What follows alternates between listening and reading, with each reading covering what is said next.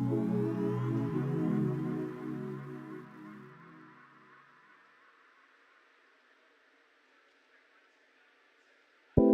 I heard that you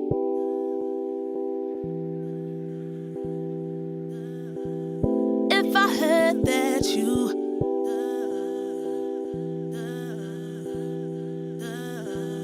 If I heard that you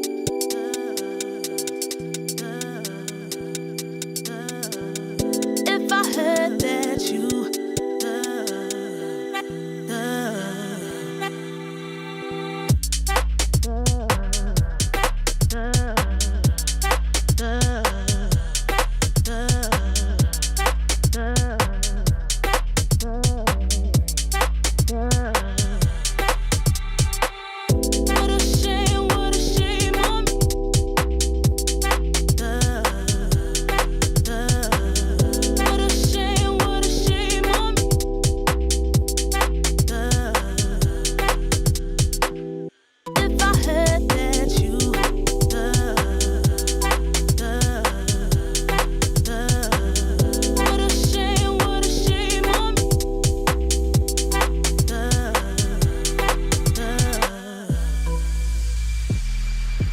What you doing?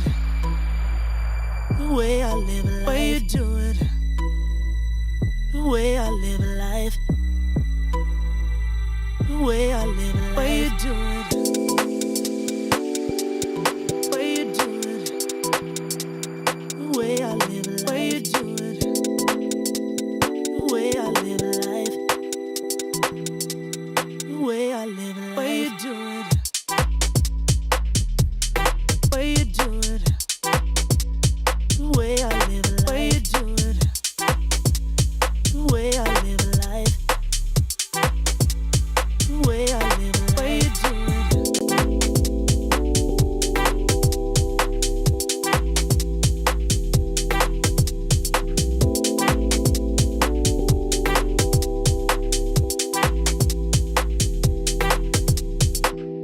What a shame on me.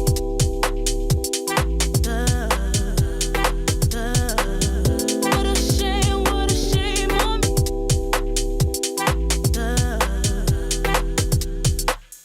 If I heard that you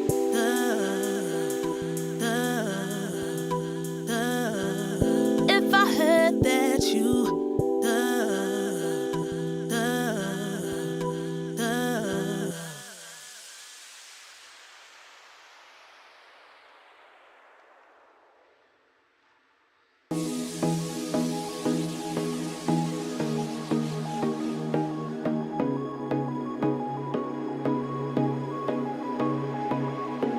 Lately, I feel I can't find my feet.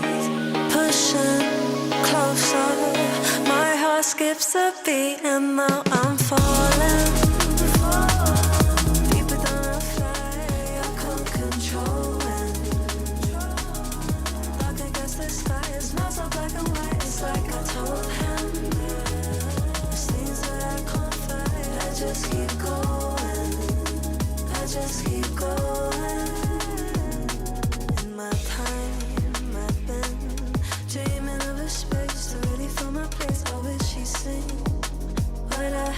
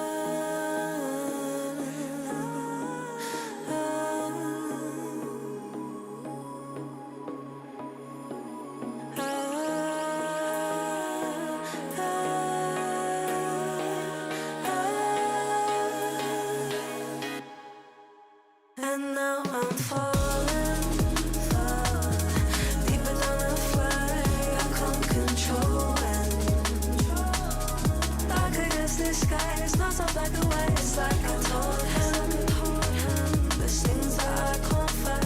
I just keep going. I just keep going. I just keep going. I just keep going. Dark against the sky.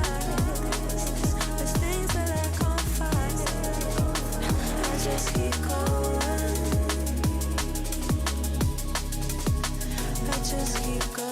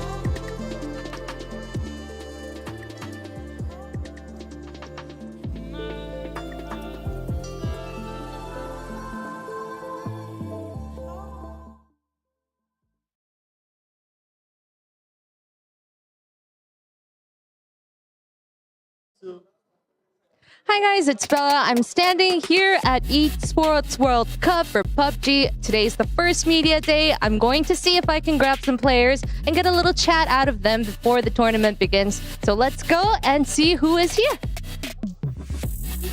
Hey guys, I found Team Falcons Kickstart. How are you, Kick? I'm doing good. How are you feeling coming as the defending champions here at EWC? It feels good. I think it's good for the confidence just knowing you won last year. But other than that, it's a new set of games and something new to focus on.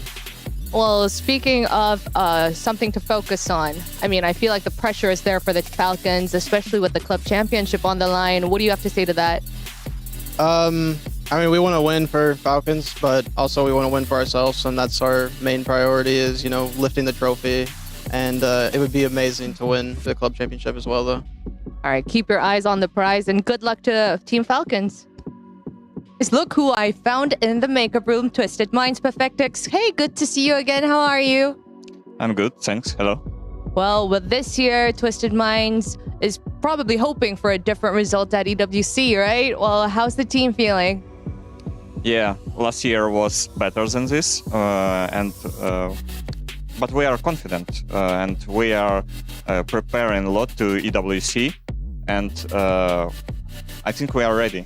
You're ready? Did you get some sleep tonight? Yes, me yes, but my teammates came at 3 a.m. and they didn't sleep. Well, we still have a couple of days to catch up on this sleep, and best of luck to you here at EWC. Look who I found, the Vietnamese Dream Team AGAL, and oh my goodness, who do I talk to first? Well, Himas, how are you feeling? How was the flight over? Himas ơi, mình đang cảm thấy như thế nào? Chuyến bay vừa rồi như thế nào? Chuyến bay vừa rồi nó bão táp lắm ạ, mệt lắm. The flight was super stormy to me, and I'm very tired. Maybe the start is rocky, but it'll get better. Okay, well, Taikon, good to see you again. Haven't seen you in a while. Well, how's the team synergy like with all the powerhouses here and the new rookie faces joining the team? Tại ơi, rất là vui được gặp lại em ha. Thì hiện tại là mình đang có những cái thành viên mà mình đã chơi chung trước đấy, giống như là anh Himas đi. Thì cái tinh thần đồng đội hiện tại như thế nào? Em nghĩ sau chuyến bay rồi tinh thần đội cũng đi lên lắm á. I think that after the flight, our synergy will go up definitely. Oh, it's going up. Yes, it's going all right, up, that's definitely. good. And I had a quick question. Is this hair a coincidence? Did you guys plan it?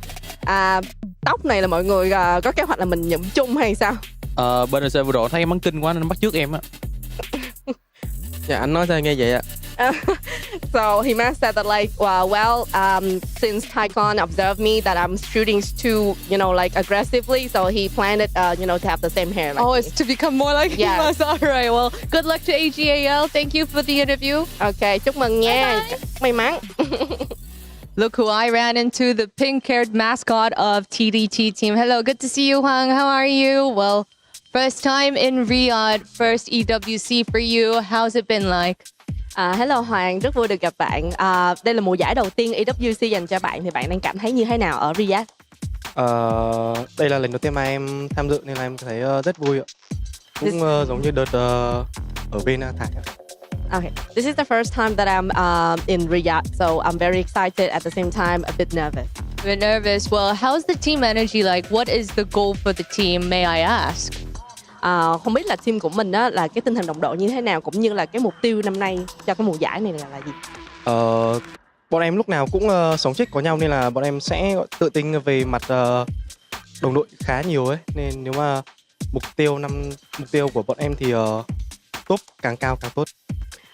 So our synergy is to the death tears us apart, and also for this year's our goal is to reach as high as possible.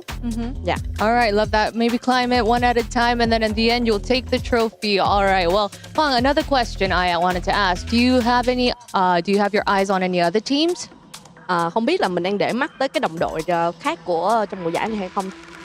Đấu là để tới tức là đúng rồi, chính xác, tức là mình sẽ coi thử coi là đối thủ của mình để mắt tới đối thủ khác.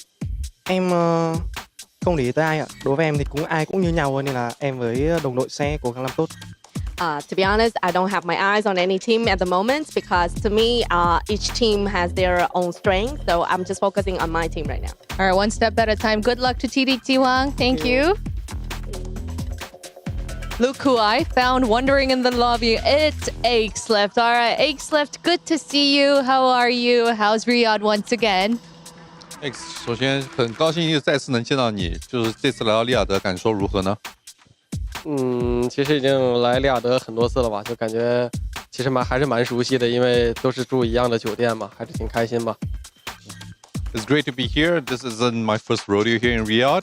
I've been here many times, staying in the same hotel, so it's very much familiar grounds for me. Familiar must be a good sign for you to take the trophy this year. Last year, you came a little bit short. How confident are you to taking that trophy this year? 就是这次呢，来到电竞世界杯，去年呢你拿了一个亚军，今年你觉得你夺冠希望有多大呢？夺冠希望这不好说，这 PUBG 这个游戏，只是希望就是能比去年再进步一点点吧。It's hard to say of a game like PUBG because luck plays a pretty big factor and there's a lot of variables in there. But I do hope that we can improve a little bit more from last year. Yeah, speaking of luck, is this new hairstyle your luck charm? 这次就是说到运气，那这次你的新发型是不是就为了促进这个运气这部分呢？也不是吧，就是我回去剪头，我的理发师跟我说，就是我之前那个头型很久了嘛，可以换个新的。那我说正好，那就看你的操作了。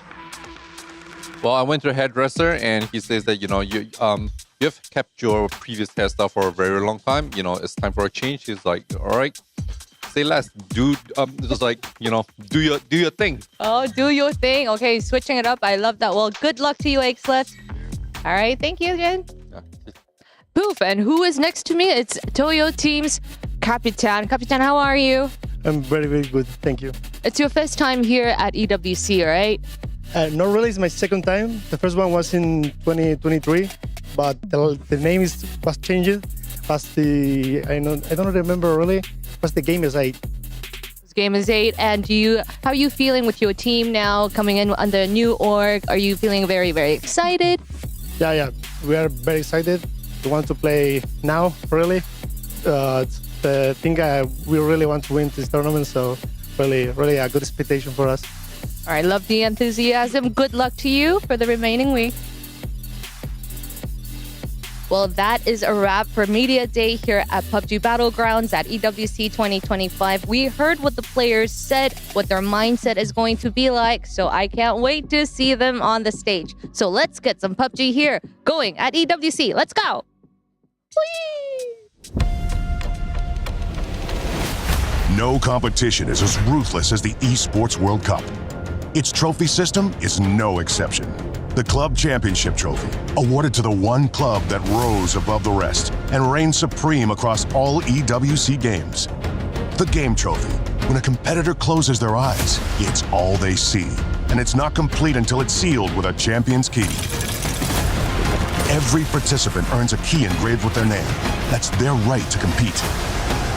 This year, returning champions hold a key unlike any other. Only one can place their key into the Game Trophy and become an EWC champion. The frame of the champion's key is embedded into the totem, a stone marker of legacy displaying every champion of the year. the keys of the eliminated will be crushed.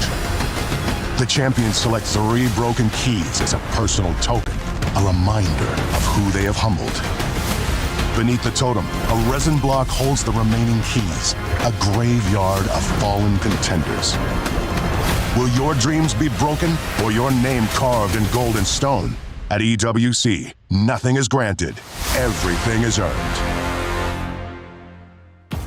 We're here. It's time for PUBG Battlegrounds at EWC, and it is going to be an absolute battle. Buckle. It's a belt buckle. It's always the belt buckle. It always is. But yeah, no, you're right. There's a 2-time defending champion for EWC here, but they're going to have to work very, very hard to reclaim that crown, Toffees. It's going to be a tall order because we have 24 of the best teams from around the world here to earn their spot, lift that trophy, and maybe secure the club championship. Guys, it's time for PUBG.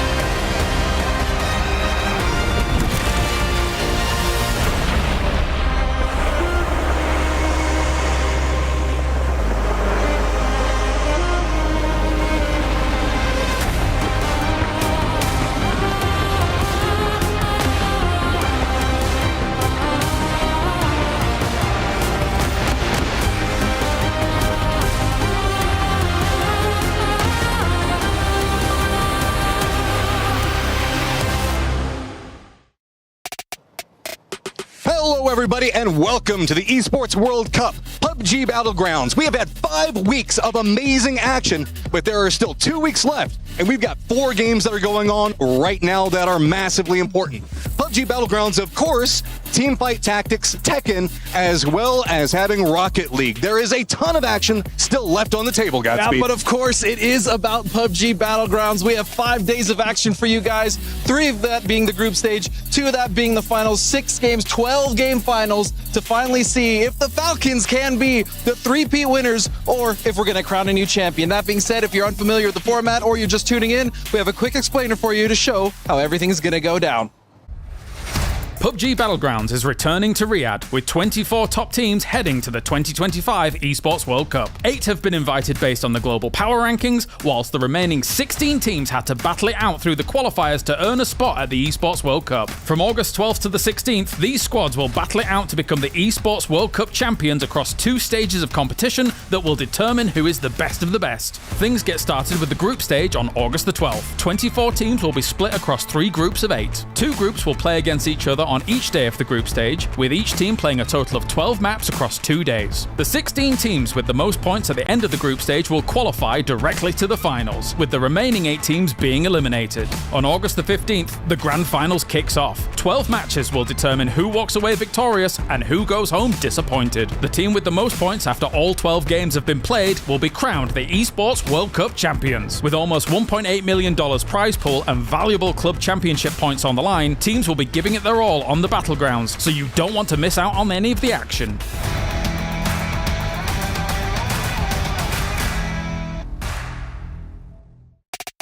Hello everyone and welcome to the Qiddiya Esports Arena. I'm Toby, joined by Porosaurus, and we're in for an insane amount of games here for the PUBG Battlegrounds tournament. We're stood in front of the key wall where dreams will be made and keys will be crushed. They're going to be crushed indeed. There is a lot of money on the line, $2 million in fact, and not even that. There's also $10K on the line for the MVP. There's also potential club championship points. So much at stake here today and so much at stake this weekend. Especially with the rest of the PUBG calendar coming up too. It's a lot of stuff on the line here. We're in for a great time, and to explain to you exactly how the club championship works, we have a video prepared for all of you. This is the Esports World Cup Club Championship, the ultimate cross-game competition that will crown the best esports club in the world. Let's break down how it works. Clubs will be able to compete at the Esports World Cup and as many titles as they can qualify for. The clubs will then earn points based on their placement in each title. To qualify for the club championship, a club will need a top 8 placement in at least 2 competitions. But to win the championship, a club must place first in at least 1 competition. At the end of the Esports World Cup, the 24 clubs with the highest number of points will earn a share of the $27 million, with the winner taking home a staggering $7 million, and of course, the title of the best esports club in the world. Who will rise above and write their place in history? Watch it all here at the Esports World Cup. Hi guys, it's Bella and Paper Thin here to give you a little STC Club Championship update. We had week 5 and the race is still wide open. Well, week 6 starts today and we have 4 games in the run. Absolutely, and there are 5 teams right now that are really in contention for that club championship. You have Team Liquid, Team Falcons, Team Vitality, Virtus Pro, and Twisted Minds all in the hunt. Yeah, and well, Team Liquid overtook their spot on the top with their EAFC win, and that was just an amazing game to watch. Absolutely, but PUBG is going to be a real turning point here at EWC 2025, especially for Virtus Pro, who needs a win so they can qualify for the club championship. It's really important for them to do well here in PUBG. And another team that we have to have our eyes on is Team Falcons. We have a solid PUBG team here, so who knows, they might take their spot again. No doubt, they're the defending champions. And well, we are done here, so we're going to send it over to the studio. In one of the harshest conditions on Earth, we now have one team that will rise out of 24. Which team will be forged by flames as we determine who is going to become our champion here at PUBG at the Esports World Cup. Welcome, ladies and gentlemen. My name is Kalaris, bringing you all of the action that's going to be going on throughout the next couple of days. And joining me to my left-hand side to get things going, we have Avenger, as always. We have Toffees, as always. And of course, the man, the myth, the legend. He spent a year in Greece reloading an M249 and he was able to reload it 4 times. He is the 2-time Lanimal. He is Godspeed. Thank you. I appreciate a fantastic intro. Thank you. But yeah, it's nice to be on a desk for once. Usually desks. I have to say couch. Yes. We're going to have a good time here. We are going to have a good time with all of the games going down. It's one of the best fixtures on the calendar. That is for sure, Avenger. I'm excited. Yeah, last year was absolutely insane. We had some of the craziest games we've seen in a long while. And here we're back. All the players have been talking about it for so long now, right? And yeah, they're back to prove who's the best. Back. It's going to be good, Toffees. I think it's good, and I think it's awesome that we still have the club race going on, right? The fact last year when we got here, it was kind of over, and so the guys were just playing for themselves. But a lot of guys are playing for their brands as well, and I think that added pressure is going to make it a very, very intense competition. Definitely. Let's take a look at the teams that are going to be participating throughout all of the festivities that are going down here. We have 24 excellent teams across the board. We are blessed in PUBG with the fact that every single region can compete. Godspeed. The 24 teams across this, of course, A versus B playing today. Yeah, I mean, when you look at this lobby, every time we have a lobby for EWC, you're like, oh, this is the strongest lobby. This is the strongest lobby. The strength of this lobby, especially, I mean, going into groups, right? We have groups now. We have 3 different days. Only a 2-day final, boo. But even still, I feel like every region is very well represented, and I think this is going to be a crazy event. Yeah, and here's the thing. I'd say we would look at this normally and be like, well, there's a group of death. But I think this is going to just be a wild group stages because across the board, the spread is erratic in some ways. We've got a lot of teams that are unexpected that I don't really know what they're going to do out there. And we also have a lot of really experienced pros spread throughout those lobbies as well. So it should be good to watch no matter how you slice it. At the same time, though, we're going to have all of our teams arriving as well. The Jamil Motorsports arrival for these teams to get them on the stage and prepared. You can see them all entering at the moment here. They know what is at stake. As mentioned prior here, Avenger, $1.8 million almost on the line for the prize pool. All of these players look forward to this tournament all year round. Yeah, it's the biggest one. They all want to come here. They all want to come here and win. And what makes it more exciting, obviously, is, as we talked about, we have so many teams that are playing PUBG as well. that are competing at the very top for the club championship. And not only that they're at their top, they have everything they need here to play at their best, right? Whether it's training rooms, whether it's catering, whether it's the cars, whether it's the hotel, they will tell you across the board, this is the event that sets them up to play their best. And I think that's what we're going to see is the best PUBG that any of these teams have put up all year. And one team, of course, looking for some expertise, some excellence here is, of course, Team Falcons, our club championship winners prior. And now, with this roster, who has been able to be successful in Riyadh many a time here, Godspeed, they are looking for not only big prize pool, but big championship points. Absolutely. And I talked to Tig actually at PNC, and he said, look, the only thing that we're focusing on pretty much all year, like the PGSs are great, but it's EWC. EWC is the focus, obviously the prize pool, and then the club championship, being able to win that for the Falcons. Yeah, it's huge. Well, let's hear from Team Falcons coming in, as this is the roster defending their honor.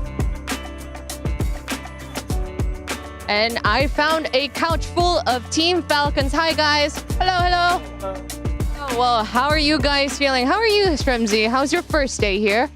That was a bit shambles, but we're here and we're excited and we're going to compete, so that's fun. The usual for Team Falcons. Well, Kick, let me ask you, as the defending champion, the pressure is still there, but I heard there's even more pressure with the club championship on the line. What do you have to say to that? There's definitely more pressure because we're on Falcons this year, and every win counts in every game. But for us, just another business day, another EWC to win. Oh, okay. Well, Tig, do you have anything you would like to add? Inshallah, we will win the trophy. All right, good luck to Team Falcons. Got to agree with Bella. Good luck to Team Falcons here. But again, when it comes to Riyadh, there is nothing but gold on this team's mind, Avenger. Yeah, exactly. This team is just insane. This exact lineup has done it last year. The three-man call did it 2 years ago. And obviously these guys here, it's their focus. I talked to Shrimzy and he's saying, we're the BO12 finals specialists and we're here to do it again. I like that point. BO12 special finalists. The other thing I love about this team, Kickstart was added sort of after the Gamers 8 win, but everybody else, we're talking 2020. Like, we still talk about this team as one of the heaviest competitors in the world, and they have been doing it for 3-4 years. I mean, that is a long time to maintain this level. Yeah, I think what's important as well, Godspeed, is PGS 7 and PGS 8, they didn't get victories there, but they were on podium every single time. They looked fantastic over in China. Absolutely. They had back-to-back third places, which is a huge boost. Even though, Tig himself was like, again, we're just really focused on making sure EWC is the prize and we're able to win that, but they were able to get back thirds. PGC was a little disappointing. I think they got 10th place, but overall, they've found consistency and only missed like one event last year. Well, let's not play too light. I mean, there is the shadow of PGC, right? The fact that they don't make the grand finals will loom large over their entire year. So I do think this is a good chance for them to set that tone heading into PGC this year. Yes, we're back to back to back. Yes, we can go the distance. Yes, we are still the team that we have been sort of touted to be for so long. And I look forward to seeing them do that here. That being said, they might have got third at PGS 8, but our winners of PGS 8 internationally, of course, was BB Team, and they're looking for even more gold here at the Esports World Cup.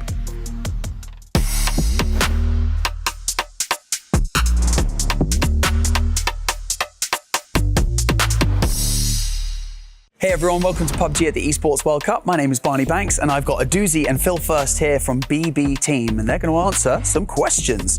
Guys, I feel like the biggest thing to first and foremost talk about is you guys were overdue a major LAN victory and you guys got it at PGS 8. So first of all, congratulations. I feel like this is the kicker, right? It can go one of two ways now. So in one way, it's like a weight off your shoulders now and you're like, oh, we've got that major LAN victory. Now we can get momentum going into the next tournament. Or you get added pressure to perform at every single event that you go into now because everyone's watching you as champions. Which way do you think it's going to go, Aduzi? I think usually for everyone it's going to be add more pressure, but not for us because I already talked to my boys, like we have to forget it because it was like 3 months ago and it's we already celebrated.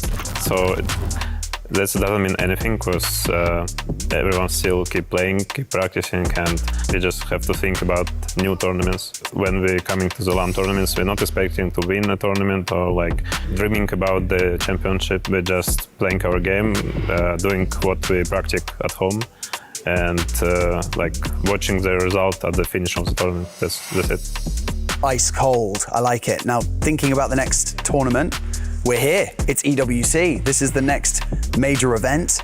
Do you feel that the improvements that you guys have had over the past year, because let's face it, 14th place last year, EWC, it's not what you guys wanted, but now you're on a roll and you're performing really well. What do you think is the reason for all of this improvement for you guys as a team? I think the key thing we changed the player, because like a year ago here we was in different roster. We had another player, so now with new player we feeling better. He's fit our team pretty well. Are there any teams that you feel like, they could be pretty difficult if we run into them? I know you play them throughout the year, but who are you looking out for? I think DNF from Korea, they actually just dominated the region. Top 5 of power ranking, 17, Falcons, Twisted. They still, I think, good and gonna show some good results on EWC. That has been BB Team. I'm Barney Banks. See you in the next one. BB Team after international success here most recently, and of course, Avenger, I have always said this team is going to win at least 2 internationals. That's what this team is capable of. I thought it was 1, but no, 2. I've always said 2. But obviously these guys here, they're coming here and they're just focused. You can tell how cool, calm, collected these guys are. And it's their full focus just to see how it goes, play our game, focus on our strategies, and we're just going to come in there. And a 4th into a 1st place at PGS, that's some insane this year level of performance. So here's the thing, and I think you noticed this too, is when you talk about last year, EWC, PGC, not results they're going to be happy with, sub 10 every single time. Yep. They said it as well. You add Molodok to this roster, and all of a sudden we're looking at these 4s and these 1s. This team looks like maybe James is right. There is a super progression here. What do you think about that? Do you think James is right? Look at me. Look at Steve. But I do think you're right. I think that changed to Molodok, and the fact that it wasn't just a honeymoon phase, the fact that they are continuing to play well, tells me that do they win this one? I don't know that I'm willing to make that statement yet, but I think this is a top 6 performance. I just think they're getting better and better as we go along. Some people. You're not holding your mic to your face. Anyway, no. At the same time, people said that they played even better at 7 than they did at 8, but then won 8. But anyway, let's talk about what's coming up next as well, because we've got our Saudi National Bank head-to-head here between 2 teams that deserve the limelight. This is an exciting one, boys, because the Expendables are current PGC champions and now back on LAN. Not only do we have Himas, but the majority of that server's roster, they're here with All Gamers Global here, Martin. And Vietnam across the board is looking fantastic in 2025. Yeah, just coming off the PNC Championship as well, with 2 of the players on Expendables coming in there. The IGL coming in, Delwyn, of course. Tanu was at PNC, one of the most insane performances I've ever seen. In 12 games, he had 36 kills. He dropped an average of 3 kills per game. He had a 50 total in 18 games. There's just some insane performance of this. And Vietnam is coming in to prove us why they're such a strong nation right now. Obviously, Godspeed the Animal himself, he was covering PNC. And I think that when you look at the progression of Vietnam as a whole, it's not just the fact that they've leveled up. It's also that they look like they have fun whilst doing it. They're crazy. That's the crazy thing, is they're so dangerous, especially when they're having fun. And I think overall, the last couple of years, just looking at Southeast Asia, right? You also include, you have Vietnam, you have Thailand as well, having very big successes overall. I think this region is very dangerous. And the crazy thing is, looking at PNC before going in, Vietnam with different rosters throughout the years never failed to get less than 4th, which is absolutely mind-blowing with completely different rosters. I agree, and I think it's so cool that Vietnam's getting a head-to-head, right? That speaks to the region, but I got to give some love to Expendables. They are the PGC champions. Yes. I think a lot of people, when it happened, were like, well, it was a weird PGC, right? How much can we put into this? But you cannot argue the glories of Clories. When this guy joined the roster, there was a big pivot. They start performing well. Even at the PGSs, yes, they didn't win. They played less than I would expect a PGC champion to play, but still, those performance numbers, they are good. They could still put up will put up a very good showing. We rarely highlight individual players in our openings, but how excited are you to finally have Himas back on a proper land stage? I mean, it's just, this guy's been an animal, right? And then what we've seen from him online in the qualifiers throughout the year, and it's just, this guy, what he did in PNC as well with the guys, obviously, it's just next level. He's such a good player. I would argue he's like up there in the GOAT category at the moment. Not right there number one just yet, but he is definitely in there in the discussion. Yeah, definitely. I just think they're hungry as well after missing PGS 7 and 8. I think so. They are starving to get this LAN going and more importantly to win, especially coming off of the PNC. Well, let's take a look at where all you guys have kind of ranked some of these teams, right? This is the Aramco Power Rankings coming into day number 1. And this is our kind of thoughts for who is going to do well. Who's going to try and take the championship here, Toffees, and who's going to be able to make waves. There's some obvious names in there in some of these categories. Yeah, I mean, I think it's very obvious. When you look at the Freaks, you look at the back-to-back-to-back Falcons. Yeah, there was a different name. It was the Sonics at one point, but it's essentially the same roster, the same system. Then you get BB Team, who obviously won 8. Easy favorite to put up there. And 17, who I think is kind of the one we argued about a little bit to put up here. But they have just had so much consistency since the day they were born into PUBG. It's hard not to consider them a favorite. Yeah, for sure. Going to contenders as well here. Like, we had to have AGL or Gamers Global there. And, like, they're just such a good roster. But they haven't been on LAN for quite a while. Twisted Minds didn't perform to the level that we know that they're capable of doing this year. Liquid, a team that should also have been at PTS 7-8 but didn't manage to. Now they're here. We know they're capable of. And of course, our PTC champion, defending champion, Expendables, they had to be into the contenders too. Yeah, which is crazy because you'd imagine they'd be the favorites, but coming into this event, they're not. And so looking at the dark horses, I mean, we kind of toiled on this as well, talking about like, we go by regions, but realistically it was by the teams we actually thought could be the dark horses to win this. Na'Vi obviously coming in last year had a fairly good year, but inconsistencies. Virtus Pro as well. They've had big roster changes, and then Geekay and T1.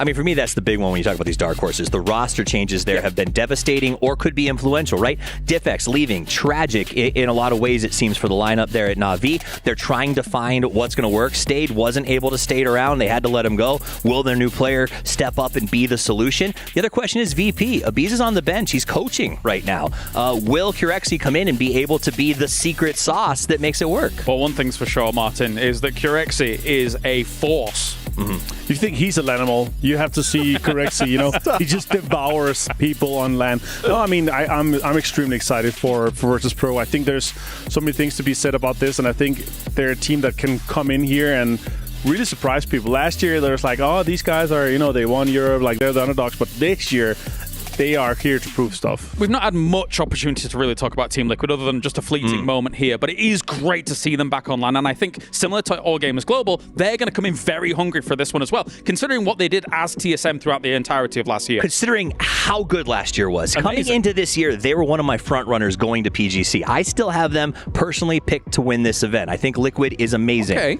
That said, PGS was like a big kick in the pants. And I believe that these players are the kinds of guys who will not take that kick in the pants negatively. They're going to say, you know what? Get back, work harder, get better, and they're going to step up in this event. Godspeed, your response to that. No, I agree. And again, coming off of a second place at PGC last year, even going into PNC, technically half of that roster was there, right? And so they were able to get 4th place. I know Kurt very well. He gets very upset when they don't place well or when they don't qualify for anything. So I know those boys are coming in equally as hungry to make sure that they set a statement here, and for Liquid as well for the club championship. It was only like 2 points at PGC, right? Like they got second barely. That's got to sting.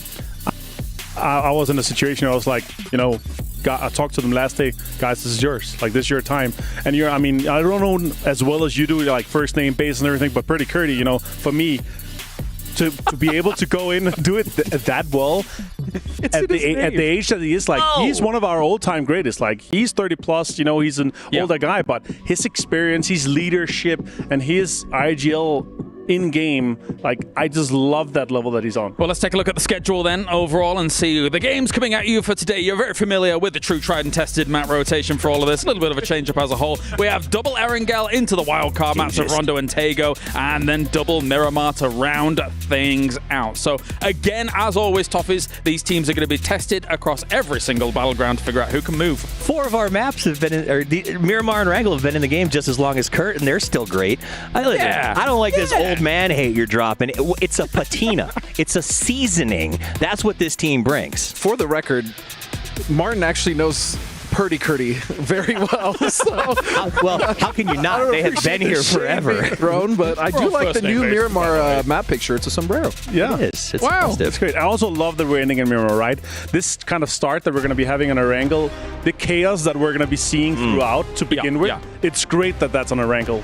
And to end on Miramar, like that's where everything is kind of figured out in the lobby, and everyone is kind of like, oh, okay, how are we playing? And we're going to be seeing like some crazy meta coming out throughout today. All right, well, thank you very much, gentlemen. It is time to get day number 1 ready here for PUBG at the Esports World Cup. We are going to have groups A and B go head-to-head to figure out who can get all of those juicy points for today.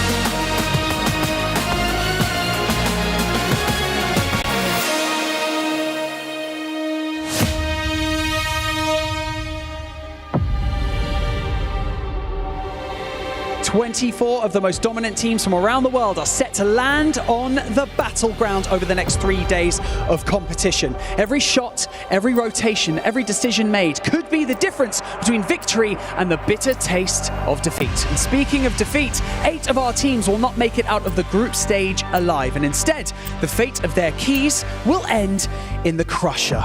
This crazy contraption will figuratively and quite literally crush your dreams of continuing your journey at this $2 million tournament. My name is Barney Banks, and I am your host for PUBG Battlegrounds at the 2025 Esports World Cup. Hundreds of teams began this journey, and they've all dreamt of competing here on the main stage. But now, only the strongest remain. So, let's give them a hero's welcome, shall we? Starting with GK Esports! They are PWDD, Quizzy, Spyro, and Diffex.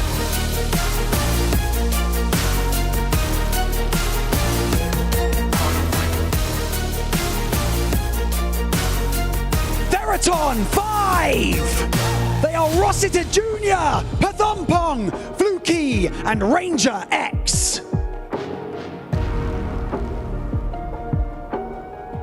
Toyo! They are Capitan, Emi, Benha, and Rivo.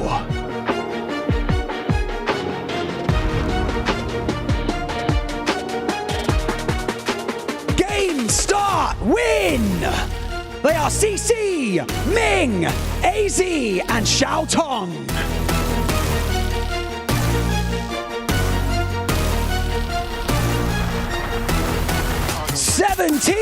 Gaming! They are Lil Ghost, Xiao Bei, Xiao Wu, and 77.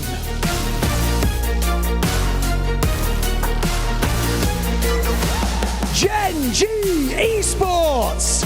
They are Tosi, Bean, Orca, and Flame.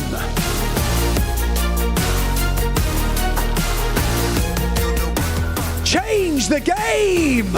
They are Tian Tian, Wenboa, Hang 2Y, and Aries.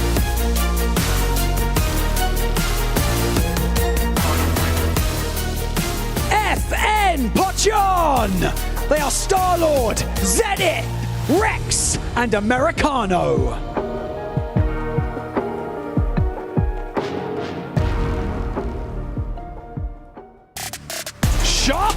Esports. They are Earth Zapalui, Exquisite, Thunder, and Jedi.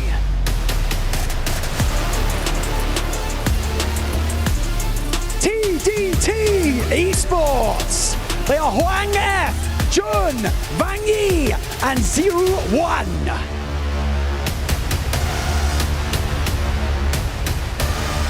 Virtus Pro. They are Lucarux, Nixie, Beamy, and Corexi.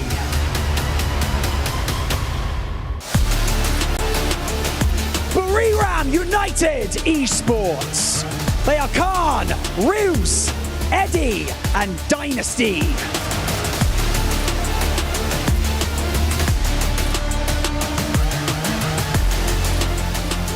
ROC Esports. They are RBN, Souls, Santastico, and BL.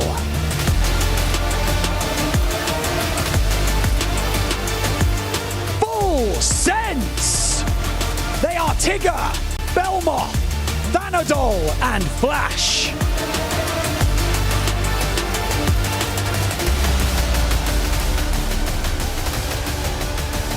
All Gamers Global.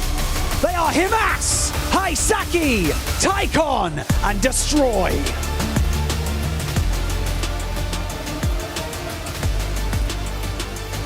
T1. They are Type, Raining, E-End, and Heather.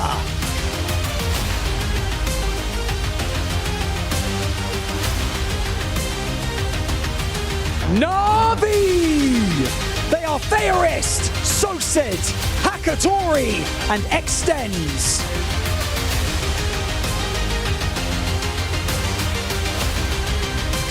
Twisted Minds. They are Batulins, Lou, Perfectix, and Example.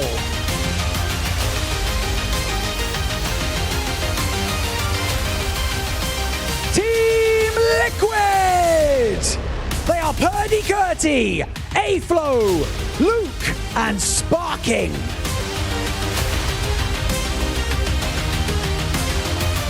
DN Freaks.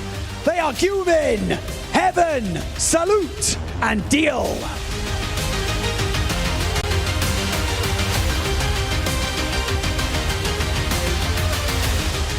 The Expendables.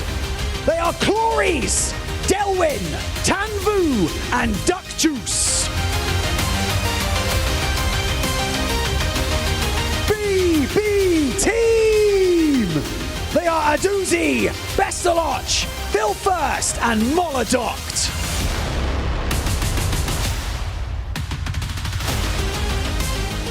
Petrichor Road. They are Aches Left, Ming Ming, Chui, and Nan.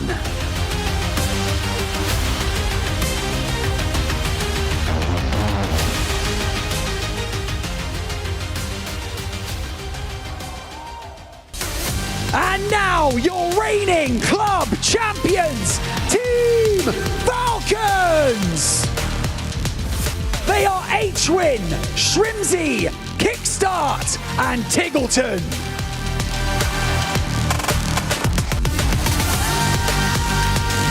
Today, you set yourself a bar and the rest of your competition. Don't be complacent. Make them realize that they never stood a chance once you landed on the map. So welcome to the Battleground and welcome to the group stage.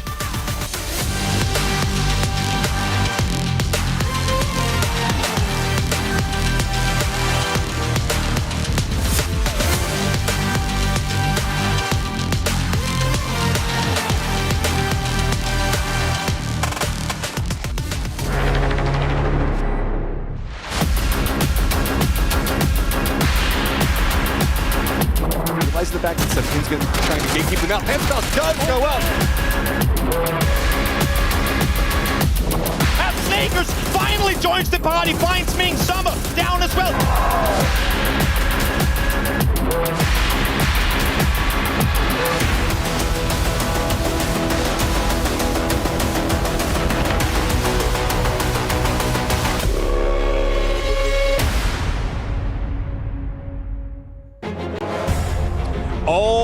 lights are on the Qiddiya Esports Arena as the guys get ready in their seats to start the PUBG Battlegrounds tournament here at the Esports World Cup. I'm Toby, and my oh my, is it good to be back, joined by the cowboy himself. Howdy ho, Poro. And I cannot stress this enough, Hall. I am so glad to be back with you, Toby, as we are getting ready. It is hot outside. It is stifling heat, but that is nothing compared to what we're about to see here on the fields of Arangel, as these guys are ready to get a big start going and get that snowball rolling, guarantee themselves for the grand finals, because it is going to be so hard to fight back if you start off slow. Oh yes, we all know how the end of the year for the PUBG schedule always tends to get really packed, and I feel like EWC is the time to start building that tournament momentum. If you come out strong here, you go almost straight into the PGS quals and then PGC at the end of the day. Whew, you want to get off to a good start here, that's for sure. Absolutely, and especially when there's so much money on the line in this tournament right here. As we take a look at that stage, that thing is popping up. Be careful about your toesies around there. It's been a while since we've had the team set somewhat face. You can see they're set back to one another there, but across the board, across the trophy in the middle, they're sat facing each other. Obviously, screens in the way and whatnot, so they can't directly see each other. But still, there's a bit of a they're over there. We're coming for them, you know. Yeah, this is a setup that we have not seen in a long time. I'm liking it. Yeah. I really am. And always creative. It is going to be real fun once we get to the grand final and we start seeing the crowds start to fill into the arena and get everybody hyped up. But you got a lot of work to do to get to that point. As we take a look at some of these, I gotta say, very calm looking faces. Nobody really looking too terribly nervous just right now. They've been here before, man. It's veterans across the board, at least for the most part, outside of a few of the Asian teams. A lot of these players have been on stages like this before, and at this point in competition, we're coming to expect the experience garnered on a roster. Because sometimes you have a team with one or two that are newcomers to the scene, but then you have the veteran on the roster that can give you that experience. If you can't play under those conditions, you don't even make it to this point in the tournament. Yeah, and I mean, there are definitely some squads out here that are going to be relying on all that international experience. Like you look at Sharper Esports, this is one team that is very new on the scene here. They have been around forever in APAC, but they've always been one of those that are just a little bit short at making these international events. Now, they do have experience, though. X-Pros, Thunders, they have been on teams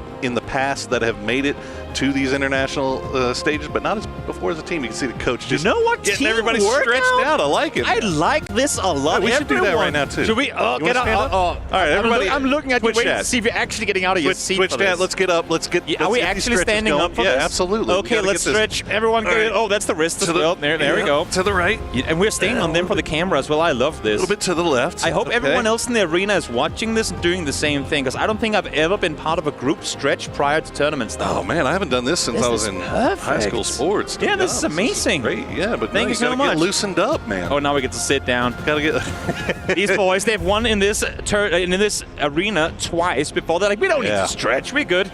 We'll just go back and do what we've done before. It worked last time. Why wouldn't it here? I mean, they have just been the PUBG kings of Riyadh. They sure have. And it is going to take some work to dethrone them, but they've got a lot of work to do. But talking to them coming into this, they are feeling about as confident as I've ever seen them look. Yep, the back-to-back Riyadh champions, but I will say that was not wearing the Falcons banner. And we know how much the Falcons org means to Saudi Arabia and the... Absolutely. I mean, everyone involved in this tournament.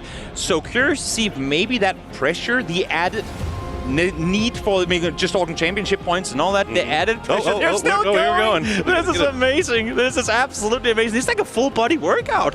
Man, I love this. Look, they're doing great. They're gonna be so fresh coming into. You know what? If they come in and would you see non-stop 180 flicks for headshots, I'm like, guys, everyone's got to be getting in this routine. Well, look, as somebody used to, look, a very, very long time ago, as I know everybody needs to remind themselves, but there's something to be said about a routine going into something that's like a high pressure situation like this. There's if you get a routine going, then it's easier to take the things that you brought from practice into the real game. For sure. But also, I mean, and coming from football, I'm sorry, Euro, but not that version, the American one. It wasn't me this time. But for a lot of our workouts or stretches that we did prior to game, sure, I mean, they do help, of course, but that 5-second bending of the wrist maybe ain't doing much, but it's everyone doing the same thing together. It's more of a ritual thing, really, coming into a game, getting everyone in the zone, getting everyone focused on the same thing. I think from a mental perspective, it's equally, if not more important to be doing such things than it is for the physical aspect of it as well. Yeah, I mean, I love it. I know all the esports physios out there are just pumping their fist in the air saying, thank you, this is what we've been saying. This is what we've been saying y'all need to do forever. But also, half the time we see them just leaning back in their chair falling asleep. Also, they all knew that routine inside out. I thought they were all going to be staring at the coach waiting for him to show the next move. No, they knew what they were doing. So this is clearly not the first time they've pulled out that routine. And who knows? Maybe that's what got them here. Maybe it's the synergy among them that got them here. Well, they're going to need a lot more than just some good stretch routine to find themselves in the grand finals of this lobby. Oh, and now they're full focus. A little meditating here before getting in there. Really? But, look, we got high hopes for Sharper Esports. So we got high hopes for any of our APAC teams because, I mean, it is if one thing has been proven time and time again over the past year or so, it is that there's always going to be at least one team from APAC that shocks the world. And even more so, knowing, of course, that we are playing a best-of-12 grand final. Yeah. If teams like Shaba or some of the other APAC teams make finals, I mean, again, APAC have impressed everyone over the last 2 years, and right now, arguably one of the best, if not the best region in the world, just given Vietnam winning PNC and Expendables being the world champions. Exactly. So, but even then, some of the lesser globally experienced teams of APAC still bring that roller coaster vibe to a lobby where teams don't necessarily know exactly what they're planning on doing, and maybe there's a hot drop here, maybe they're pulling up in situations that other teams don't expect. And while that can definitely go against you when it's just 12 games, if you get a couple of those 50-50 situations working back to back, all of a sudden you're set in a position from where the, let's call them more experienced teams that are usually, we're a day 2 team. There ain't no room for being a day 2 team in a 2-day grand final. There sure isn't. So hopefully for Shaba, if they can make it there, they can take it real far. Same thing, of course, eyes on the All Gamers Global boys, because they too have a lot riding in this tournament. So much experience. Man.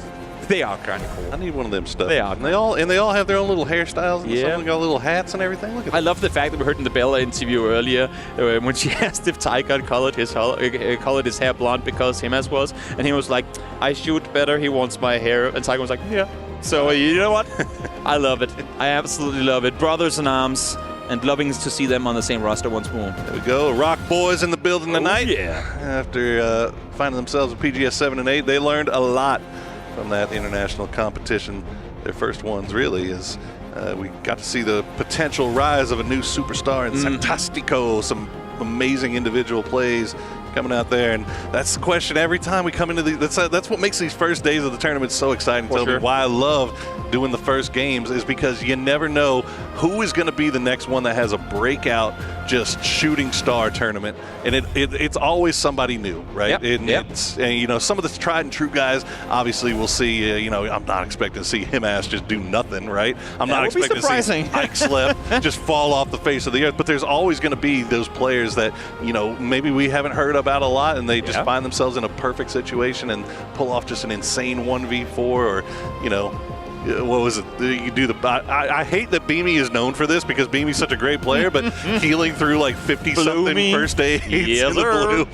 Whatever it takes to get you all the way there. Today we saw Gen G on our screens for a second as well. One of the most respected orcs coming out of Korea. I am hoping to see them get something going here. We know they played really well in the qualifiers leading into this tournament, but it's been a while since we've seen Gen G really play at the top of the leaderboards in global tournaments, and I'm hoping to see them be able to deliver here. There you go, Shaba, finally done with their prep. Maybe that's what everyone else was waiting for, guys. We have this 18-minute routine, and you don't start the game before we've done it. So there you go. If you they're good. If you're not warm, then you weren't doing the Shaba routine, that's for sure. Well, it's a lot of time to sit here and think about stuff, man. I know these guys would prefer to just get up to the stage, get in the seats, and get in the game. But the longer you sit around waiting, the more you start getting in your feelings, start getting in your thoughts. You can only check those drop maps so many times. Yep, you get a lot of time to second guess yourself, both from a player perspective, but most importantly from a captain perspective, because you've gone over all these plans, of course, weeks in and weeks out leading into this tournament, and especially over the last couple of days coming into it, with scrims being played yesterday and the day before, and today, of course, as well, talking to your team, talking to potentially opposing teams as well. And sometimes it's better to just click start. You know, sometimes better to just get in on the server, because if you spend too much time sitting, contemplating, overthinking your own decisions, that can lead to terrible decisions at the end of the day as well. Yeah, unfortunately, it doesn't always work that way. Exactly. You have to deal with what you got. So I think they're trying to get everybody into the game. There's a team that is very, very pleased to have a full roster. I am very excited to see what this squad can do with Diffx in the lineup. I mean, going back to PGS 8, they had to play with Haruz and their coach. Obviously, not a slouch himself, but he's not Diffx, right? Like, that is true. And they still managed to make the grand final. So, like, now that you have that superstar player back, I'm very excited to see what PK can pull out. Another team that I love seeing back on the global stage, Buram Esports. Buram. I haven't seen him since 2022. I was gonna say, I mean, back in the days of old, when PUBG was still in its infancy, maybe not infancy, but a couple of years in, before APAC managed to claim the global crown, Buram was one of the few teams that time and time again actually did qualify for global tournaments. They were the spearhead of APAC PUBG for the longest time, but then Cerberus came in and joined that party. So did Daytrade, so did, I mean, many other teams that kind of rose above, not, of course, to forget about our world champions, the Expendables. But now we have Buram back there fighting for the trophy once more. I think it's great to have that all back in the picture, because they were one of the, so to say, founding fathers of APAC Esports when it comes to PUBG. Absolutely. Well, it sounds like the music is getting hype. I'm getting hype. These players are ready to get into game, and hopefully all of you watching at home are getting hype as well, as the trophy rises from the ground. One of these teams will rise to claim it at the end of this weekend, but we've got to get things started here on Arangel with the first game of Groups A versus B. Rise above as a slogan gets a whole new meaning when the entire stage literally lifts in the air. Players locked in, fully focused, ready to get off to a strong start, because I say this every freaking tournament, but the level just gets higher and higher and higher, no matter what's thrown at these players, be it new additions to the game, new maps, whatever you may think of. They always find a way to conquer the obstacles they go into and make themselves even better. Absolutely, and we have got some of those changes, those new changes that we will talk about as the days progress, and we'll see how much of an impact they have, if any teams have really incorporated these changes into their overall strategies, or if they're just going to be a bunch of nothings. Being a representative of the country of Denmark, I feel like I talk for everyone when saying we have seen what the new implemented things can do, be it red zones, BRDMs or C4s. Got Denmark got a load of all of it during Nations Cup, and you know what still made the grand final? They made the grand final. I was talking to Beamy at lunch before we got into this, and he's like, yeah, no, I have no clue how we actually managed to pull that off, because a lot of people, it's all about the coach, of course. Shout out to Avenger, of course.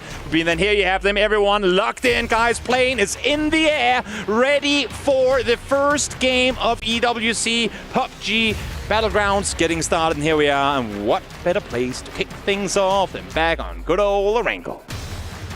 Yes, indeed.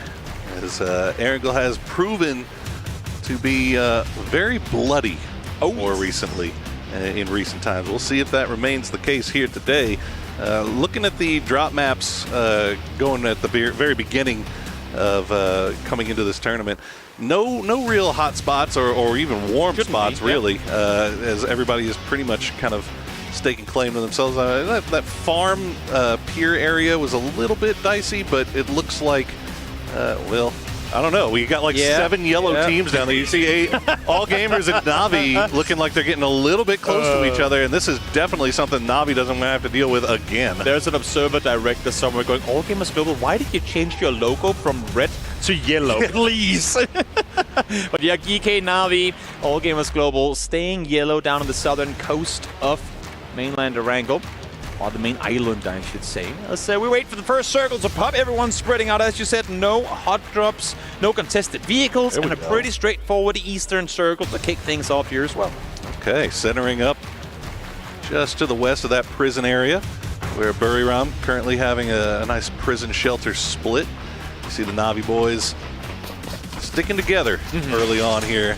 Don't want to get caught out in a well, this is kind of one of those things, right? That Na'Vi, this is when they do these farm drops, they like to be able to split their guys up, to be able to take different compounds. But the fact that now they have all gamers and they've got Geeky that are so close to them, they can't do that. So now they got to get whatever they can from that one compound for 4 men, and then hop on their horses and get on out of there. Navi's had an interesting journey. I intentionally didn't talk to Elrain about it today because I want to wait and see how they play on day one. They've had an interesting journey of being like one of the most edge-heavy teams in all of PUBG, raiding to phase 2, sometimes phase 3, to come into the circle later back. And then at one point they were like, guys, we're now going to contest center. We're now going to go Pachinki Picado every game. And well, it went how it went, trying to make that happen. And now they're back somewhat edge, but in this specific circle, in this specific game, they are surrounded. Yeah. No, I mean, we know that teams are going to center up in and around Shelter, down towards the northern sides of Milta and up towards the Lumberyard. But where Navi's going to play this from, I think it's going to be very interesting to follow, because you have so many teams still out towards the west, and there's only so much space to wrap hard north around on this first circle. So I wouldn't actually be surprised if Navi just stays where they are and waits to see what happens around them. Yeah, I think that's Na'Vi. That's a team then that they kind of need to start putting something up now. At this point, you know, it's been over a year with the new roster. Well, okay, with the exception of Stead from PGS, they replace him, pick up Extends, and now, you know, they've got the new. But there's always, it seems like there's always an excuse. There's always some reason why they don't perform as well as everybody is expecting them to. And obviously, we know that Hakatori is that dude. But you know, at some point, we need to start seeing something a little bit more from Na'Vi to keep putting them up there in the conversation for these what do we want to call it, contenders, I guess. Yeah. They that's just and again, that's just my opinion. Don't need it, by all means. And I don't want to, you know, I hate double down. Well, I understand that they're getting new players, right, and that's making things a little bit more difficult. But you know, I hope that they can find a little bit of stability here with this roster. I hope that they find Extends and they really like the way that they're playing with them, and that we can actually see that same roster here for a couple of international tournaments and see what they're really capable of, because it feels like, you know, people are right. They are a fantastic squad. Yep. We see games start, win, rotating far north around, avoiding the south side red zone, because you don't want to be driving through that one, at least not this early on in the game. They're going to get their rotation going. In the meantime, Falcons, of course, a lot of eyes on them. Far out towards the Puffka on the east side, I would be surprised to see them go for anything aggressive here too. Shrimsy got the God compound just on the northeastern side of prison. H-Win set up on the up and down up above.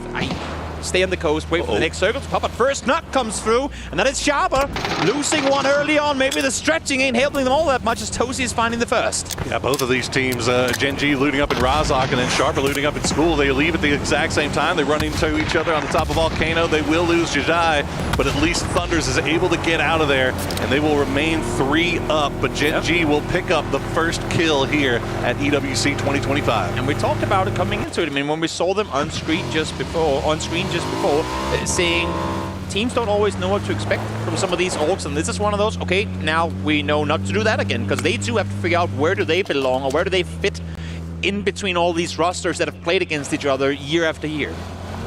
And not there, that's for sure. That's definitely not the one you want. But it looks like Gen.G, after picking up that one, they'll go ahead and let Sharper retreat, and they'll send a couple of players down here. I believe that's Flame and Orca. And Bean showing out in that Korean qualifier in a big way.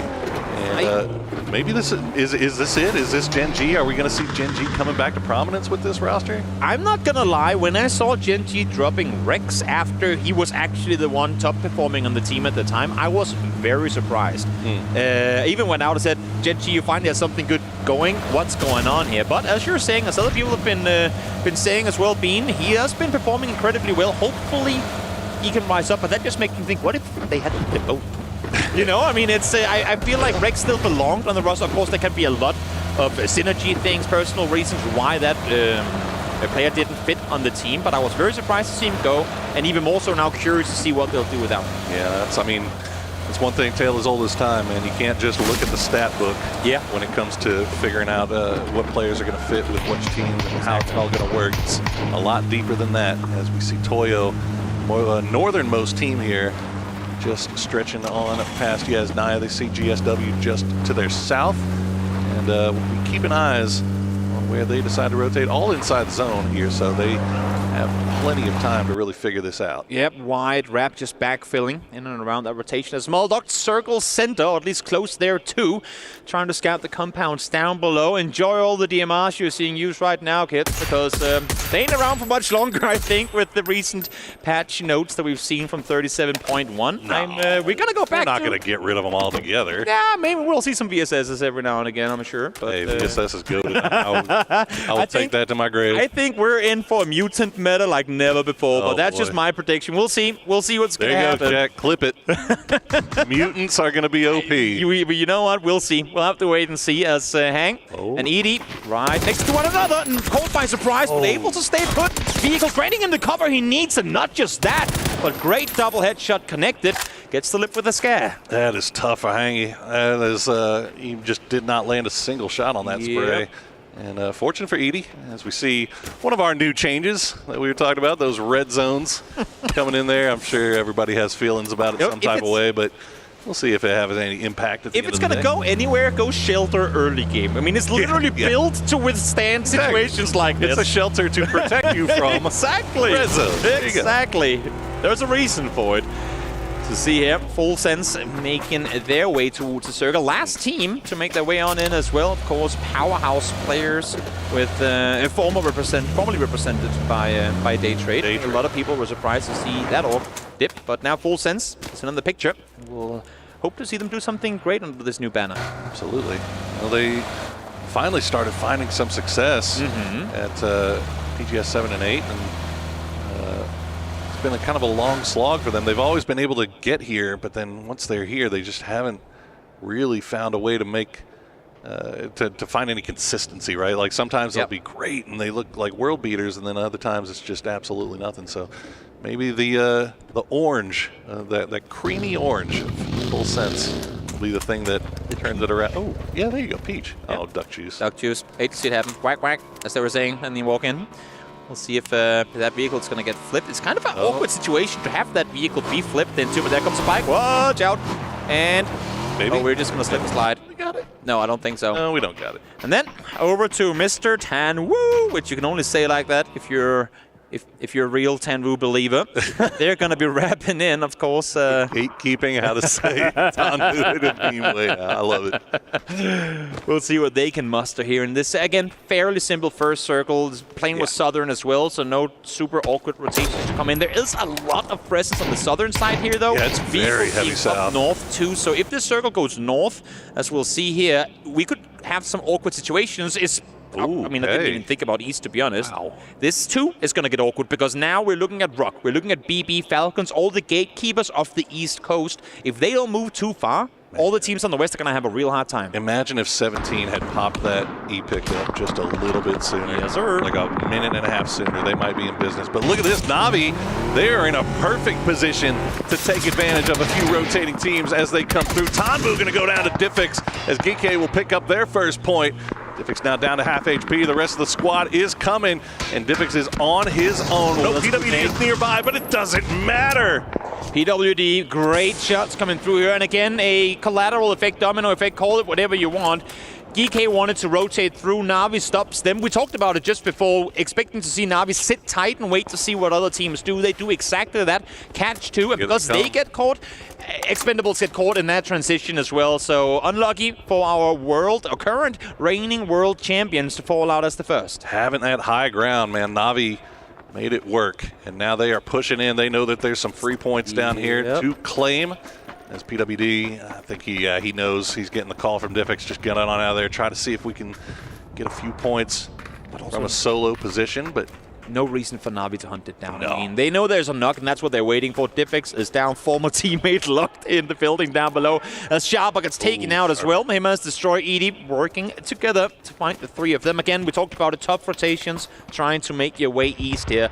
And now Na'Vi, as we've seen them do so many times before, will clean sweep this building, looking for the last player, and then make their way towards I like this. Na'Vi just being very disciplined, don't want to take any unnecessary knocks or any unnecessary losses. Looks like PWD spotted out somebody from Na'Vi, but here we have some action going on the prison cliffs as Raining will put him as on his backside, as that is a nice peek and a nice spray. Destroy up there still, though.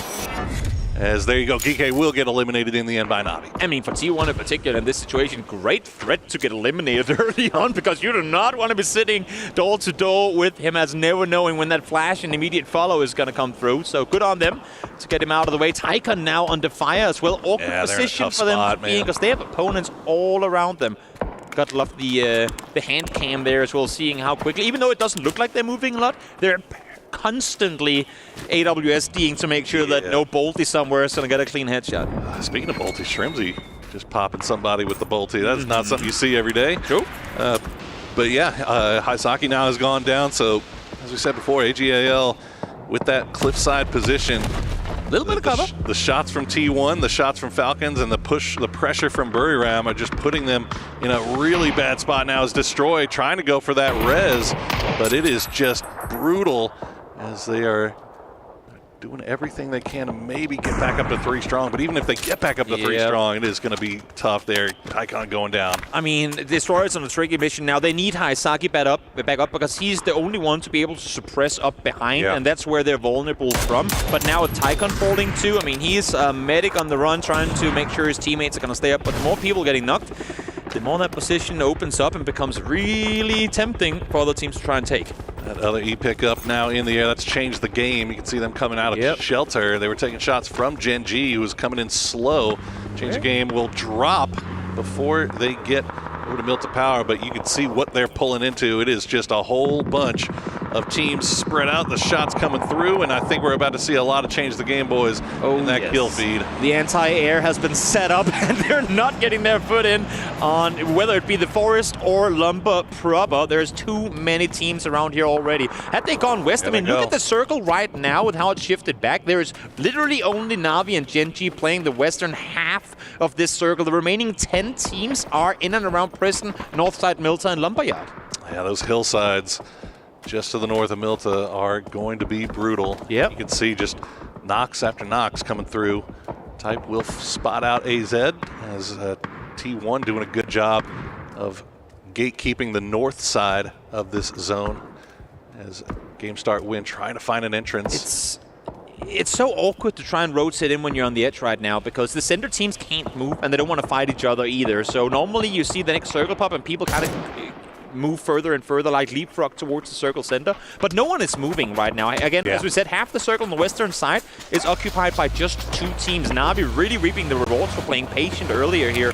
Coming in this late, now getting half a circle or quarter circle at least to themselves. Yes, they get red zone, but they should be all right. In the meanwhile, out in the east, the amount of player per square meter is infinitely higher than anywhere else. Yeah, no, Na'Vi and Gen G get out of the car flash. In pretty good position here. Full Send playing their way through Milta. Just being very slow. Again, just playing edge right now. And Game Start Win, meanwhile, on that northern side, hopped into vehicles. There's 3 strong. They're coming over to this western side. They're eating a lot of blue zone damage right now. We'll see where they decide to enter in. And if they get anywhere close here to Gen G or to Na'Vi, they could be Dunzo pretty quickly. I know we say that red zones only hit noobs, but for Flash to slow drive through the red zone in Milton, this situation in a global tournament, I'm like, bro, my heart rate is high. What is yours? I mean, how can you just calmly stroll through there, knowing that it could hit at any time? In the meantime, Gen G, again, a lot of eyes on Bean to see if he can perform like he did in the qualifiers. We'll see what he can make happen here as Game Start Win on a wide western rotation. Only team to attempt this move. It actually works out for them. So far, yeah. I mean, they've got these hills that they can stop down on and kind of stop down and heal up and get right. Yeah. Scout out a little bit more. Now they've got Na'Vi in a 2-2 split just ahead of them. But for now, they are safe. As we see another E-pick. Oh, man, that is a late E-pickup popped here by Full Sense. I doubt there's any chance they take this unless it is just a... Oh, yeah, they're perfect. Yeah, no, they're vibing now.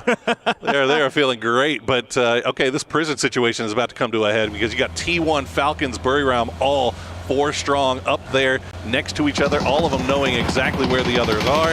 As we see GSW trying to make the send in right as Navi does, so good timing for them as they will get into a compound and not get involved in a full-on fight with Navi. Timing great and execution perfect as well. They knew if there's anyone on the western side here, because we haven't been shot at on the entire rotation, they have to be playing split. So they say, guys, let's all 4 commit to one building. Navi sees that from the north side and go, guys, dip. We have much more to play for, playing the high ground above them, because effectively Navi is getting the better of the 2 compounds here. So very smart on them to commit to that play on both sides, really. Gotta say, Navi is looking like they are in a great position to find some success here to start off this tournament and get that snowball rolling here in the group stages. Falcons, meanwhile, still squaring off with Buryram on the side of that hill. They've got the blue zone starting to tickle at their heels. And they've got to start making some decisions here pretty quickly. Orca, ulti in hand, getting the knock onto one of the T1 players. Do you commit to the fight now, or do you try to use that knock to get inside the circle yourself? Seems like they can't really commit to it proper either. In the meantime, up on the hills of prison, shots being fired and knocks being found. Falcons down 2. I could see the thought there, the thought with Trimsy and Kickstar trying to go wide, leaving the other 2 back as anchors and try to take advantage of Buryram while they're taking the spraying down on the other 2. But unfortunately, Buryram has these deployable covers that they can hide behind, and just nothing was given. No shots were given to the 2 Falcons players on the north. So Tickleton and H-Win now in the blue, having to find their way through as T1 and Gen G are going to be scrapping just off to the west. See Raining going for one more shot. Orca trying to make the boldy ring once more, down to 3 first aids. Should be able to sit tight for a bit.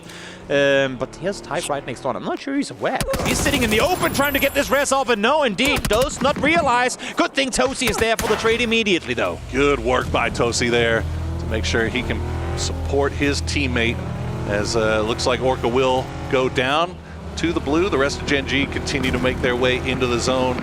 Looks like 17 has an angle on him, but it's not a great one, so those 3 should be okay. Meanwhile, Latin America scrapping amongst themselves as Rock and Toyo will get involved. Buryram still trying to make their way in, but BB team, they've been hanging out at the logging camp, and they were ready. It's a layer cake of destruction. The further up the hill you go, the more better equipped the teams are sat there waiting for you to come their way. Take is going to be running straight into Molotov. Now, timing might be great, though, because Molotov got into a car right before he heard Tick cut his engine, so maybe not aware of what's going on. But again, look at the circle spread. Navi and around, nothing. In the meantime, towards the northeast, it is chaotic.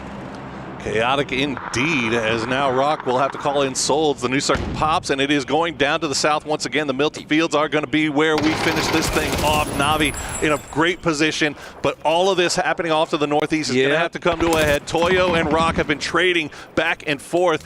Each team is beaten and busted. You can see Emmy, the last player left alive for Toyo, but all that being said, 11 teams alive. They've got 4 kills. Rock down to Souls. We'll make sure he secures another point for the squad. Maybe get this res too. Say 11 teams alive, but I'm seeing 6 out of 29 players that are inside the next circle. We're going to be down to 5 teams by the time this circle comes to a close.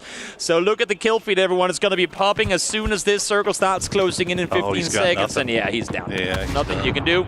Take lane low, see if H-Win can somehow backfill and get inside this next circle as Navi finally getting a little bit of pressure their way. Flame try to make a wraparound, but Sosa catches him, takes him down, and out goes Falcons as well. Man, BB team has just been in a perfect position to capitalize on all of this. They've got 4 guys alive.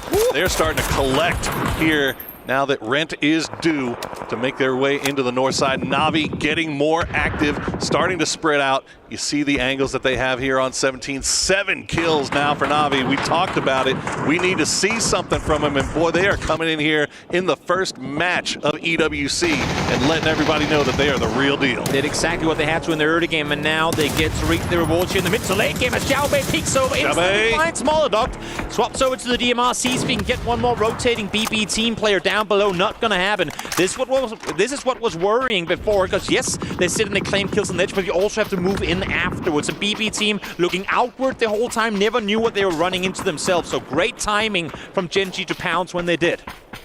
All right, we got a few solos still left on the north side. You've got Emmy from Toyo, Raining from T1, Best of Luck from BB Team, and Edie from Buriram still way out in the blue. 17 now the one to be the Kings of the North on the high side here. We'll see if they can collect a few more points for their trouble, or will they get stabbed in the back by one of these Vipers? I was going to say we have 3 solos out, not outside the circle yet because Raining is still technically inside blue. But if they can sweep their everything behind them and the circle swings north, that could have 17 written all over this one. Yeah, they'll be looking great, but I mean, you can see Navi has eyes over in this direction. That's why they got to drop the smoke walls down. Fortunately, they've got plenty to spare. You see 5 still in the bag here for Xiaobei. Yeah. And that is good news if you're a 17 fan. As again, Full Sense has been on the south side of this, fighting out of Milta proper for this whole time. Game Start Win managed to get Ming and Xtong down there as well. So they are playing out of a compound. We'll see where this next circle decides to go, and it's going to pull away from the city.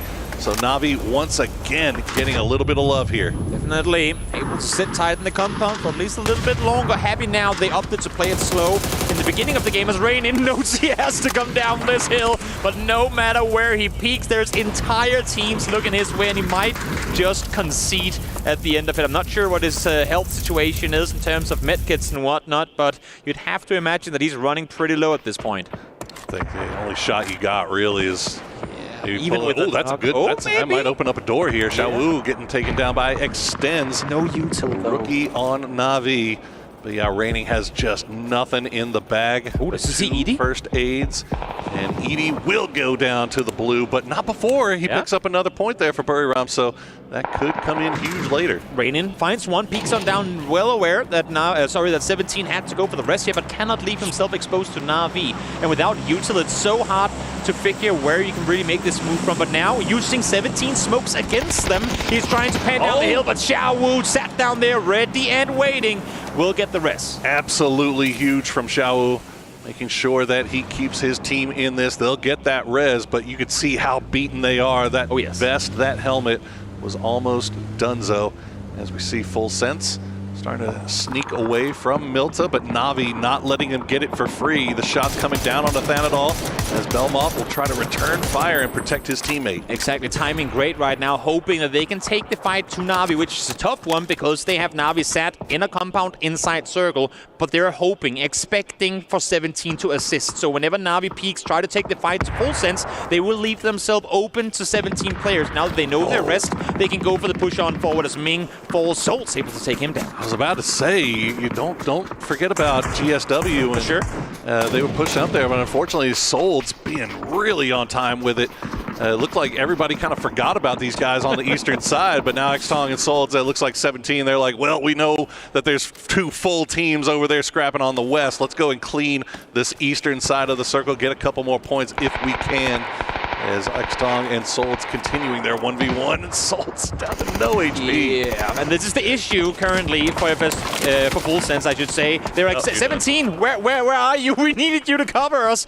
And you have to imagine that there's going to be some nade icons in the kill feed in just a moment, because Navi did push 2 out, but now that the fighting on the east comes to an end, look how quickly Ferris and Hagatori sprints back towards the building. They know, wait, fighting on the east is over. We have 3 4-man teams left alive. We cannot leave open angles. Let this next circle dictate whether we're moving out of this building or not. Just look how much space 17 has to work with. Now, it's not the best space, obviously. It's very wide open hills. But no one's in. Oh my goodness! Literally no one is in. Nobody going to either is inside the sun. Now 17 is I don't know. Their rock that they're playing around is just outside of this circle, so I don't know what they're sitting on in terms of smoke at this point. And obviously you can see, look, I mean, the hills are just littered with dead smokes here from Full Sense and Navi. So utility. It's Navi's move. Yeah, I mean, utility at this point is going to be Wait, did those Did they drop covers just exactly not land inside the circle? That's very close. I was gonna say that could actually be really, really dangerous for Full Sense if they have those deployable covers available, or emergency covers, I should say, and they don't get them inside the circle proper, because there's not really any cover for them to work with inside the circle. They have their vehicles still, at least 2 of them, I know. I'm not sure what the tire situation is, but for now, it's Navi's time to move, and honestly, they can pretty much dictate the winner of this game by deciding, do we go west or east on this one? Yeah, this is going to be... is that a C4 car? This is going to be really interesting here. Navi have to make a decision. And they're trying to see, they're trying to see if they can get the C4 car. Love to see it, but unfortunately not going to find any success on that one. But now Navi on the clock, and it looks like down to the south is going to be the best option here. And now 17, all they have to do is sit here and wait and see how this plays out. And strike at the right time. They've got to be on time though with the push. Yep, top 2 guaranteed. They try to see if they can make a play towards the south. Now they try to claim. Navi going to avoid them altogether. Yeah, they want to try and sit down the middle and prone it out. They know that all teams here are somewhat low on util, and they're outside nade range, at least initially.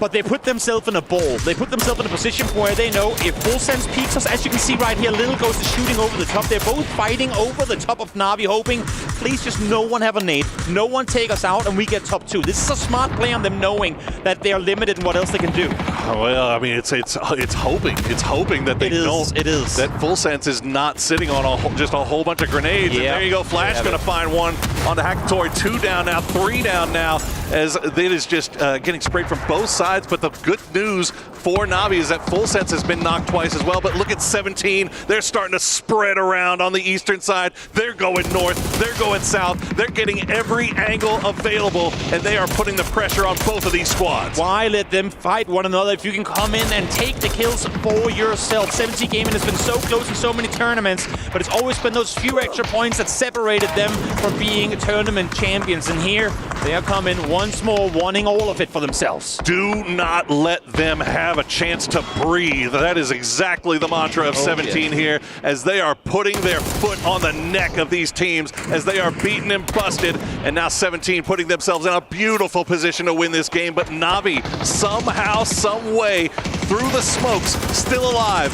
So is Full Sense. Yep, no one daring to commit too hard to this, knowing there's still 3 teams in it. Now, honestly, it's on Full Sense to make the next move. Circle is swung towards the east. They're spraying through the smokes here, trying to find favors. But as you're saying, bro, somehow they stay alive.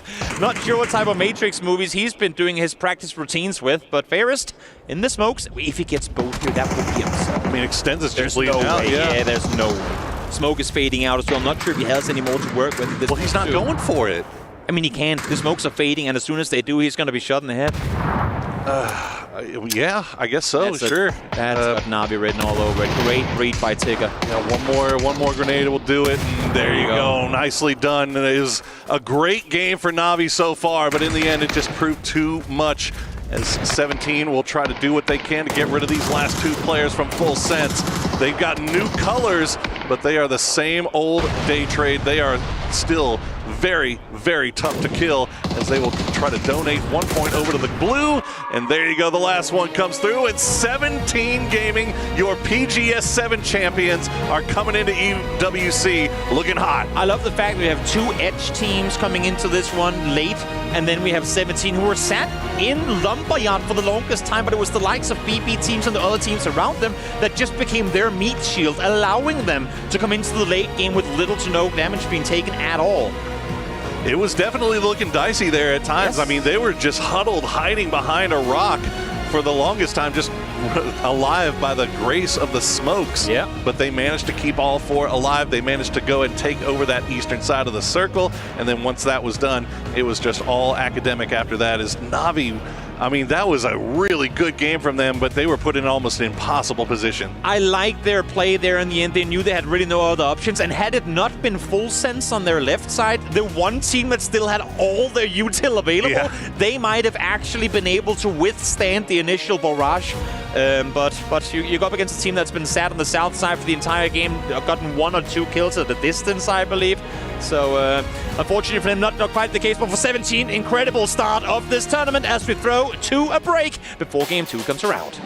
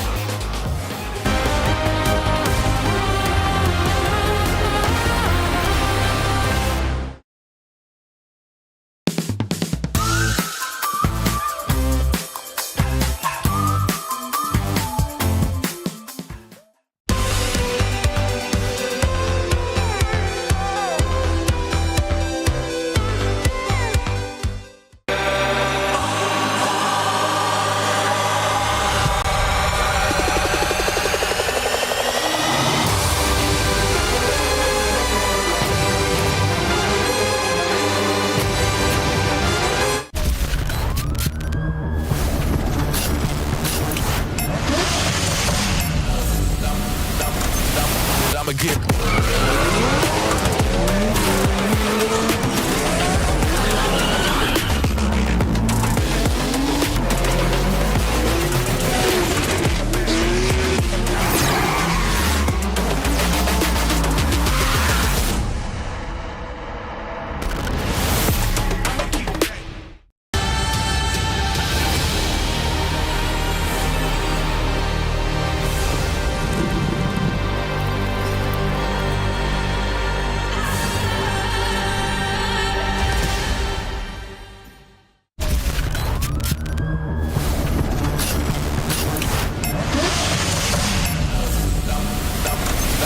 I'ma get.3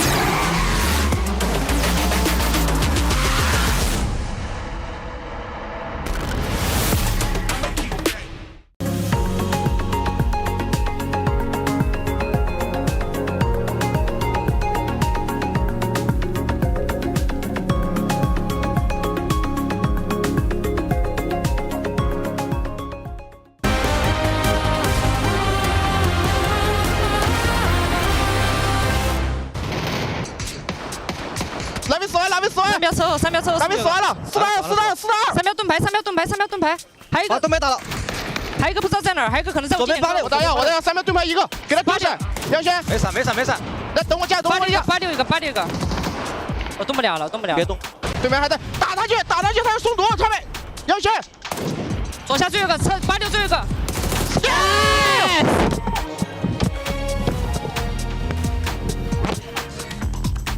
17 Gaming starts things off with a bang as they show the mastery of the grassy pastures, taking a win uncontested over from Pachinki of all places. No threats coming their way. Joining me to talk about this game, we have Avenger, we have Godspeed, we have Toffees to talk about it all. Toffees, 17 Gaming, arguably one of the most consistent teams of all time in PUBG, starts off strong. You know, there was an argument that maybe they weren't being as serious as they could have been at PCS. You know, they got a little more money in the qualifiers. They seemed a little tired.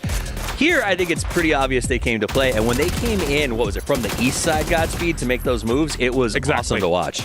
Yeah, from the Northeast, it definitely was crazy to watch. I mean, that whole game was just insane. When you look at the first circle, we lost the Expendables, Sharper Esports, and Geekay immediately off that first shift to the east. So that was just absolutely wild to see. And then we also saw... Oh, hello.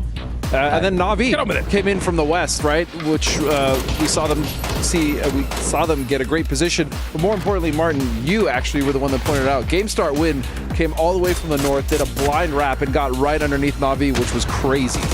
Yeah, especially like when you see teams leave, you're like, okay, we're backing them no matter what. Like, you were inside this next circle here, be able to take that compound away, but you know, the compound that Na'Vi had, like, it's just such a strong one. You get so many kills from there, but them deciding to kind of insert themselves into the middle of that hamburger being the patty is, I mean, it's often you're not going to be able to get a win from that, but they're trying to maximize points. They might be able to try to push, you know, full sense away from one of the edges there, but yeah, it didn't work out. That was a choice. That was a choice. Sure. But 18 points to 17 Gaming here, that's obviously huge. Exactly, here's the match ranking, and of course, with 17 Gaming getting that many points, the interesting thing about it all is Na'Vi, who was previously the team that was challenging the Pachinki at internationals, goes away from that challenge and suddenly does well, Toffees. It's hilarious, right? Because so 17, you're like, oh, the last event, they did pretty good. They had a great game, but also had to deal with Na'Vi the whole time. Na'Vi leaves, goes somewhere else. And even then, we saw a vast improvement at 8 over 7 because they walked away from some of those fights. Here,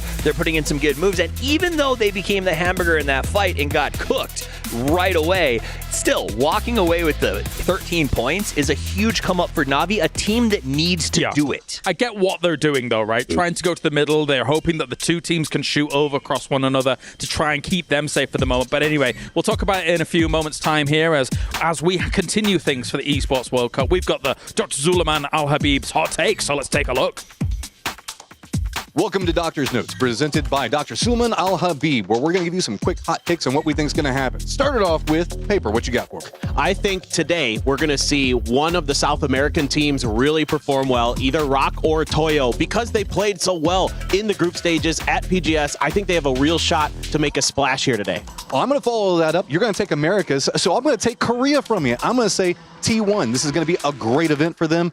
They're due for it, and they've had a massive come up lately. Yeah, absolutely. I think as long as they can avoid some of the rotation stuff and the hot drops early, they should be good to go. I mean, rotations, hot drops, red zones are going to be a thing now, but honestly, I don't think that that's going to be as big of a deal. Most of these teams are going to know how to play around it, so I wouldn't be too concerned. But that's our Doctor's Notes, but I'm going to prescribe for you 3 days of group stage and 2 days of grand finals. You guys have fun. All right, more glasses for the casters teams as a whole here. My hot takes, I don't really have too many at the moment. How about yourself, Avenger? I mean, we can just take it from this game here, right? 2 hardships back-to-back south. I don't want to take too much away from this game here, right? It was extremely chaotic. You see how many teams were in that kind of hillside of the prison area, right?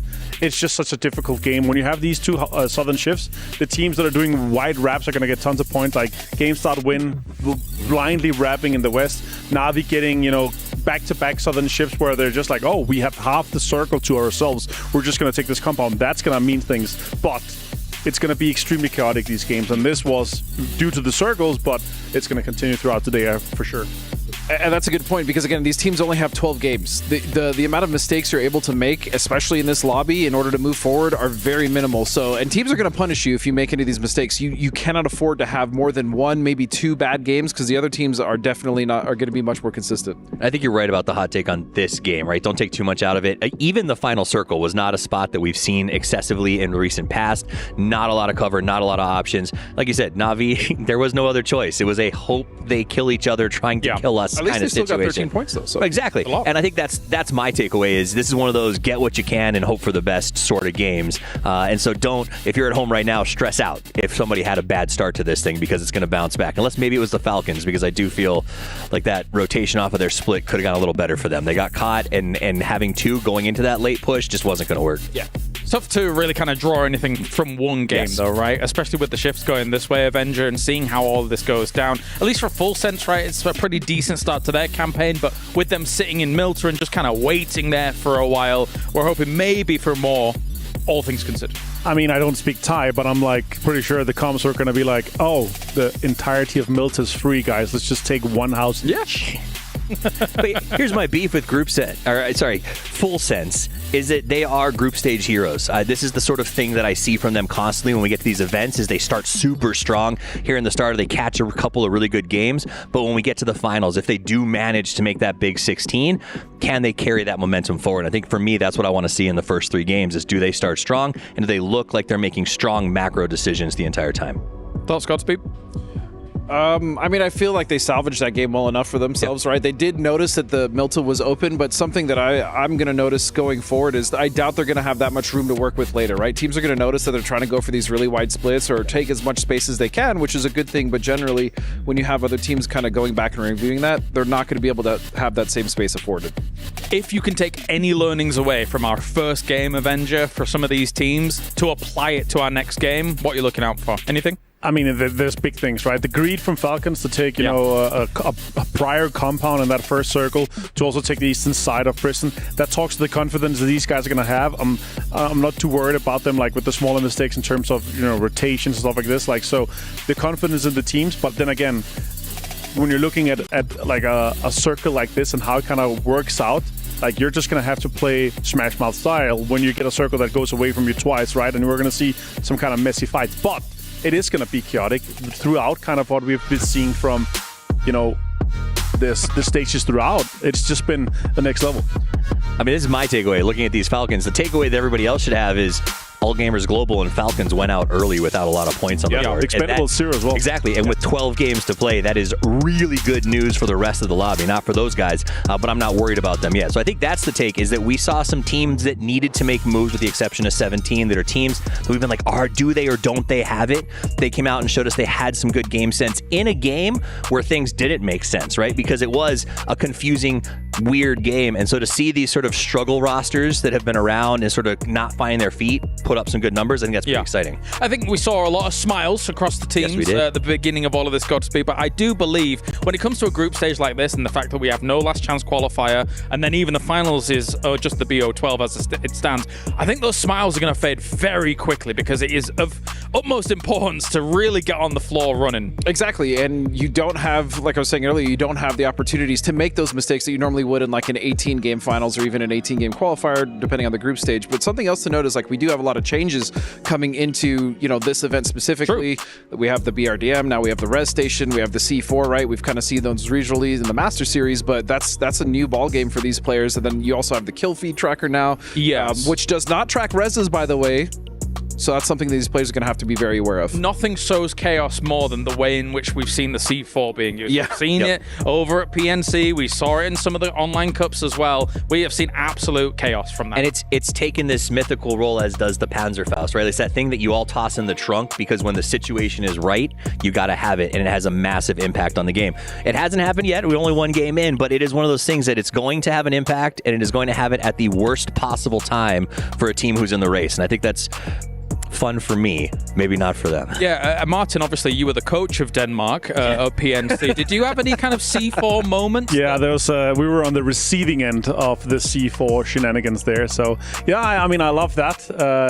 Especially coming in with a bike being thrown into a compound that's the winning compound, and you got red zone too, right? Yeah, red zone too. Two guys red zone also kind of. Oh, red zone. That started well. It was a great first day, but then we got it back, and the best day on the second. It was great. It was great to watch. I loved it. With C4 is there's like you said, that bike compound is a perfect example. Sometimes there really just is no counterplay. Yeah, there is no counterplay. Present. I mean, the comms were like, we need to defend northern side. We only had one player, and if you're not able to shoot the players that are coming in with the bikes, then it's extremely difficult to make any counterplay to it. But from seeing it, I know it's exciting, but it is just extremely difficult. And you gotta, that's the biggest thing as a player you gotta take away. It's like, your bad games, you just gotta forget about them immediately and take it back and go back to the next game. Well, of course, here are our top damage dealers from our first game. Mr. Fairest and Hakatori representing Na'Vi proud here, Toffees.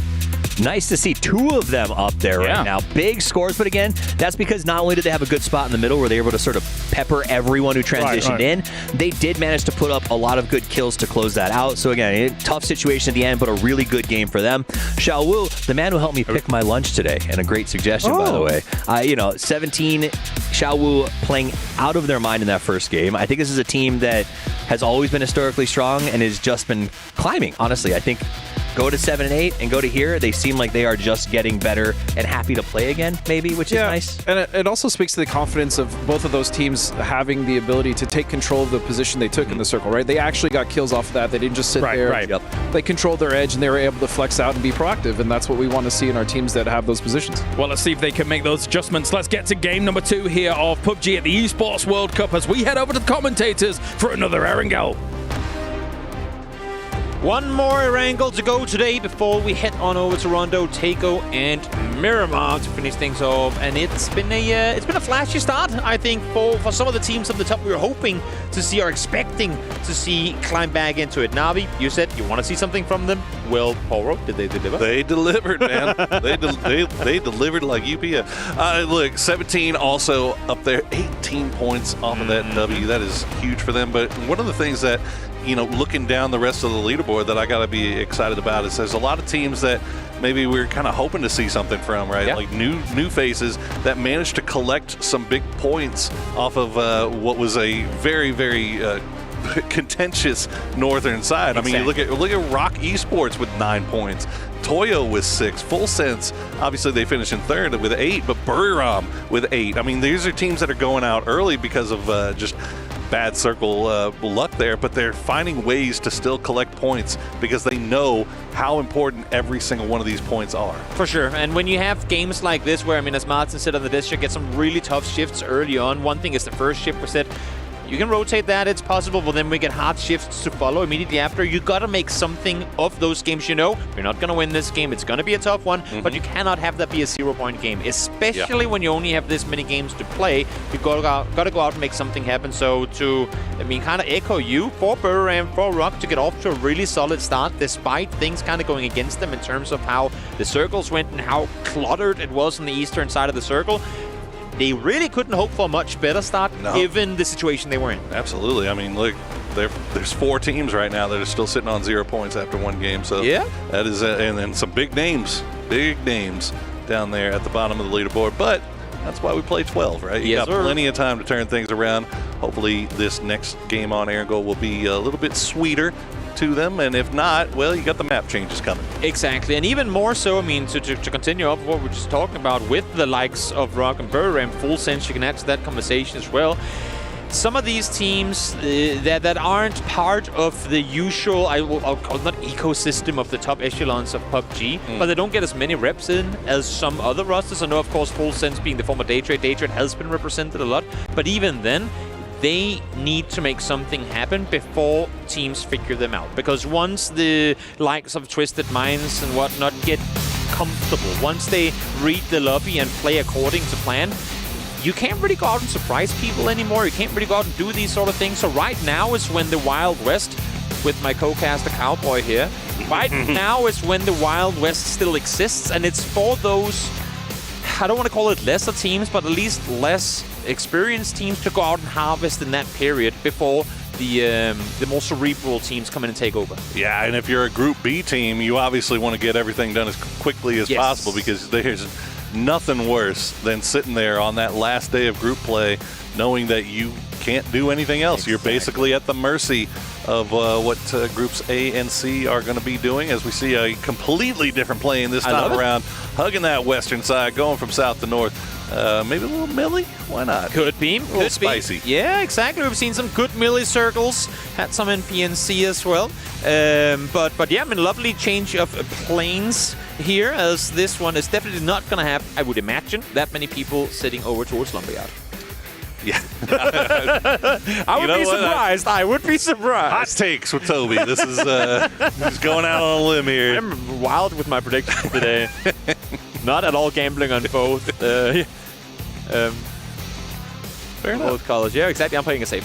Yeah, no, I know. Yeah, no. You want to play it safe here early. Well, do this. Shrimsy and X-Tonk. I was gonna say, yeah, they are flying for the same vehicle, it seems. Are they splitting up now? Now they are. Okay, there might be two cars up there. Yeah, okay. All right. So everybody should be fine. Not down towards the south, though. You have Expendables and Burram running around the same vehicles. That's Khan and Delwyn, I believe, fighting forward. And Circle far up towards the north. That's going to be an interesting one to follow as well. Fights, though, already taking place. We're seeing here Delwyn. He might have the vehicle, but his opponents are the ones with weapons in hand, and Khan, all the others are free he's got to get out of there. Yeah. Great work there by Buriram to protect their man. And that is 73.57 damage that was desperately needed for Buriram here. Is he coming back? And another one, get him, go ahead. Get that full 100, young man. That's what you get for trying to take out my teammate, but the issue is Khan is still in trouble. No.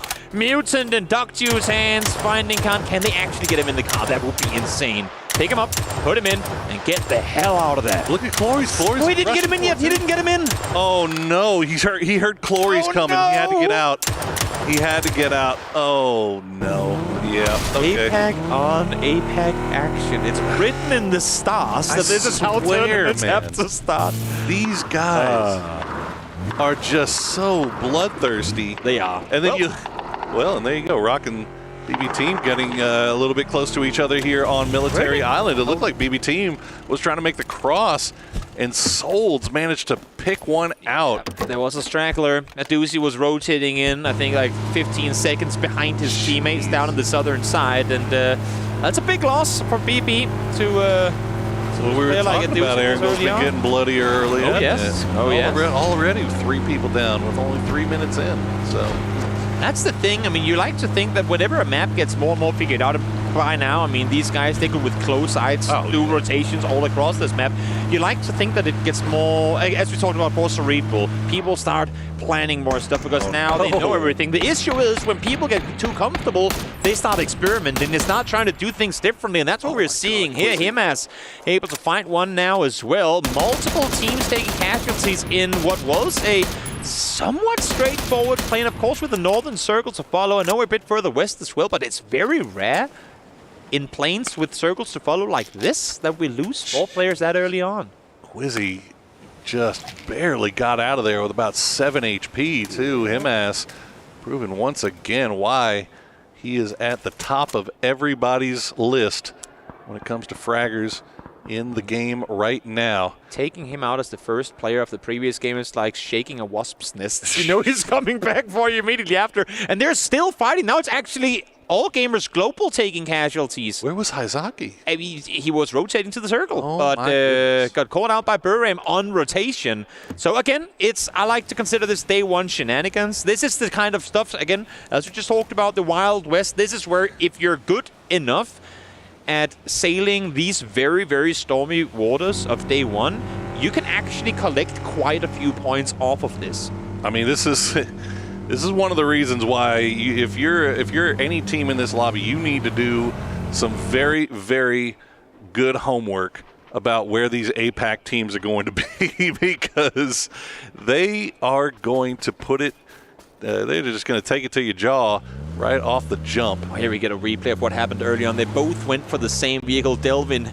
Oh, he's out in the middle of nowhere here. I mean, the fact that Khan gets to it. I love that from Khan. He's just like, you know what? You can't get me if I run right at you. I'm not going to give you the time. Can't really fault Delvin for trying. He's doing his very best, but Khan got the moves. Oh, look at this. The shots from one little tree for cover, and then you get the suppressive shots coming in from Rifts as well. Hate to see it, man. Hate to see it. A lot of teams and casualties early on. Himas finding one more now. Diffic's gone down early. Geek and AG scrapping once again. Diffic's gone down. As Himas right on the other side of the rock here. PWD will try to throw tries to throw the flashbang, but Himas with that AK. Look at he's already at 400 damage. Give him 439 and a clean wipe onto Geek. Himas just made the perfect play, and it's a split-second decision. He sees the flash coming, knows it's overthrown. Rather than getting flashed and waiting behind it, he insta-peeks it. Great play. He knows that he's going to catch a player with his back turned because he's trying to run off. He even hears the footsteps before the flash pops. Peeks it, gets one caught with his back turn, misses a shot or two, but gets it there in the end as well. Nice reactive play by him as showcasing once more that he's one of the best, if not the best, mechanical player in the world. God, these guys are so good, man. They are so, so good, and they show us time and time again. Oh, yes. As AGAL will pick up another 4 points for themselves, but they've still got a long way to go to get into this next zone. Rock Esports, after stealing one away from BB Team, now making their way north. And it looks like Buriram spotted an emergency pickup, so they're going to be coming in from the far south and sending it in as we check in with game start win. I know I've been out of the loop a bit this year, but when is the last time we've been 8 players down 6 minutes into an Arangel game?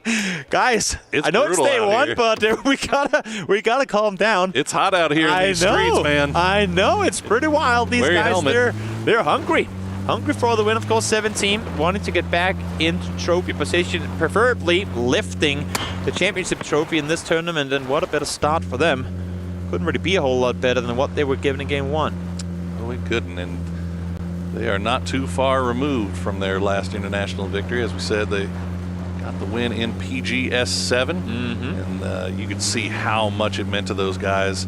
And that's the thing. Once you get that taste, it is very hard to accept anything else other than a victory, because it just does not hit the same. And 17 has BB Team, our most recent, in PGS8. I don't want to say shocking, because obviously we knew these guys had it in them for a long time. Oh, yes. It always felt like it was just, they were one day away, one good day away from getting that big win, and they finally get it. And I thought, we saw the interview that they had with, I think it was, I'm not sure if it was Barney or Bella, where he asked, I think it was Barney, he asked them, you know, how do you keep that motivation going, right? And that's always a question that we have for these guys, is that you're fighting and fighting and fighting for this thing for so long, and then once you finally get it, and you have that sense of relief and sense of joy and accomplishment, but then, you know, you got to turn around and find that motivation again in a couple of months. So how do you do it? And right now, BB team, a little bit of a slow start here, and they lose one early, but 17 looks like they found that motivation pretty quickly. Full sense. I hope you have your full senses activated, because there's a lot of guys sat here waiting for you. Venbo is going to find the first thing. Venbo, a player that might not exist in a whole lot of people's brains right now in terms of PUBG prowess, but he stood out incredibly during the Chinese qualifiers and have been playing really well in China as of late. One of the rising stars of the region, hoping to see him put spanner in the works of a lot of these global talented players. Always good to have a new star to have on your radar. You see just how dirty MS did GK. Incredible. All in the pocket of that man here as the rest of Full Sense, after losing Tigger, will try to stop down and see, try to take the fight. I mean, this is, you were going to commit to this Western Bridge, and now you're basically saying, okay, well, change the game. How long are you willing to hold this now that the Blue Zone's arrived? And you know what's better than APAC action? Is adding more APAC teams to APAC action, because all gamers global are backfilling through Gatka right now. We'll see what ends up happening with that. Else, there you go. MS will get the res up. For those guys saying, wait, what? Yes, that is in fact the thing now. With Himas should be able to get his teammate back in. Unluckily for him, he won't necessarily hit the circle anytime soon, but the plane is coming through. Or the helicopter, I should say. Now it's about for them to try and get over and get to where he's planning on landing, because the circle, as you can see it, is pretty occupied already. It is indeed. And Godspeed brought up a fantastic point during the desk. Is one of the biggest things with that revive mechanic is that there is no way to track that. Yes, and kill feed tracking has been one of the things for the longest time that has separated the good teams from the great teams. And now it is just going to be that much more difficult not knowing if somebody is back up and rezzed, right? No doubt. Like you could think a team is down to 2, and all of a sudden you see them in the kill feed, you push the compound, and there's 4 people waiting for you. So Buriram, after running through Naya, they're going to come into the tail end of Sharper. So Sharper running with 3 once again early on here. Tough sledding to start things off for them. Definitely. As we see the circles will start closing in just about 25 seconds time. There's still a lot of teams split on that, especially eastern side of the circle. We see Shaba with a good wide split. T1 trying to remain camouflaged inside the red zone, and then up the spot. Then BB team slowly filling in on the hard east. I'm a little worried for BB team, because again, a lot of their edge playing slow play style, I don't say requires, but it really benefits them having 4 alive through the early to mid game, and obviously losing a doozy early on, that makes that play style much harder to execute, because you rely on being able to spread out, being able to play with a lot of info. But when you're 3 instead of 4 on that thin split, you lose a lot of info that otherwise would have been available for you. Another hot take from Toby. Having 4 players alive is better than 3. Bro, I am write a book, I'm telling you. Quotes by Toby. Freaking genius over here. Well, we'll see how they play. They've got a lot of real estate to work with on that northeast side, so that's one good thing they've got going for them here. Is the Expendables trying to get everybody back together towards the center, but they're pulling right in the middle of a 2-2 split from Toyo. Toyo holding that intersection and the shooting range. That is very, very aggressive on their part. We'll see if they're able to pull it together, but it's mostly just waiting for this next zone to pop. Who's going to get lucky here? Exactly. Their main issue right now is that Expendables is sat in between them. Yeah. So if they do try to group up, they have to go past that bunker, and I don't think that that's going to have all of them staying alive through it. Genji now getting caught by some artillery as the red zone has opted to go south. Rock is down there, SP as well, or Shaba, as they're gonna try and see if they can weave. That's Best of Luck. He's flying. Is he flying, he's or is he way up high? Yeah, he's flying. He's not boating. Nah, he's way up high. He trying to scout forward for his 2 teammates down below. Of course, as you're saying, waiting for the next circle to pop. FS as well, knowing how chaotic the early game was, having seen reses come through, knowing a lot of those teams are going to play it slow. Might as well stay out here. Issue is, Winbo has gone from one flank spot to another. Almost catches Flash, and knows for now at least that he has him in a 1v1. Yeah, he's all by himself though, man. He's got Ares. He's got Ares off in the distance. Yeah, Flash. Or C maybe? That is very, very close. He's got some help coming. It looks like the rest of Change the Game are starting to come over here and maybe press. This Full circle send is the circle. brutal. Yeah, the circle going to go right on top of the Expendables. So they Toyo's 2-2 split should be safe for the time being. We'll see. And but right now, this is the fight we got to keep an eye on. Yep. As Thanadol a little bit separated from the team, the rest of Change the Game starting to work their way out into the blue. See if they can maybe keep their man alive. But Buriram, they've got to make their way right through the T1 split, and that is a lot of shots being sent right down on top of them. Unfortunately, it looks like they're managing the gauntlet just fine, but where are they going to end up? Sprinting through the middle of this one, trying to get to each their shacks, and well, for now it's working, I would say. No one's been flushed, but Rivs is down, Dima's down to low, HP as well as Type is making that mini ring, and finds one more as well before they get safely inside the building. Issue is, they're 2-2, so they should be able to get both reses up here, and I think Type is aware of that. He needs to go for it. Yeah, he's got to make a move here. They have to get inside circle, too. Well, the problem for them is they got Buriram just off in the distance. Yep. Got a couple of teams off to the south that might be making moves. Gen G also may have vision on this. Toyo, meanwhile, they tried to get that 2-2 split back together. They lose one, but they've got 3 deep in that compound now, so the smokes have to keep cycling here for Buriram if they're going to have any chance. But Raining and Type, they're not going to give them a breath to breathe as they crash down on them and collect 2 more points for themselves. Type by Raining a smoothie, because my man, you were caught with a nade in hand, but he was there ready to hold the angle for you. Incredible 1-2 punch by these 2 Korean players as Edie now tries to fend off, because, I mean, yes, they are inside circle, but now they have the red zone to deal with as well. Heather is out in the open, trying to hold off this angle. But keep in mind, even if they survive inside, if their vehicles get more blown up than they are already, how do you leave here? It's going to be tough.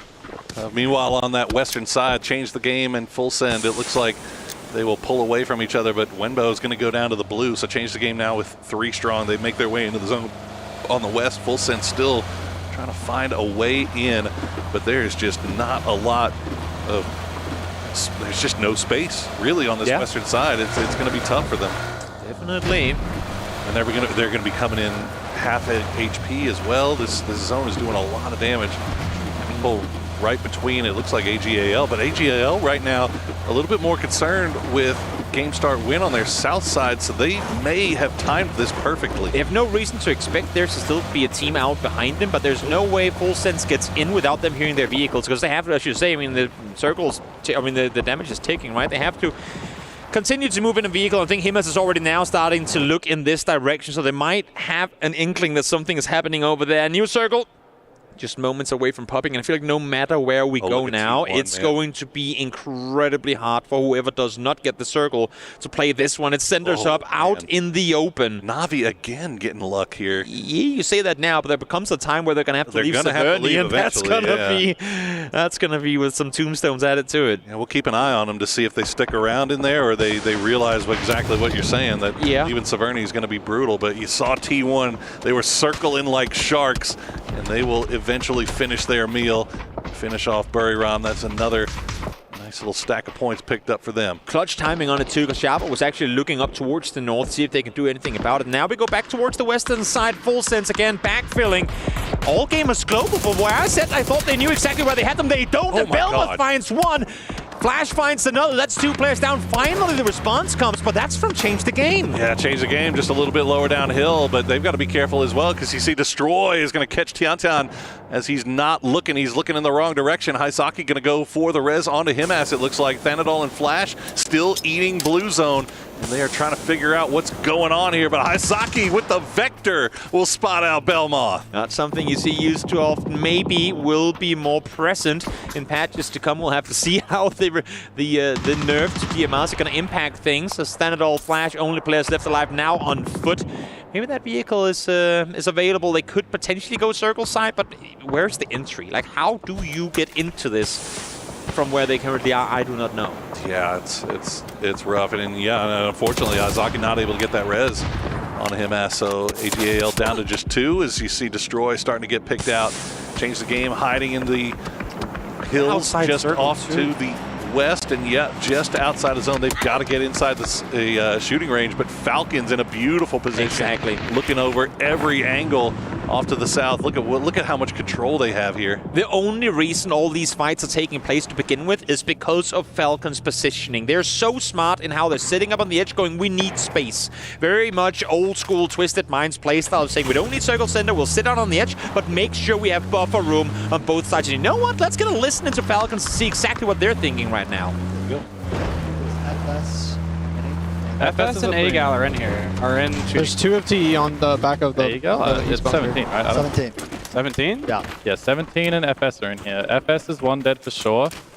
They lost 1 earlier. I think they're 2 dead. AGAL killed CTG. They have to be here somewhere. Okay, I think they're uphill or something. They could be the shed team uphill. Yeah, I think AGAL's the shed team uphill. Okay. You're driving down to hit the bunker right now, the top shelter. This is fun. There was 2 there already, 2 TE. It's Rock and TE. Yeah, the hard's ready blue right now. What can we do? Where's the team in shooting? They're just outside. See, they're getting a little bit confused about where everybody is, but in the end, it doesn't matter. But look at Duck Juice. He's going to find all of Rock Esports as Team Falcons still try to sort out who is where. But in the end, it doesn't really matter. It's just all about who we can kill. And now the circle is going to move away from shooting range, and they've already got a little bit of a high ground position here on the west.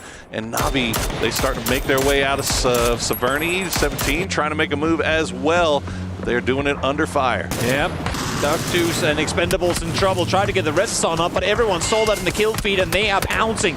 Trying to take over the spot from them. 17 aggressively doing so, needing to get here before game start. Win comes down and claims this exact position. Now T1 and BB team on rotations as well. They're pushing, and BB team, look, they're going to push right past Delwyn. They're going to go right into the 17 as the grenades are falling here. No, that's actually just the deployable cover. 17 looking off in the distance. They don't have an angle onto BB team. Delwyn actually shooting them in the back, so BB, they just go right for the middle. They go underground. BB sat on the northern side forever, thinking, what can we do from here? We have no options. Then the fire erupts up on the northern side of the bunker. They just went out to rest all of them. We got to send it now, and they claim the underground. T1 tried to make that push as well, but it looks like Navi, from holding their city spot, was able to take shots from long range, put a pause on the T1 push as they have to stop down to get a res. Looks like they will get it.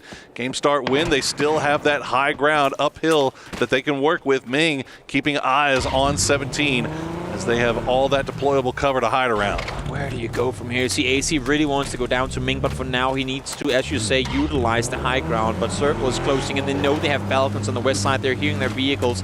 We know that dip that Falcons is currently set in. It's called Nate Dip for a reason. Many teams have lost 4 to a single piece of util in this exact area. So if placed well, AC could maybe make something happen. But for now, game start win. They're going to sit tight with where they are, knowing that they got some buffer space. Yeah, H-Win actually. They say that, but they're going. H-Win staying on the north side here, was able to take some long-range shots here at GSW, and it's going to force them to push here as game start win, going to crash the Delwyn compound, and they're going to lose everybody just like that instantly. Game stop lose? Why did they go? I'm baffled. They went because they were getting shot at by H-Win from range, and they felt uncomfortable. They thought that they were under fire from more than just a single player here in H-Win just ruined Game Start Win's game. I mean, only one bullet hitting your car, but you don't know how many of them are flying past. Nice awareness, nice playing from H-Win, staying on the opposite side, keeping everything, well, effectively closed off on their side of the circle. Now only one player remains out west. All right, 17. You know, this didn't look comfortable before, but all of a sudden now it's starting to look a little bit better as they have a nice little just Doritos everywhere here to hide behind. And look at this, Falcons. H-Win has come and rejoined them, and they are starting to make that push around. We've seen this happen time and time again from Falcons, where they just start doing the death ball, playing around the edges, sweeping up. But the new circle pops, and they know that they don't have to do it. They are in a beautiful position for a win here. Depending, I mean, I would almost now call it and say they're top T guaranteed. With this position, unless if something obscure happens, this is looking really good for Falcons. They have to dip inside circle. There is practically nothing to play in the open in this circle, and everyone else has to fight their way on in. Well, T1, Na'Vi had to leave the city eventually, and they got a knock on a T1. They're going to crash right into T1's, right into their little dip here, but Gen G still scrapping as well. So Na'Vi finds a spot. They don't overcommit. They don't push right onto the fight. Instead, they find a dip that they can play around and try to just shower them with utility. Let's see if the grenades are true, and they are falling just a little bit shy. You have to imagine that with the amount of util they have, one is going to hit eventually, but Na'Vi's being suppressed from a distance as well. Actually, both sides now. As Delwyn from inside this shack is able to find Hakatori, trying to get some more points in for the team. Hasn't found the confirmed just yet, but you can see Falcons here as well. Do as much damage as you can from afar, because you know eventually you're going to be the ones to have to move. So make that endgame fight easier for yourself now rather than waiting for later. T1 goes down. Gen G down to just Flame and Bean, trying to make their way in from this southwestern side. Ferris trying to rejoin the rest of his squad as they are just getting harassed by Delwyn. He is dead center circle, has that shack. He's all by himself, but he has free reign to just lay down shots in that direction. Finally, they return fire. They're able to get that res onto Hakatori, get back up to full strength. But it is still a lot of work left to be done for Na'Vi. They're just inside circle too, on the hard eastern side. Delwyn only player north of the road here, which is effectively splitting the circle in half. And we know BB team, they're going to eventually have to come out of this building. The issue is they have to do it. I think he peeks out now because they know 17 is one down. Issue for 17 is they can't really peek over it because then the entire server is shooting at them. So a bit of a truce between BB team and 17 for now. Exactly, and meanwhile, while all this is going on, Falcons is just laughing. They have just the safest spot here on the west, but they would love to be able to chrome over and just find an angle to see if they can maybe sneak a few points away, as Hakatori will spot out Bean. Flame now the last player left alive for Gen G.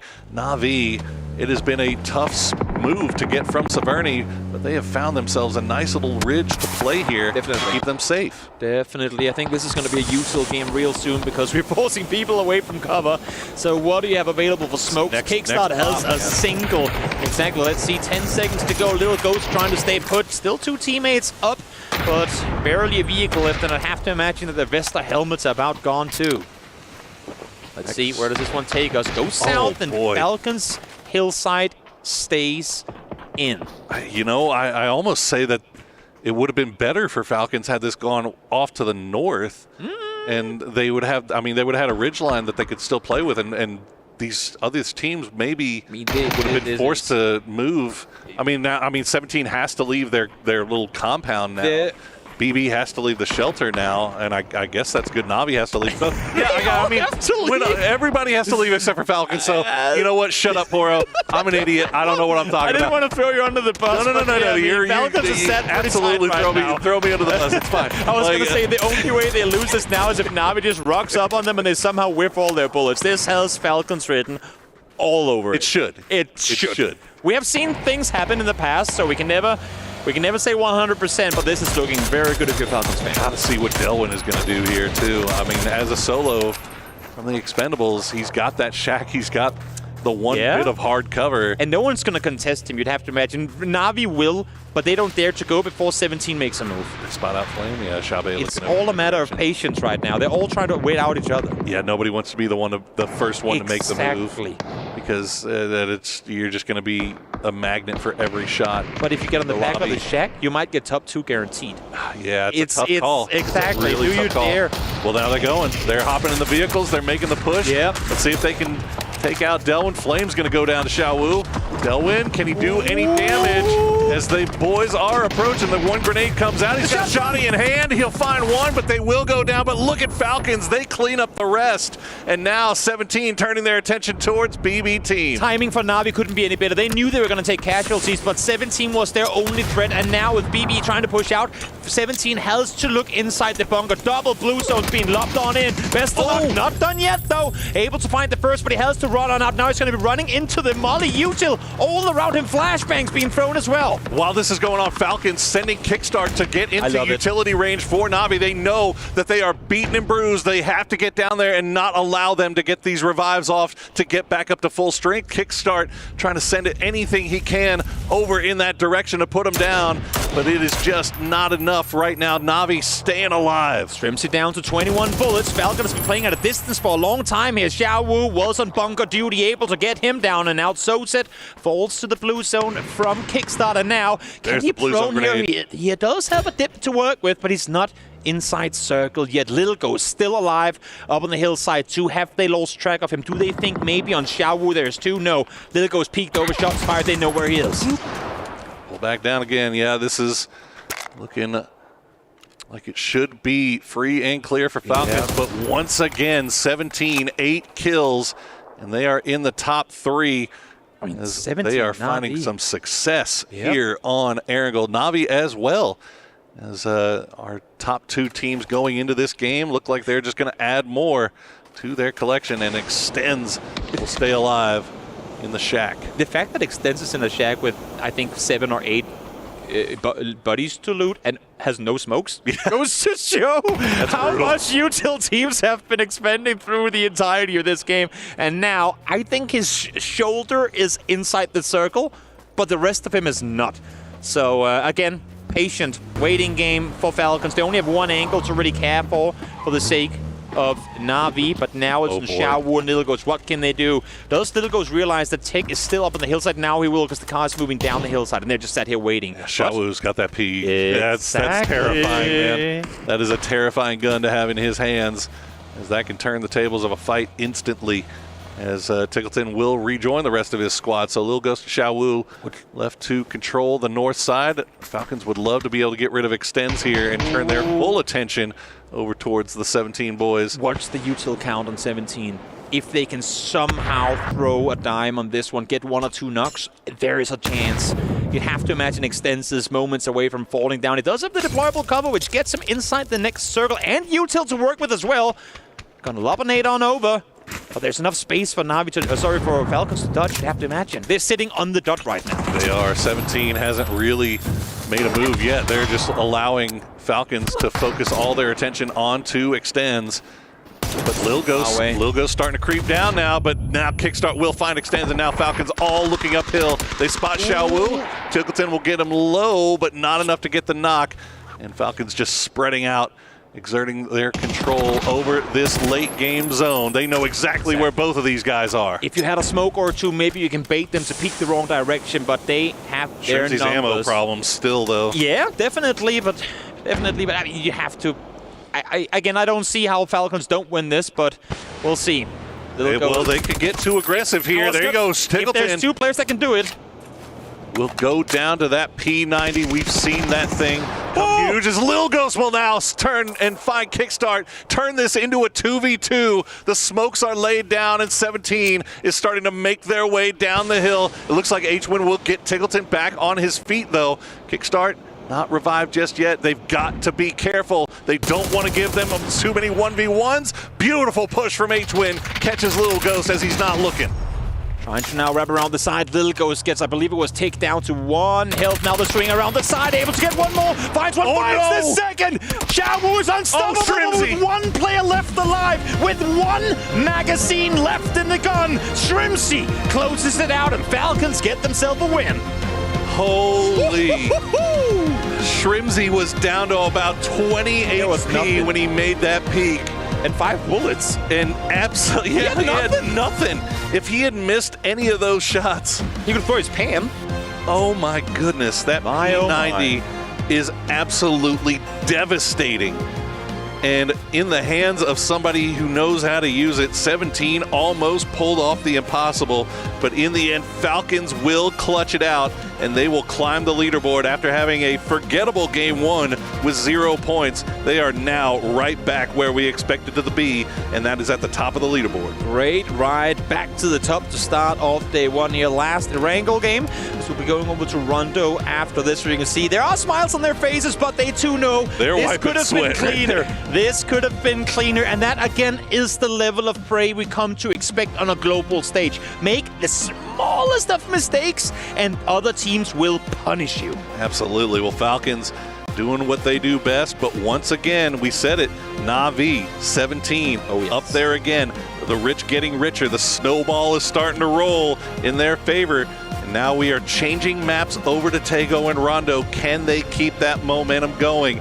We will see, but we are going to throw it over to Barney, who has had a chance to talk to Fairest from Navi. So let's hear what they have to say. Welcome back to the Qiddiya Esports Arena. I've got Fairest here from Navi, and I've also got Nick here who's going to help out with some translating. Fairest, let's kick things off by talking about the fact that you've had such a strong start in this competition already. 2 top 3 positions. I want to talk a bit about map 1 first, because map 1, you had a really difficult rotate from the west side of the map to get in, and getting to those final moments was really impressive. So just talk us through map 1 from your perspective. У вас був дуже непоганий початок, 2 топ-3 позиції і дуже сильна перша карта. Підкажи, будь ласка, трошки більше про першу мапу. У вас був тяжкий мув в самому кінці, але в цілому ви вижили максимум. Розкажи трошки більше про те, як ви мувилися, про що казали, що робили. Я не рахую, що в нас був сильний старт. Це такий непоганий старт. Зараз по накатанні будемо грати та й все. А на рахунок того, що в кінці було, трохи помилилися. Будемо покращувати свою гру та й все. I'm not thinking that it was actually a great start. It was kind of average start, yeah, for sure. And yeah, it was a tough move at the end. It was kind of mistakes. We will think about how to improve it, and we will be much stronger and better within the tournament. Well, we've said 2 top 3 finishes in the first 2 maps, so it's pretty good from our standards. For your standards, I know, of course, you expect more. What issues are you running into that's kind of not allowing you to claim those first positions? Is it just, zone push? I mean, everything, it's a BR, right? Things happen. Як ти вважаєш, що завадило вам, власне, отримати трошки більше поінтів і вирватися у таблиці вище? Це було щось на карті, щось у вас якісь мови були не такі, чи що взагалі ти думаєш? Ні, в принципі, ми все робили правильно. Трохи не вистачає індивідуального скіла, щоб ці всі мови були виконані ідеально, тому закінчуємо на топ-3. It was actually kind of individual thing. Like we did a great moves, but some individual skills didn't allow us to gain more points. But yeah, we will improve ourselves and we'll do a great job in the future. I mean, one final thing. Speaking of individuals in your team, Extends. He's your latest addition to the squad. How is he fitting in? What kind of impact is he having to the team? Розкажи трошки про Екстанза. Як ти вважаєш, що він привніс в команду? Які у вас зараз відносини? Екстанс нам допомагає, тобто мені допомагає так, як полер. Він мені допомагає колити гру далі. Тобто я з одного сайду, він з другого. І так строїться наша гра. So the main point of Extans is actually help me to call the game. So I'm from one side, he's from another side, and this is how we built our game. Love it. Fairest, Nick, thank you so much for joining me in this post-match interview. Wishing the best of luck to Na'Vi for the rest of the matches today, but it's still early days. We've got plenty of matches coming your way for the group stage. Don't go anywhere.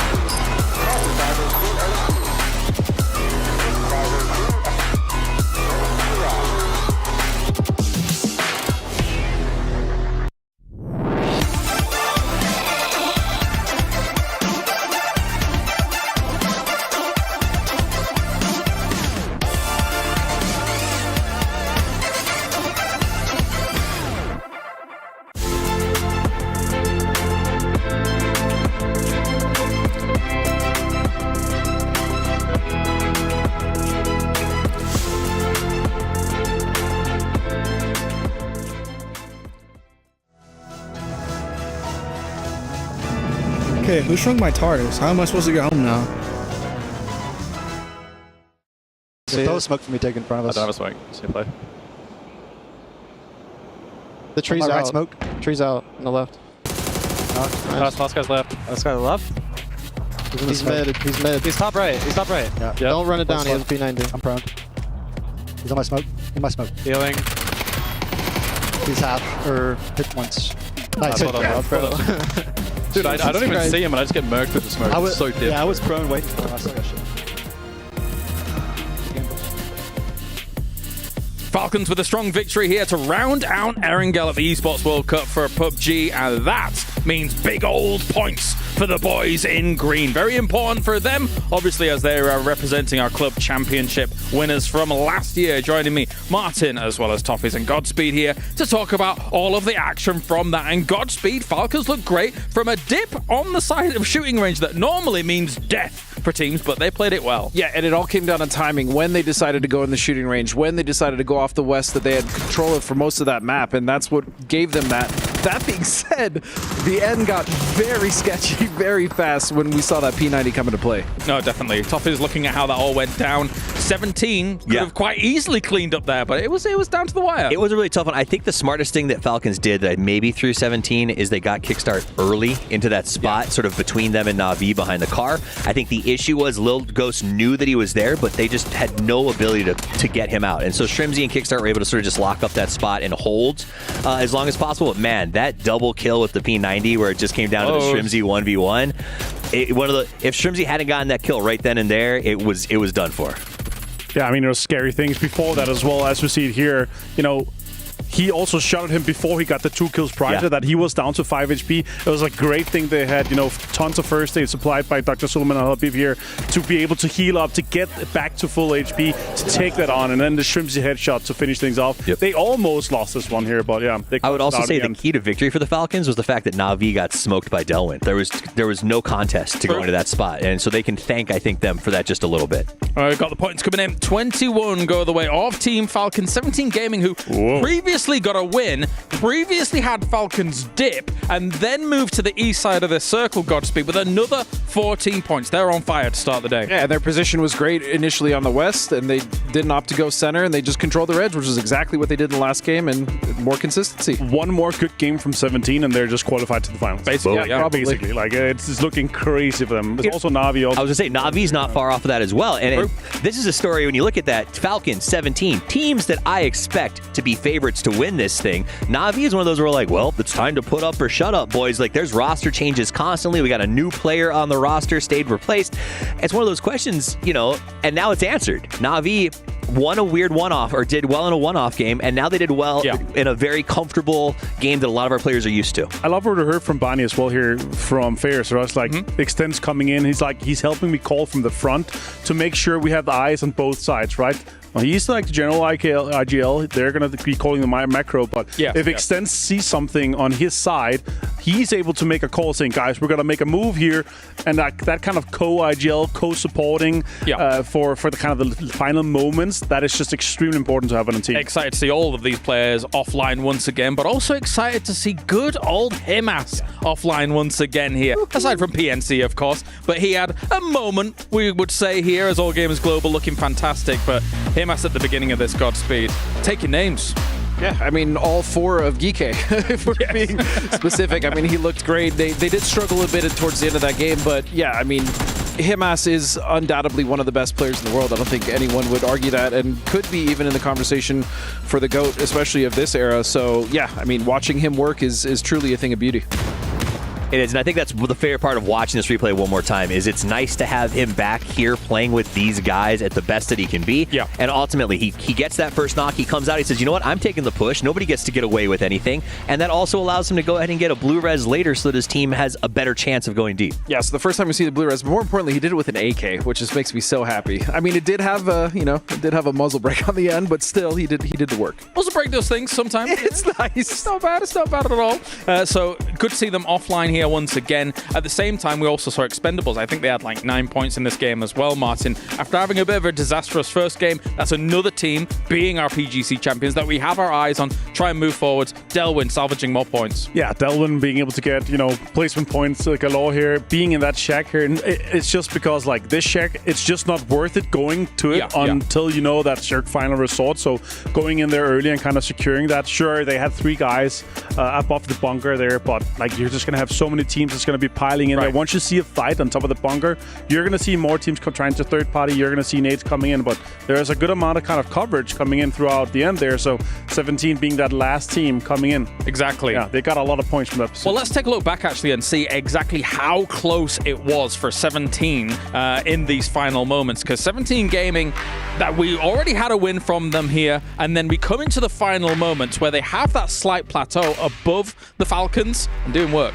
Yeah, I mean, this shot here, as I pointed out here, this shot on, first of all, obviously Little Goat's going to kickstart is massive, but once you see Shrimpsy getting kind of low here in this next kind of few moments here, that, like, if that was a knock, he would have 1v3'd them here.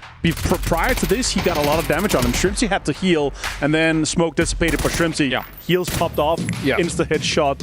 Like, it was close, but Falcons managed to shut it down. And that was just so well played by Zhao Wu, right? Because he utilized that smoke, and he spotted the prone player, which was Hin, and immediately got that second knock, which again put it all just down on the Shrimpsy, but fortunately for the Falcons, he was able to get it. Well, here's the overalls at the moment. 17 Gaming looking fantastic at number 1. Na'Vi without contention for some of those hot drops in second place, and Team Falcons here, Toffees, finding out number 3 spot, not too bad at all. It's one of those things where they, last game I said the good news is Falcons goes out early, and they come back and say, all right, hold my drink, we're going to go ahead and get ourselves a win here. And I do think it's nice they stopped 17. 2 chicken dinners for 17 right out of the gate would have been far too much momentum for any team to start this event with.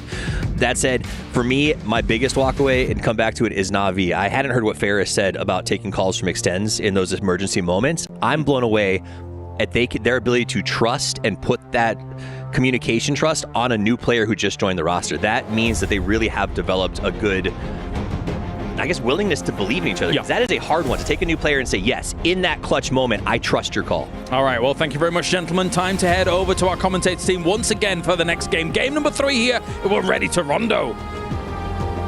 Thank you so much, boys. Great breakdowns as always as we get ready for Rondo, the first Rondo of this tournament. And with how chaotic the first Arangel was, I am a little worried about this Rondo coming up. Are we getting the double plane? Are we getting more shenanigans? Or will this ship start sailing smoothly from here on out? Ain't no smooth sailing. Yeah, I don't think so either. The shenanigans will be coming fast and furious all the way around. And those are some very relieved boys right there. That was some clutch stuff by the clutch man himself, Mr. Shrimsy. Yeah. As, God, 17 is... look, 17 is great, man, but the P90 is just it's a problem. It is an absolute problem when it comes to late game. That in the game, I didn't even realize that Shrimsy was like headshot, body shot, like literally like 8 HP. Yeah, that would have been the wildest 1v4 that you can have to like just instantly go 0 to 100 in momentum if you hadn't already up for the first win. That was a crazy showing from 17, a team who, despite, good performances as of late, I think were in a slump for a bit where people were like, when are they gonna start doing things? When are those roster changes coming through? Now showing roster changes? What are you talking about? We are as good as we have ever been. Yeah, you want to talk about it. You want to talk about pressure and teams that you go look at those Chinese message board and the pressure the 17 fans put on that squad. They are absolutely brutal. Yep. And for 17 to come in here and start off this strong, those fans will be happy. They'll be loving it. They'll be happier than Ferris was, because apparently Ferris thought that they should be doing even better. I mean, it's the art of perfection, right? Where you're never gonna hit perfect, but you will always strive to be there, especially at the top echelons of play. And in this lobby, you know the difference between a second place and a game that you could have won, a game that you maybe feel like you should have won if you were to go and look back at the drawing board of how you could have played things differently. And I love it. The fact that, yes, you can be proud of your accomplishments, but you're never satisfied. No. You always want to stay hungry for more, and I think that was the main takeaway from what Ferris was saying, as we see Navi on screen here, is that yes, we're doing good, but we want even more. Because we're going to need to do more in order to come out victorious in the end of it. Absolutely, they are locked in. Well, Sharper Esports, despite all the stretching did not equate to points so far through 2 games. 0 thus far points picked up thus far, as you said. But stretching doesn't do anything on the day of. It's like a long-term commitment, you know? I mean, it's, yeah. Well, yeah, you know, you can you stretch one day and expect to be able to reach your toes, you know? I mean, you got to do it for quite a while, and then you get into it in the end of it. Well, I think they're finding themselves like hey, everybody's excited to make it to the big show, and then when you finally get to the big show, and it's like, whoa, okay, maybe I'm not built for this ball. They still got plenty of time. Oh yes, to kind of get their feet under them. But the first through 2 games so far, at least, it's been a rude awakening for the boys from Sharper. AGAL, meanwhile, after that big start, the 4-piece for young Himass. Yeah. Not really a whole lot much more to speak of other than that highlight reel play. I feel like them, I mean, All Gamers Global and Full Sense have been in the same situation of being caught in those waves. We talk about how chaotic it can be in the first couple of matches of not just a group, but a tournament. Yeah. They have definitely been on the receiving end of a lot of shipwrecking in in these first matches. So it's about being able to either, okay, that's what we're doing. We are embracing the chaos. We are following that. Or do what we see the likes of BBT and Navi try to do and go, let's just do the widest of wide rotates we can do to avoid all of the shenaniganry that takes place. Rock Esports still feeling pretty confident right there. They've had a pretty decent day so far. Can't right in the middle of the lobby with 11 points. A little bit of a log jam right around that 11-point, 12-point spot right there so far through 2. But we still got 4 more left to play. And maybe we could see the Navi boys get a little happier as the day progresses. Maybe they can get that big win close. 2 games so far. Maybe Rondo will be the cure to what ails them. I mean, you know what? If Rondo is good for anything, then by all means, make the most of it, because I've still yet to see one team really become out as the champions of Rondo. But you know what? As we're fixing a bit of a tech delay, we will hop to a quick break, so we'll be right back for game number 3. More.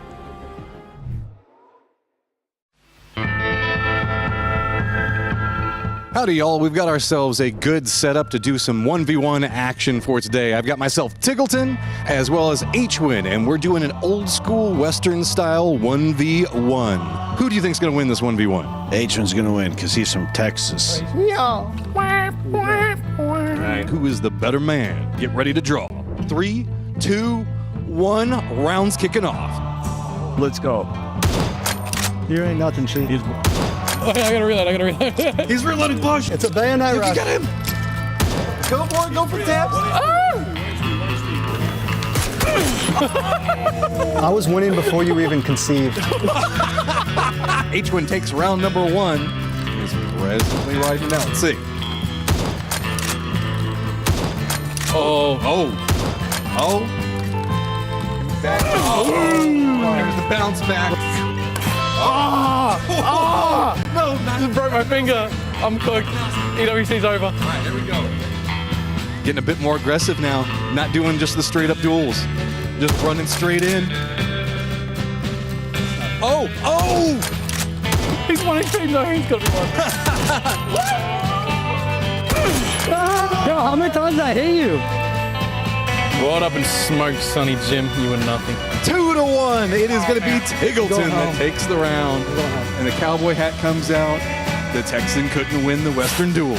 This is just round number 1, though. We've got a ton of different teams that we're going to be walking through. So make sure you stay tuned. We've got another one coming up in a second. Look, I'm not going to say they picked the wrong host. Howdy-ho! As Matchroom is amazing at everything he does.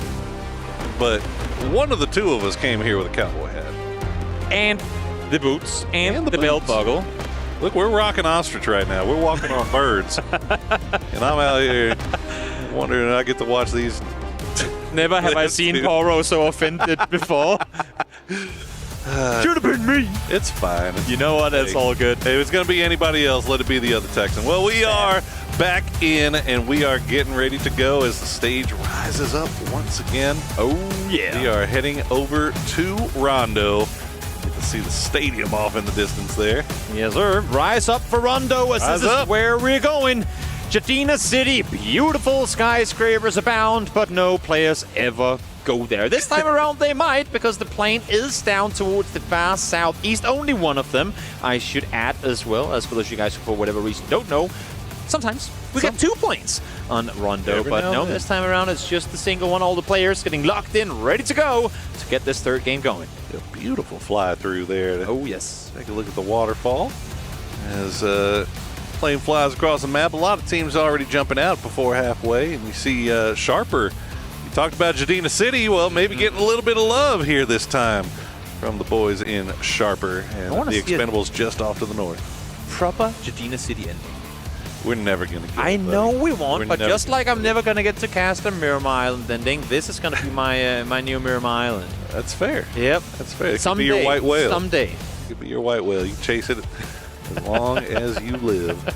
But I would love to see it as well. I'd love to see that verticality in play. Yep, it would be fun. Nonetheless, here we have it, team spread out. And for a third game in a row, no real early game shenanigans. We do have BB and Rock landing close to one another, but no vehicles being contested this time around. Should be pretty safe. Okay.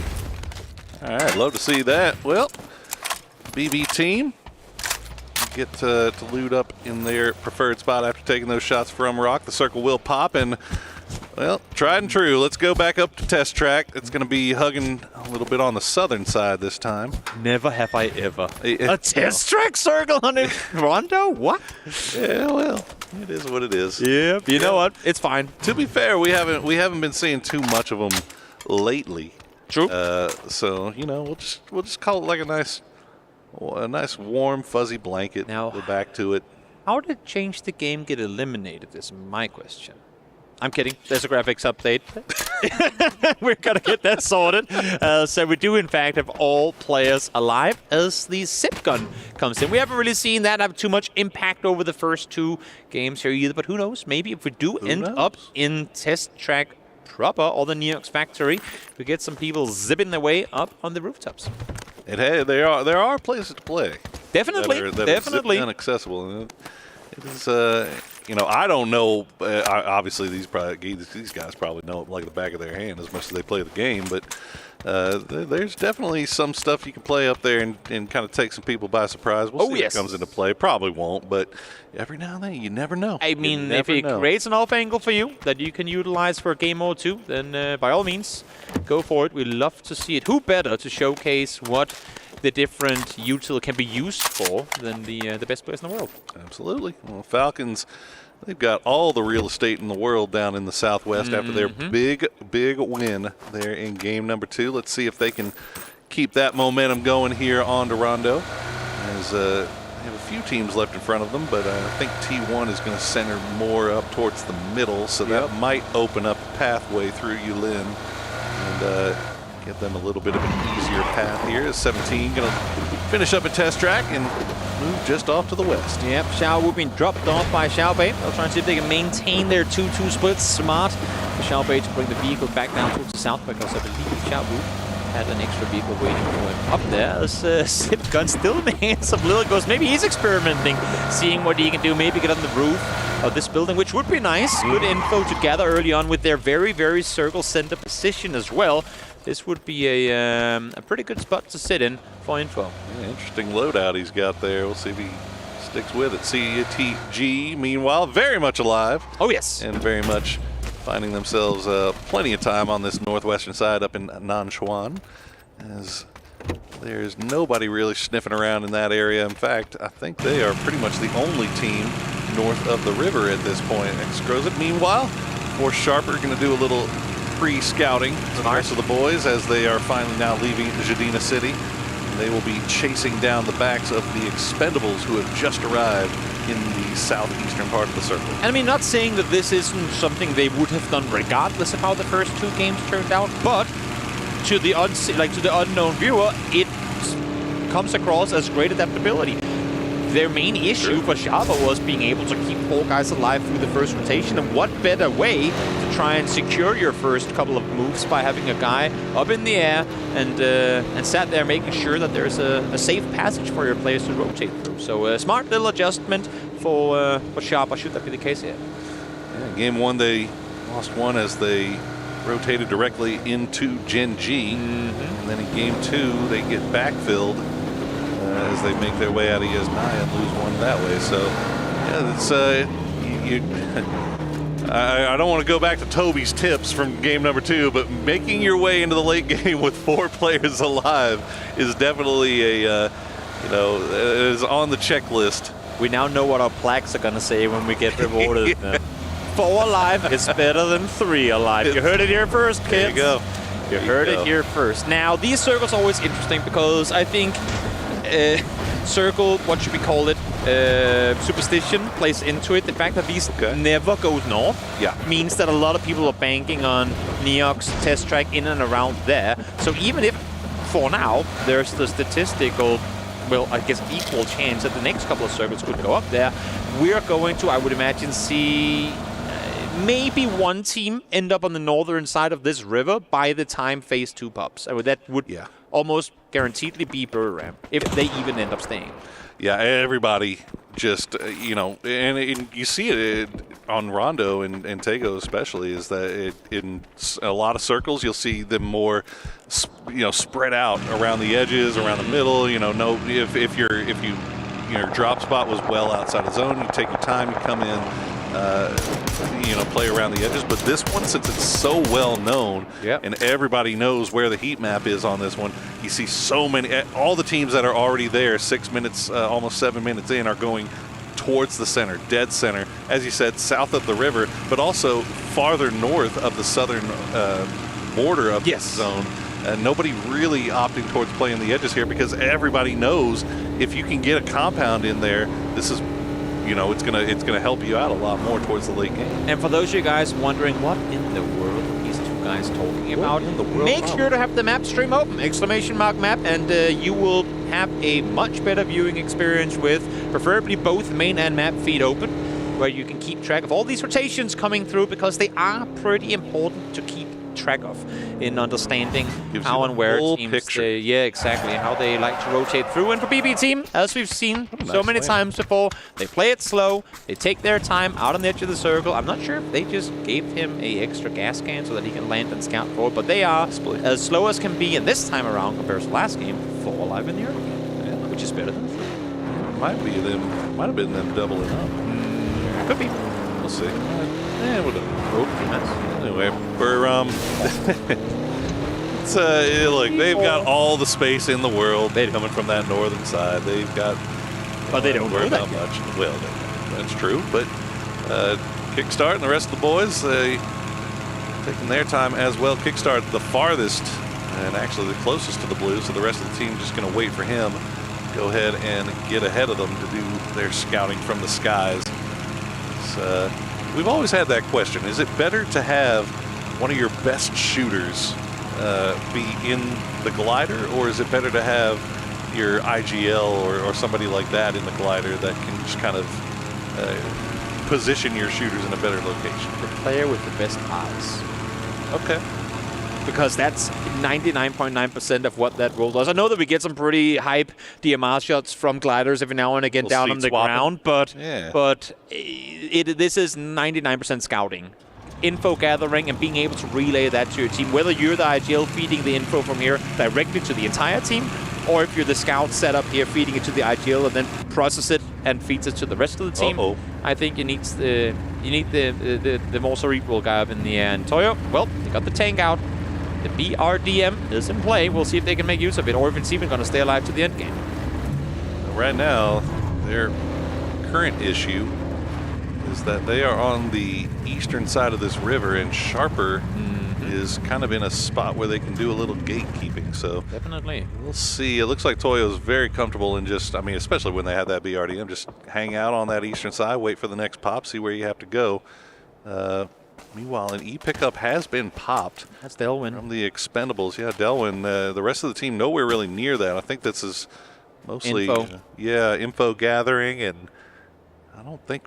I mean, even if this did hard shift over to the west, it's either because he sat down low right now, and there's a big mountain on his western side, so it's either just an extended zip line to the mountaintop, or it's him scouting it in advance. And oh my, is he going to need to scout in advance? Because look at this western hard shift. Buryram, the only one really blessed who's outside the circle, because they're just going to insta-backfill the rotation they just did to try and make their way back west. But for everyone else, there are so many funnels that you're going to be forced to drive through. And if you're Na'Vi or 17 out on the edge, the two teams miles ahead of everyone else right now, they're going to be feasting on teams coming through. And already I'm saying, look at the spot that AGAL is in. That is that compound right there on the roadside, just to the south of the stadium. We've seen that become a huge player so many times in the past in circles like this. We'll see if it continues that same direction as the stadium circles go. Delwyn did take the E pickup, and he is up in the skies. He'll drop down towards the center as Dickleton and the rest of the Falcons have found their way in, and they've also found a doozy flying around. I was going to say, Delwyn can only fly so far because his teammates are like, bro, we can't keep up. We need to try and dodge and weave all these teams down below. And he's actually been forced to leave quite early, but now he comes down to the ground. So said Panzerfaust in hand. Will connect, but not enough to take out Duck Juice, and now the push comes through to follow. Oh, no, the rest of Na'Vi. Rest of Na'Vi in vehicles, and if Sosic can keep this going here just a little bit longer, he's going to have support. He's only got 5 HP. The peak not coming through. He'll go down in the end of Clories, and the rest of Na'Vi have now arrived, but it's only Fairest. They're trying to collapse in the building, but they're doing so too little, too late. Sosic already down now. More damage is coming through. Extends down. Fairest down. Duck Juice doing God's work with nades in hand. Will throw with the third as well, and Hakatori is only now coming down to try and fortify, but I don't think there's a world where he makes this happen, and no, he has to dip. He has to concede this one, and this ain't the game that Na'Vi was hoping for sure. Man, that is rough. That is absolutely brutal. And I mean, the Expendables pay the price. Oh, and Hakatori gets spotted by Flame too, so he can't even stay alive for the late game. So there you go, one of our lobby leaders down very early here on Rondo. If there's a team you don't want to reactivate, I mean, we're talking world champions right now, Expendables. Not off to the most aggressive start of this tournament. 9 points is what they were able to get on the first 2 Arangels, but getting 3 points early on here. I know they lose 1, but now with a decent east side position as well. They might be onto something here on Rondo, even if they're down to 3. We'll see. Rock Esports hugging that southern wall. Still got plenty of room around themselves to play with, but BB team rather, best of luck. And the rest of his boys just off to the north. So we'll have to keep an eye there. Khan and the rest of Buriram still coming in from that northern side. Yeah. Looks like Khan will spot out that the river crossing is free. Now he will spot out Gike, Quizzy playing around on that hillside. And, other than that, it looks like Buriram coming in very late from the north. Going to be fairly safe. It's a good player to try and suppress, because if they come up and claim this hillside now, Quizzy up to stay, but look at the minimap. They're all sending it. They know it's a solo, trying to make his way away from here. Quizzy's running for his vehicle, but there's an entire team pulling up on this hillside down to just 14 health now. 3 cars coming in. There should be no way that Quizzy survives that. No, he doesn't. Great read from Khan in this guy, and great call to say, guys, he's not leaving. We're going to get this for free, and nothing GK can do to try and fix it.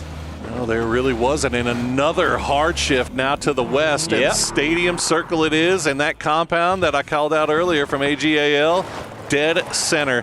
And they are in a good position here as everybody off to the east, off to the north, now having to find their way in. Nobody in Stadium proper as Buriram about the closest. They're just hanging around the edges.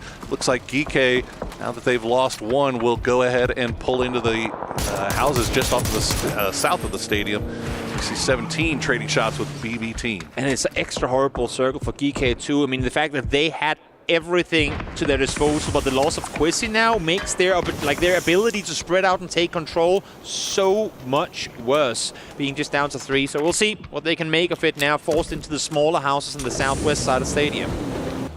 A number of teams just running into each other right now. Changed the game. Fortunate that they were able to make their way through Gen G. And so far, so good, but Bean still has eyes over in that direction. The rest of Gen G over in Bamboo, just off to the east. So they're not 4 strong, so Bean being very, very careful about how aggressive he wants to play here. Yeah, it's an awkward situation. He ran out for the level 3 gear, I believe, and then when he sees an entire team rock up, it's like, I gotta do something to suppress. I can't just run back towards my teammates, but able to do just that and get back safely too. Expendables have popped a E-pickup, but they are also getting a revive. They're getting their knocked man, and they will be back up to full strength if they can get back into this zone. Remember, they dropped earlier, ran into Navi, lost 1.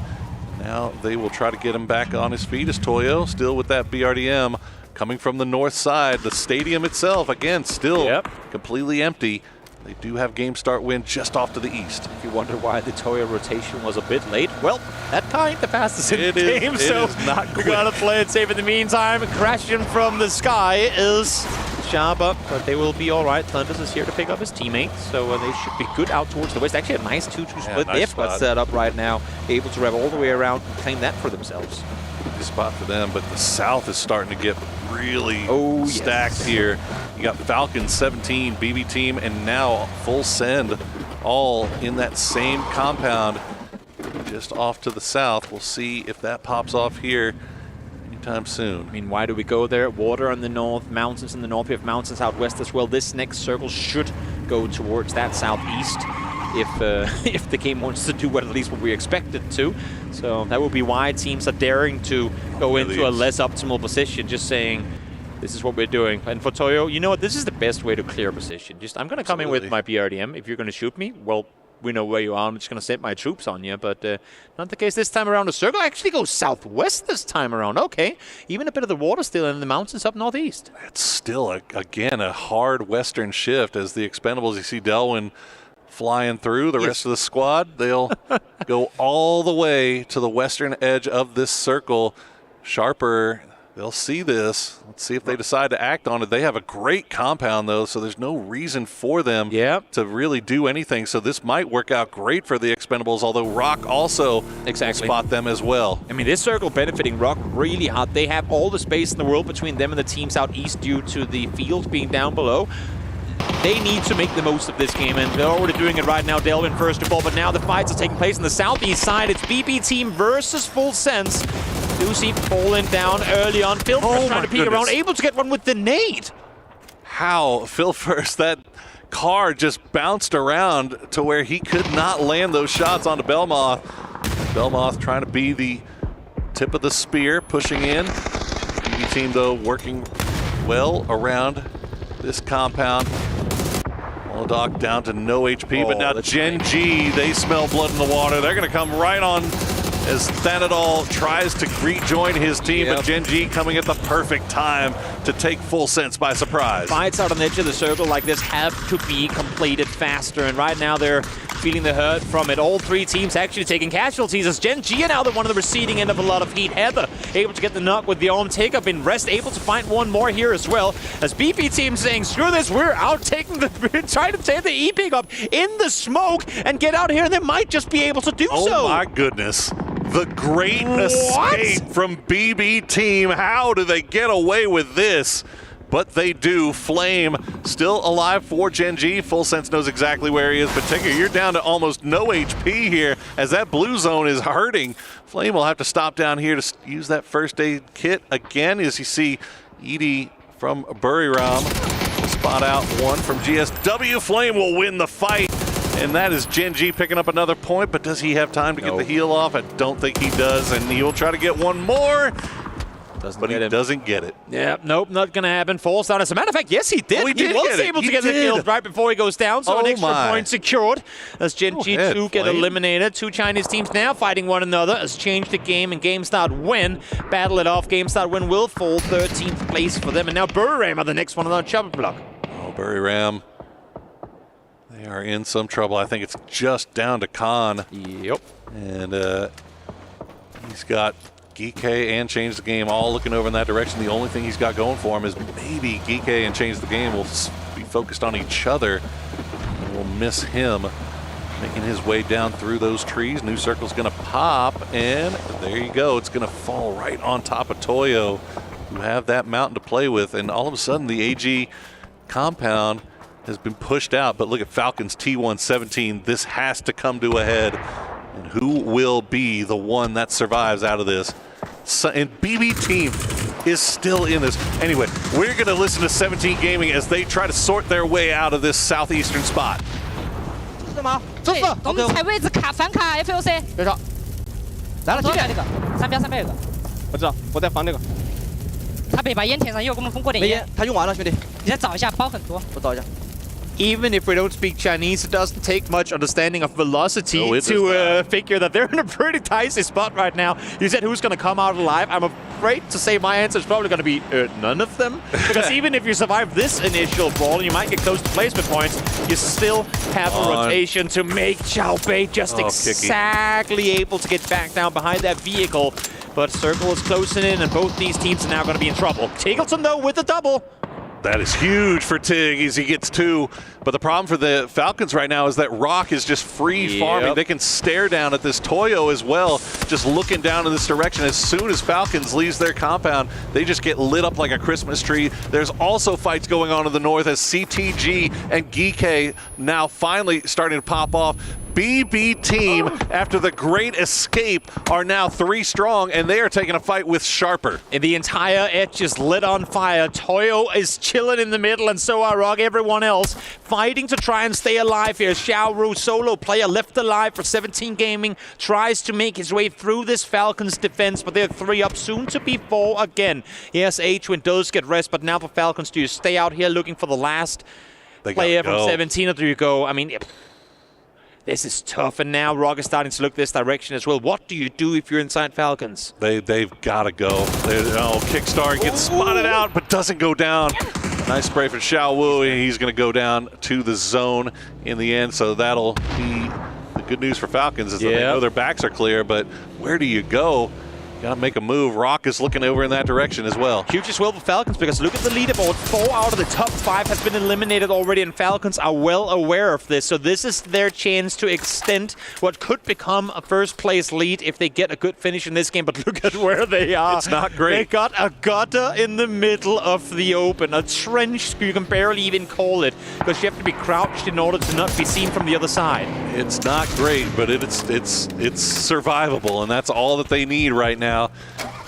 Has pretty much everything other than them. I mean, they have control over the east. Now, all gamers have left their compound. They've sent 3 up to the north, but they've sent Haisaki down to the south, looking over in this direction. Obviously, Falcons not super comfortable where they were, but it was a place that they could stop long enough to heal, and now they've got a little bit of a foothold into this next zone, which has popped right dead center once again. Is it worrying that there's a full health BRDM in the center of this next circle? I mean, you're not excited about it, that's for sure. It's a little terrifying because everyone's going to be playing on foot from now on. We'll see when it gets utilized. It's pretty good for cover for now, I would say. But also, honestly, I'm surprised Rock hasn't done more to try and prevent Falcons from getting inside the circle. Maybe they've been afraid that Expendables were going to wrap on the western side of them, but they've been playing it very carefully, and now they're the ones outside circle. Falcons with the foothold inside. Yeah. So Rock, I was hoping to see a little bit of that South American aggression, but I think on the brakes for now. I think Toyo may have taken a few shots down there, but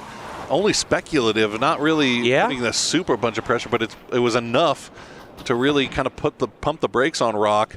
Any plans that they may have had. Meanwhile, all gamers push right on the doorstep of Toyo. Capitan and Benya looking off to the north, trying to see if they can get involved. Haisaki is going to go down to Shrimsy, and now all gamers starting to wrap around on that low side of the mountain. They're going to come face to face with Falcons. And if Rock weren't going to aggress before, now they have to. If you realize that all gamers Global and Falcons are fighting on the north side, you need to swing on this. You need to third party. Let's see if they're going to do exactly that. Kickstart This is going to fall. Him as falls as well as they peek on over. Strimsy able to find one more as Tycon falls. Huge, and they're getting a little bit of support here from BB Team. Yeah. Off in range on the north side. They got shots into the back of All Gamers. Destroy now the last player left alive, and Rock is able to make the push here before the res can come through on the kickstart. Has H-Win gone unnoticed? He's still down in the gutter on the eastern side. If they don't realize that he's there, he could see 1, 2, maybe even 3 and take him out. They're all on top of each other and they're running straight past him.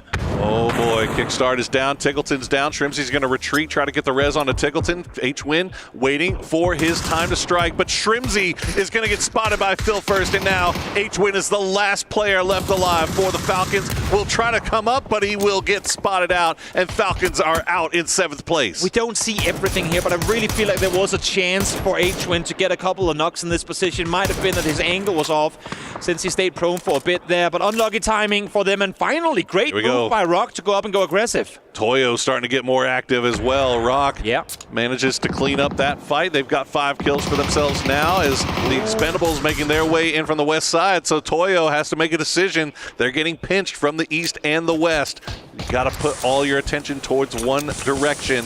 And it looks like Capitan is trying to take that fight over to Rock. Worst case, put a guy inside the BRDM and just have him sit there. Yep. That's your top 3 guaranteed right now. We'll see who's going to see. It's, I believe, Benya who sat right next to it for cover. Yeah, he's scouting. They're going to utilize it or not, and now he gets the circle center as well. Oh boy. Fights will continue on the southern side. Best of luck alongside. It's a big trade. Yep, Sharp up on the northern side trying to make their ways on in as well. And they're still with a little bit of time left remaining, trying to pound some people on the edge. Oh, Sharper is in a beautiful spot right now. They have time to wait because the Expendables is trying to third party onto Toyo, and it is working. They're going to lose one as Emmy will go down. Tanbu will get traded down by Thunders, and now it's down to just Clories for the Expendables. He's got Rock down his sights, will get Solds low, but doesn't get the knock. 7 kills for Rock. Yep, Cloris is inside circle, wanting to get back now to res his teammates, but it's too difficult for him to get across that open stretch. Sharp, a smart, aggressive play on them now to go over and claim that northern side of the hill, the northern side of the circle. 2 send over, still with Thunders holding the back safe. Okay, Rock still with 3 alive. Toyo down to just Capitan and Benya, but they have the high ground. They've got the BRDM. And that is saying something. Still 1 alive for All Gamers. Destroy just laying low, trying to play for late game. Best of luck. Doing the same for BB Team, but he's got a long way to go. And Sharper is still looking off in that direction. They know that there is 1 left alive. They would love to secure that point for themselves as they will take their spot on the north side of this zone. I can see Benya vehicle logo on the bottom left. He's just sat in there, goes, "Oh boys, I wish you would. Come at me, I dare you." As long as you don't bring a C4 or Panzer, of course, then I think for now it's going to be all right. Best of luck. I mean, this is what... wait, they don't know. I was going to say they're doing this because they're waiting for Best of Luck to cross over, but now Rock spots some shots fired on the northern side, and thank you, says Thunders, because Best of Luck was able to get one, and maybe that's going to allow for Rock to push further around the north. Somebody's got to be looking at the kill feed. And Rock, they're still looking off to the west, and looks like they're comfortable holding on to their little spot here. BL and Solds will try to continue to move around to the north, but remember, there's that last player for All Gamers, Destroy, just hiding. It looks like Sharper should be able to get this res onto Jedi. As we're down to 5 teams, 10 alive, 2 solos, a duo, and the triple from Rock and Sharper. This is still anyone's game. Oh, yes. Definitely. That BRDM, you got to imagine, is going to have some kind of the later in the game. On the end here. The later in the game we get, the more win con that BRDM becomes. So we'll see. Benya still sat in there, of course, jumping from seat to seat, scouting, trying to be the eyes for Capitan to play it safe as Cloris now first mover, trying to flank around the western side, but Excrosit, you'd have to imagine that he's anticipating this. There's no pressure coming through from the east. They should, if they've tracked it right, know that there's still 1 All Gamers Global player up that is sat in between them and Rock.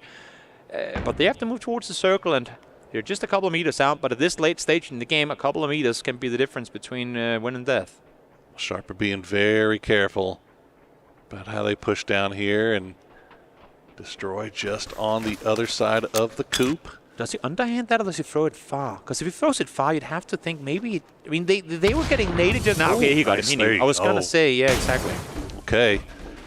cleans up one problem. Yep, buffer space for them. They know they now have opponents outside nade range, which is crucial. Spots them as well. Yeah, they also spotted Rock kind of peeking around on those ridges as well, so they know not to overstep their bounds. They've got a good ridge line that they can play here. Let's see if Rock will blink first. And they'll just trade shots for the time being. Toyo perfectly content to sit here and wait for the late game. Clories as well.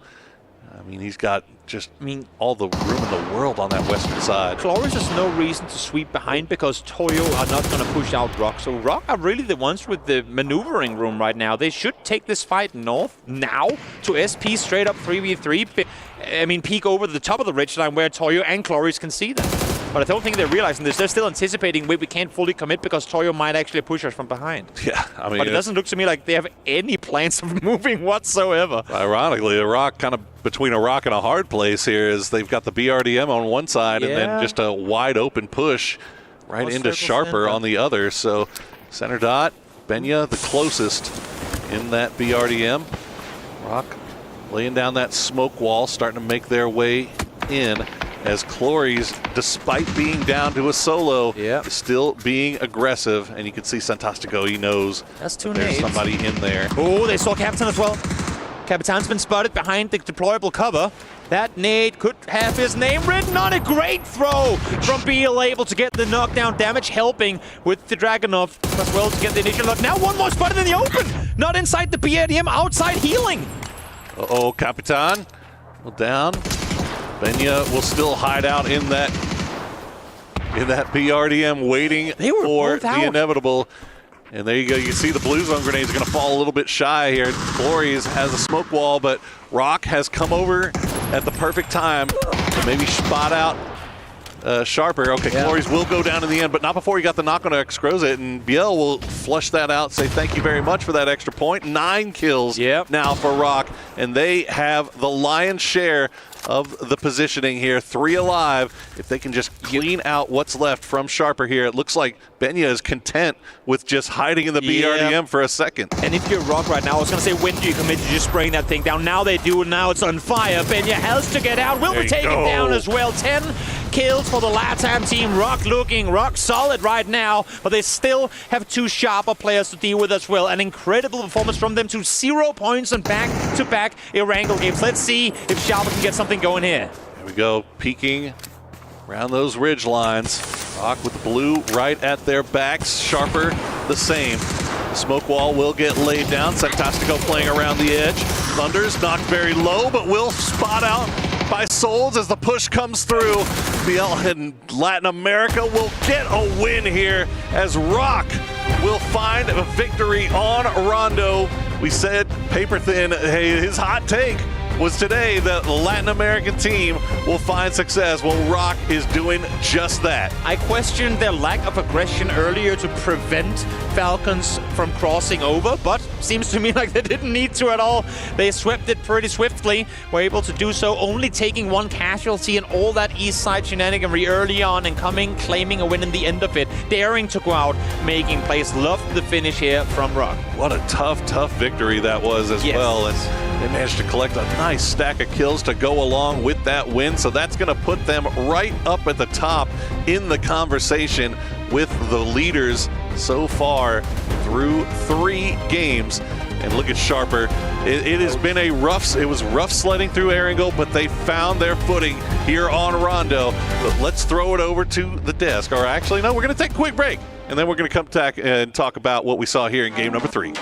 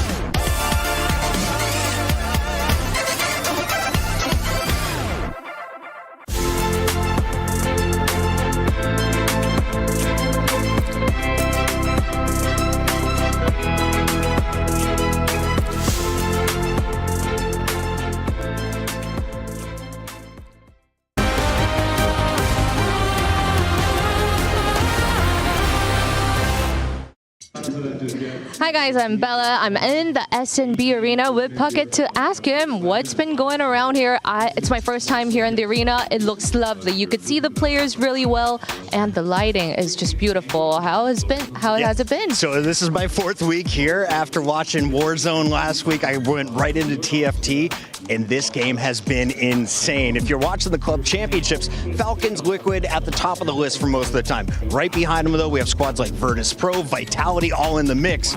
But on day one here, all of our favorites were getting upset by teams that no one really expected to come out of the woodwork and do damage. Oh, that is lovely game. That is the gaming that we all want to see. And I also heard that there was a little update on the club championship situation. Yeah, Falcons officially out. So they are no longer here in TFT. Team Liquid still on life support. Virtus Pro on life support. Vitality, they just won their most recent match. They may be the team to watch. Oh my goodness. Well, that is some tea here in the SNB arena. Thank you for joining me, Puckett. Absolutely. And we'll see you next time.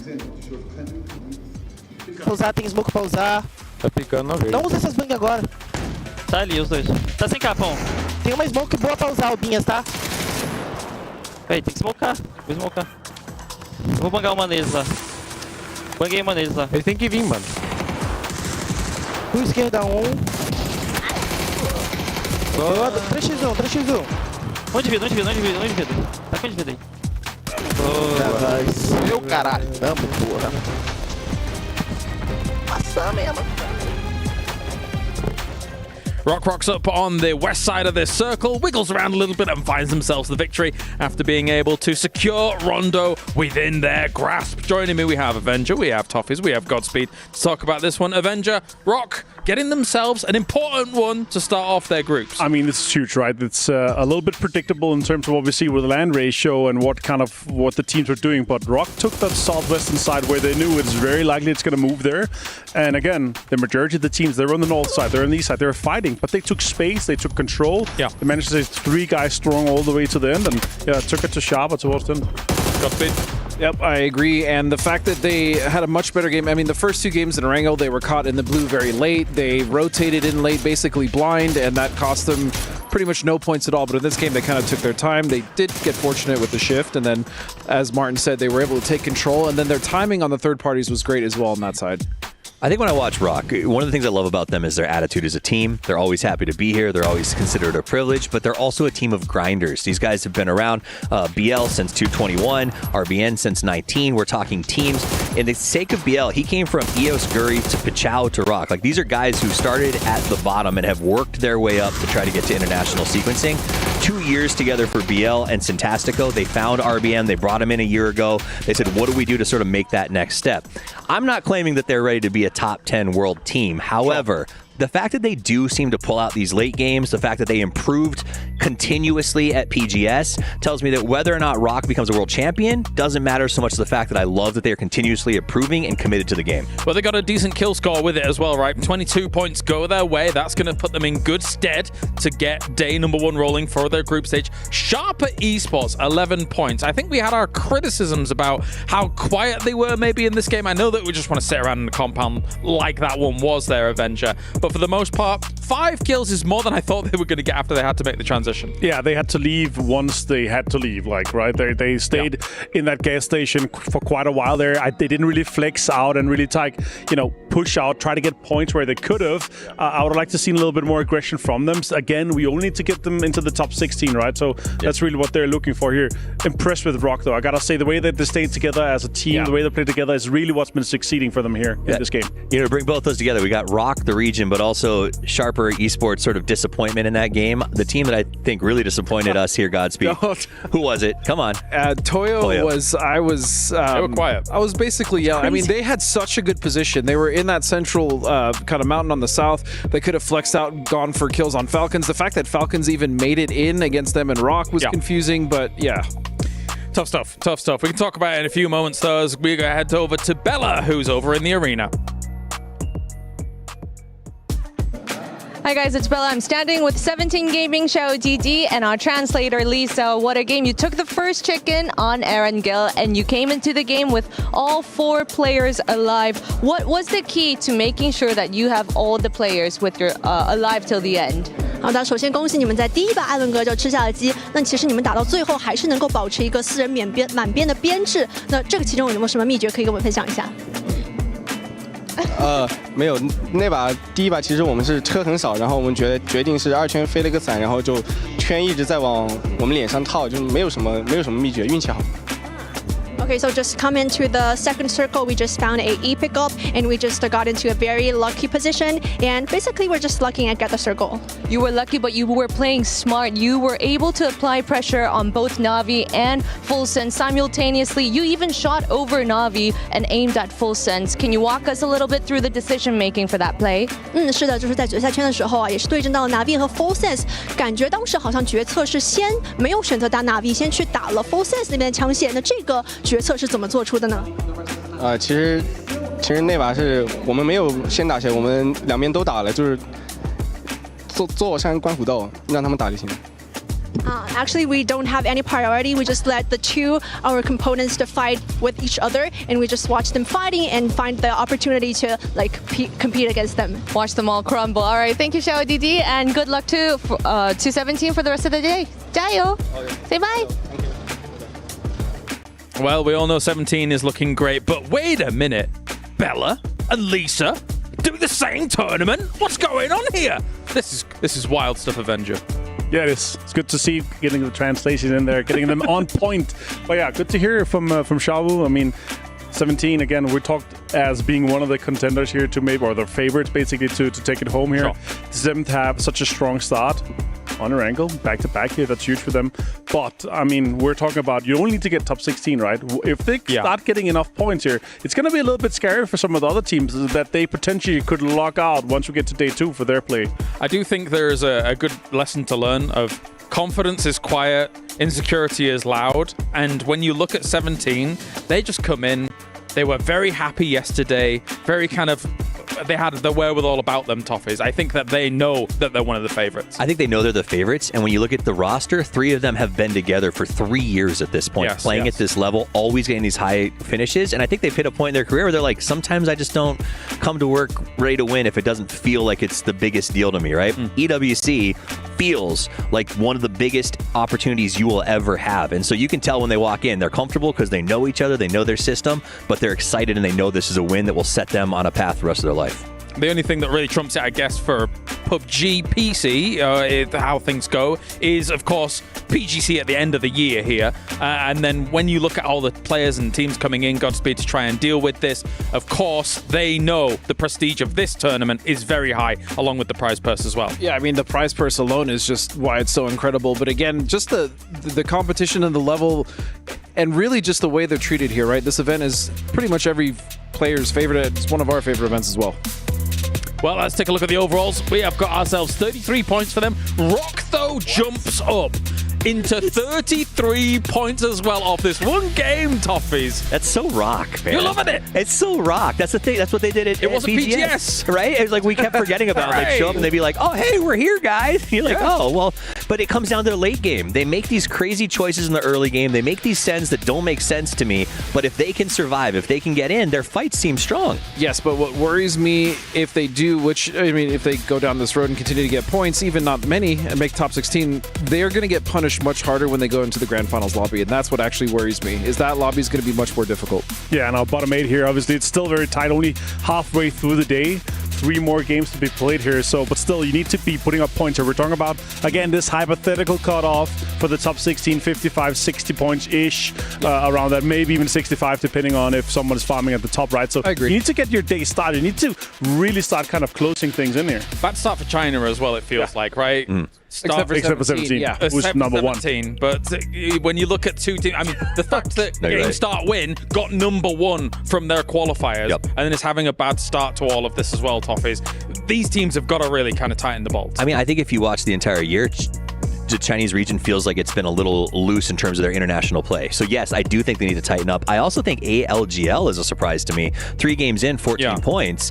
Yeah, they had some big highlights with him wiping Geeke, but it doesn't feel like they're clicking in as a team. They're playing as individuals, and that's not going to win a tournament like this. There must be some land rust, surely. There has to be. But I mean, PNC is a very different thing with guys like Himas being able to go and see that. The other guys around Himas here for All Games Global, it's not easy. It's got to be a Tycon turn on for Miramar. Like, if it doesn't do it here in Tego, it's got to be on Miramar. Like, he is such a good DMR player, right? The Tycon turn on. Will he do it? I like it. I like it too. All right, we're going to head over to the stage here. We've got Barney and Bella. Good to go. Welcome back to the Qiddiya Esports Arena, everybody, where we are halfway through day 1 of the group stage. And some of our teams have already kicked things off with a bang. So, Bella, why don't you take us through what's happened so far in map number 1? Well, the first chicken on Arangel went to 17 Gaming. They got 18 points and having a great start here on the first day. But what caught my eye was Na'Vi. They came in 3rd place with 8 kills. They got what they can when they can, and it was pretty impressive.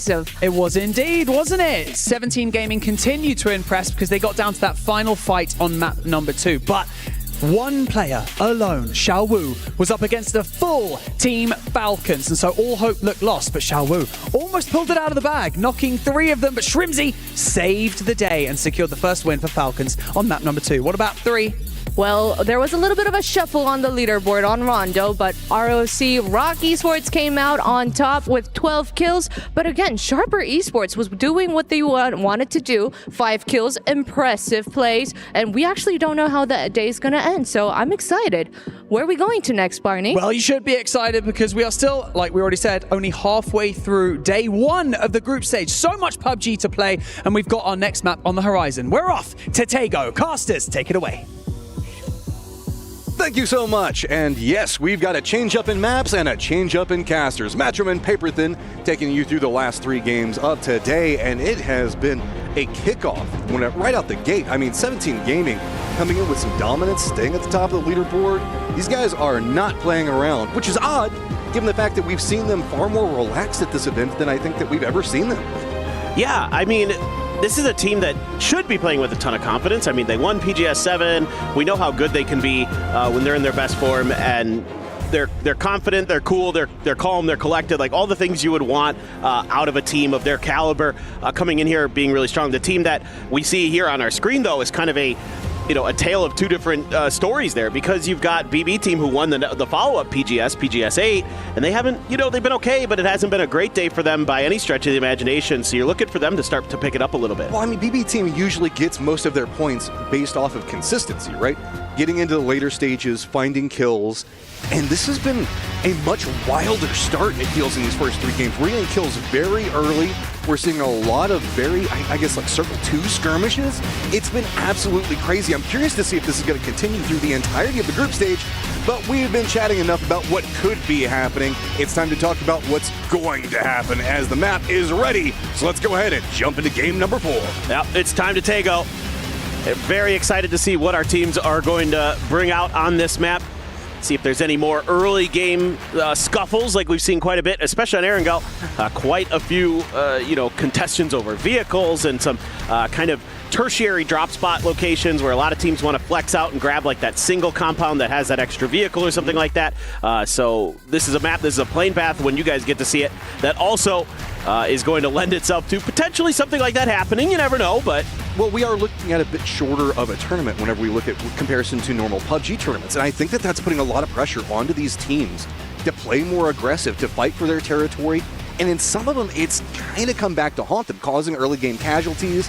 We haven't really seen a big chance for people to be going after blue chip style stuff. Right. And it's kind of made it to where you hit this mid-game crash of teams just kind of trying to throw themselves into the circle and just losing people left and right. Yeah, it is kind of funny because I think some of the teams maybe took the wrong lessons away from PNC when we first had, a lot of this stuff come into the game with a lot of the new changes, that maybe there are certain things you can get away with, like going for hot drop contestants being kind of okay with losing a player early or something like that. But you can see here when we get back to kind of the more teams that have played with each other for a long time. Ooh, that's a nice circle to start.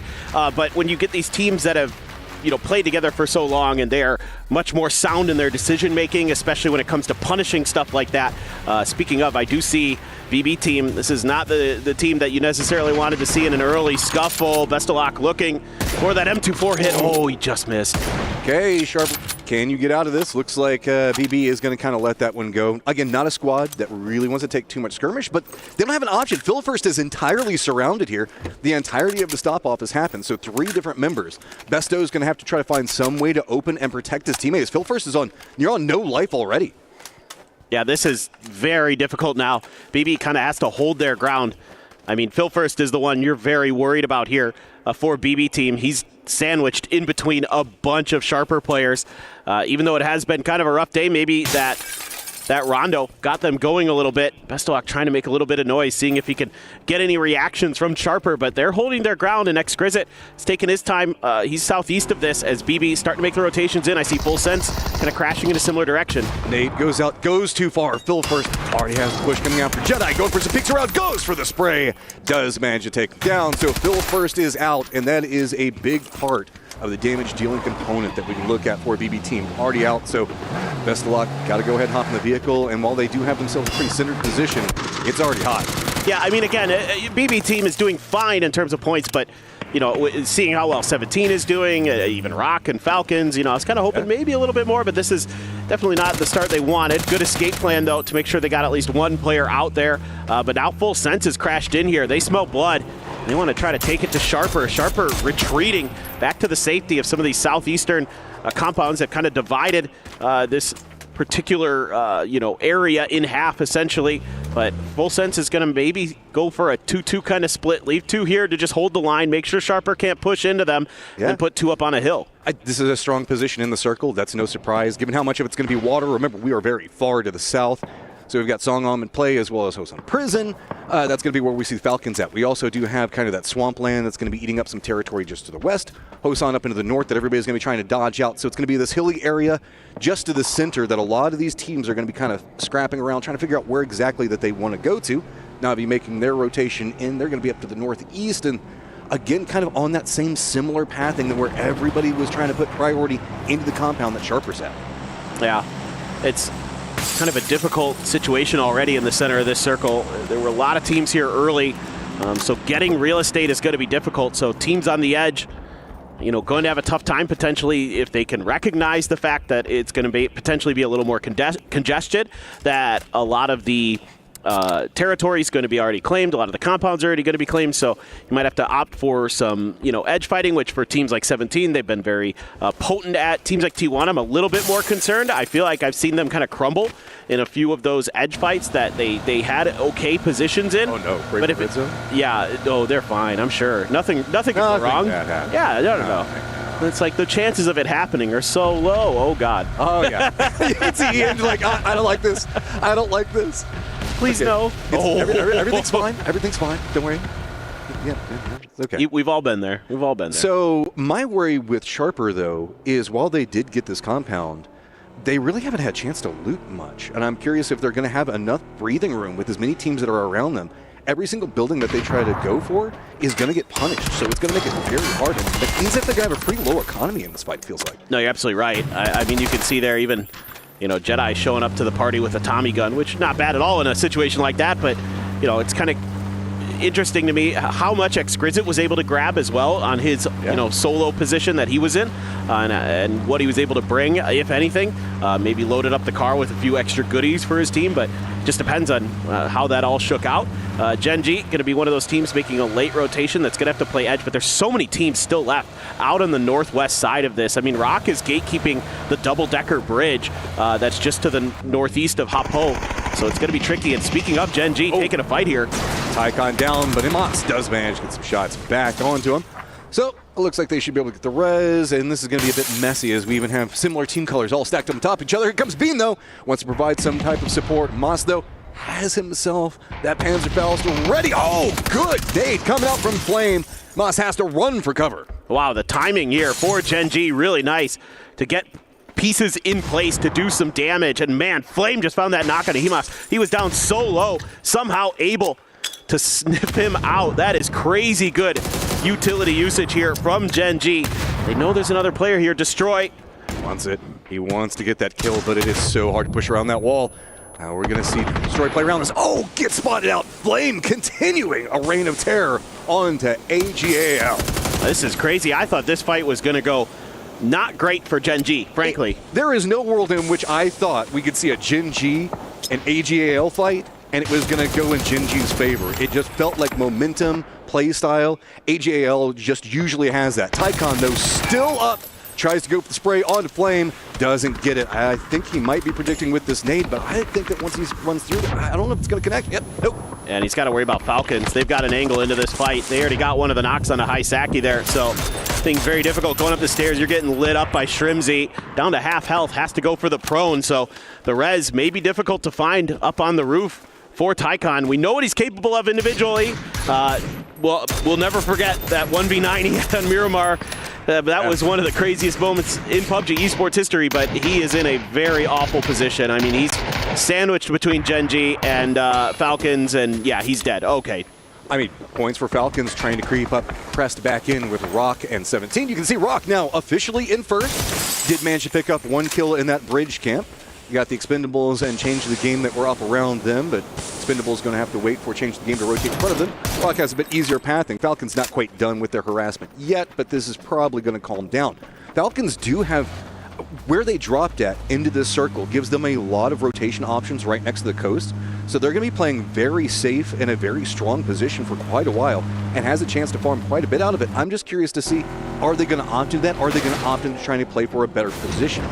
There's two different ways you can go for it, because really, yes, you can kind of fight your way in, but it is just so compacted in the center of the circle. Yeah, I mean, I think the name of the game here for Falcons is rotation control, making sure that other teams aren't going to be able to wrap from your south or north, making sure that that road, that intersection is under your control, and that you make sure that you're directing traffic. And I 100% agree with you, and it also gives you the pivot like you're talking about, where you can go one direction or another. Like the southern rotations can be really useful on this map. You see it all the time where teams go all the way down to that southern road and can find avenues into later circles if necessary. I mean, we're looking at right now two different ways. We've got Buron that is coming over here, and then DK that's running their 2-2 split. Well, I say kind of 2-2. I think we saw them in a glider a second ago just trying to scout out ahead. So they should find some Rock doing a bit of rocket and rolling in their vehicles, but they should be fine. They're going to come over here next to the swamp into the northwest. Really, it's going to be change the game that could be kind of close to them, as well as Gen G, who has managed to get out of position and should be a bit safer where they're playing for the time being. Yeah, do see one team up in the air right now in an emergency pickup. Should be just past the middle once this circle closes here for GSW. As kind of going to be difficult to find. Again, stuff in the middle. There is one compound next to Toyo that's open. I will say that Rock can sometimes play a bit passive. We saw that during the PGSs. Yeah. After the success in that last game, we're now seeing them kind of set a pace. Doing bridge camps. Yes, they are still coming into the circle a bit late, playing for position. That's their bread and butter, right? but it's a more aggressive shift in the circle, too. Way down into the south. Songam still in play. Buram, DK feeling pretty good. T1 going to go ahead and recollapse. Toyo's going to have a hillside to play from. 17 already in it, but Falcons going to have to deal with Rock rotating very close to him. T1 has to just set up a barricade here on the north side of Songam. Don't let anybody get through you. You have to hold the line. Meanwhile, GSW trying to just get in there somehow, some way. Buriram has eyes on it. They're doing damage. They do find the knock, but it's not the confirmed kill. Xiaotong was low enough that he's not confirmed dead just yet. Will they be able to get the res? Hard to say, but it looks like maybe they're good to go. Oh, well, there's in the red zone. Right in the middle of all this. Yeah, right on these trees. GSW suffering from some gunshot wounds. See if they can manage to get out of the red zone before that does its own set of problems. Most of the other teams look like they've managed to kind of hunker down into some type of cover, but there's a lot of vehicles in this rotation. It's just going to be pretty bold. How ballsy are you? Can you just run right through the red zone to get to the cover you want, or are you going to stop off for a building? This is going to be hard to make some choices off of, and a lot of these teams are kind of stuck in the middle of it, even on foot. Yeah, this is just really nicely played by Flame as we're getting a quick replay. There's a lot of teams trying to get into this next circle here, but hard to do it better than he did. Found a great angle there for that grenade from the stairs. That's really nicely managed, and Full Sense probably needs to spread out just enough that they're all not going to get knocked by a red zone if they get unlucky. You got GSW there right next to them. 2-2 split. They did get the res to come through, so yeah, they're A-okay there. Meanwhile, Rockas, they lost a player to the camp there from Falcons on that crossroads. C-17 trying to gatekeep out Navi, who's trying to get a bit closer to Songam. Not going to allow that too much more. Full Sense trying to sense where exactly this red zone is going to land. Like clinging to trees and life and safety and providing it for the time being. Late rotators we've got in this are going to be Rock, Jin Ji, and really the Expendables, but it's kind of the carryover of that Rock gatekeep that we saw just a moment ago. Full Sense feeling a bit better, now starting to do a couple of peeks up the top. GSW, they haven't even been able to get the feet underneath of them yet. This is harsh. This is tough. I mean, the problem for Full Sense is they want to take this fight to GSW and clear them out of their territory, but Toyo has an angle into that when they start taking some of those peaks, so they might have to try either to just back off or try a different direction. You want a smoke stick come out for GSW, so some of that pressure will have an effect in terms of diminishing some of the util that your opponent might have later into the game. So, it's not too bad for Full Sense, actually. And this is a very important hillside. Whenever we look at how much of the circle is still water, we're going to have to make some assumptions that with this being pretty much centered, it's going to still continue to hang around here. So you need to make sure that you're keeping up your ammo, everything else like that. And GSW kind of is doing a good job on stalling out enough with what's going on with Full Sense right back behind them. The Full Sense has to be a bit cautious because changing the game might be able to spot them out, or even EK, depending on how much we want to see going on. PWD just kind of roaming out over the water right now in his glider, feeling pretty good, seeing if he can spot out any rotations coming back behind it. But it's going to be Spyro that did spot out the Expendables in the red zone right now, but we'll see if that has any measure or meaning in a little while. Looking to see where the next circle goes. Another red zone shifts right on top of the poor Falcons.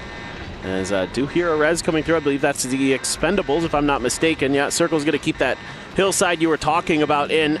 Yeah, a lot of these circles that end up this south end up just west of Songam, so kind of just going to keep your eyes on that part of the map. But there's a lot of territory to work with. There's a lot of hillsides, a lot of trees, so a lot of options for these teams to play with. Genji in an emergency pickup. I don't know.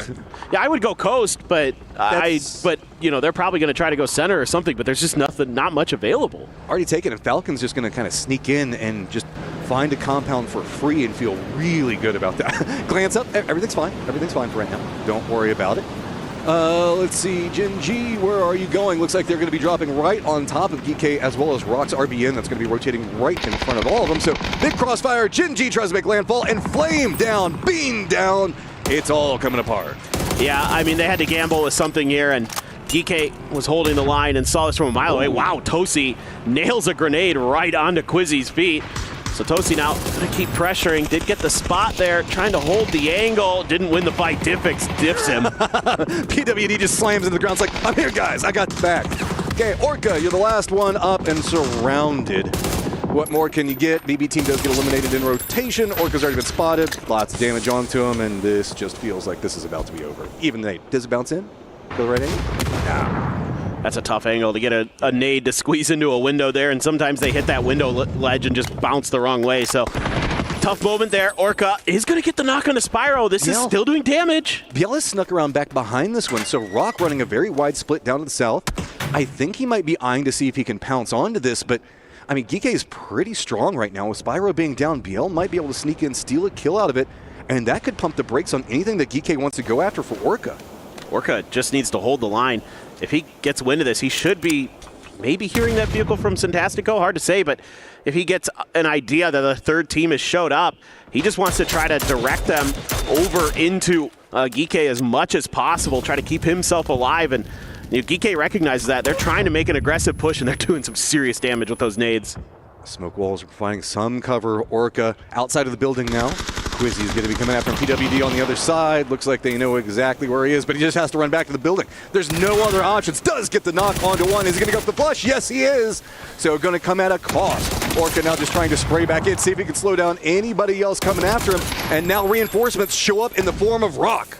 Oh, I love this from Orca. He's playing this so damn well. And now Rock has a real opportunity to get some extra kills and get some great territory for themselves. Great decision-making from them after losing a player early to the Falcons. They've got this fight completely corralled, and oh my god, Orca still surviving. Toilet just saved him jumping over here. So it's enough, man. Pressure is on, and he's doing a great job of just trying to survive through. I say that and runs right into PWD. New targets, though, is it is going to be 2 members up for Geeke, and now dealing with Rock right on the edge of the zone. Song-Om no longer in play, and it did go west like you were talking about. So Song-Om with the Expendables. Buriram and T1 all stacked on top of each other. Up to the northeast, we're going to have Na'Vi, Toyo, and 17. Over next to School, we're going to have Sharper as well as Falcons, and this is going to get messy in a lot of different areas. Yeah, I mean, the circle now not going to offer much more protection. Diffix with a good spray. Up and over, RBN answers, though. Good stuff from him, as you are now 4 strong here for Rock. Do have that Panzer, looking for an opportunity to use it, but fight's already over, so all's well that ends well. Rock with another great timing. I mean, just rock solid performances coming up from them. They know exactly what they want. They're playing to their win conditions, and they're playing confident. It feels like that last round has given them more and more, and if they can just continue chomping at every single thing that they can take, this is going to be a very scary team. Oh, yeah. No. I mean, that's why I was big on them when we were talking about our hot takes, quote unquote. I mean, I thought for sure, Rock in particular is a team I have my eyes on during group stages to play with confidence. They play well. A little bit of a slow start, but once they got that one good game, they're right back to kind of, right as rain. So well done by them. Biel, again, going to be fanning out to get some space. Little does he know, there's nobody around him, so he's actually going to get tons of information on what's free and available for him. Totally comfy. Okay, Song-Om fight. Here we go. The Expendables trying to brute force their way right in between T1 and Buriram. Buriram playing it slowly. They've got themselves right along the edge. They do have one of their members that is inside the new safe zone, and they have a building that they can kind of hunker down in for the time being. T1 playing just to the north of that. So you can see the Expendables don't really have too many options. Delwin's playing very far to the south. He's already been spotted out. Dutch's just going to be the north of him. But this is just kind of awkward all around for the Expendables. They don't have an easy pathing into this, but they really just want to make this specific push, and I don't know. I don't know if they have the vehicles or anything else to make anything else happen. No, they just have to fight for every square inch. They are charging forward, Smokes and Utility out to buy them a little bit of extra space, and Buriram is going to respect it, but now Buriram stuck between T1 and the Expendables. Going to be a very tough fight for them, even if they're able to keep the Expendables at bay. This is a really smart push coming out from the southern section of the Expendables. The way that they have forced Buriram up a bit more into the north means that the Expendables are no longer playing the pinchy position. They're forcing Buriram into it, and the more and more contained that Buriram is becoming just makes nades that much easier, throwables lining in, and you can see it's getting more and more complicated because T1, who've been looking over into the north, finally can start looking back down into the south. Oh, these are some great nades from Buriram. Delwin here trying to find an angle. Tanvu stuck. Oh, that was great timing for Tanvu. The drop shot is good. Khan is down. And Dynasty gone. Delwin able to deal with him. And TE, I mean, we saw it at PNC. This Vietnamese team can frag in close quarter situations, and they are just not stopping. They might not make it all the way into the circle, but they're going to take down whoever they can and bring them with them back into the lobby. Delwyn lined up against Eddie right now. Nades going just a bit too far, finally does connect. So Eddie takes down Delwyn. Going to be able to get some more contain in this controlled area. Spots Altango as well.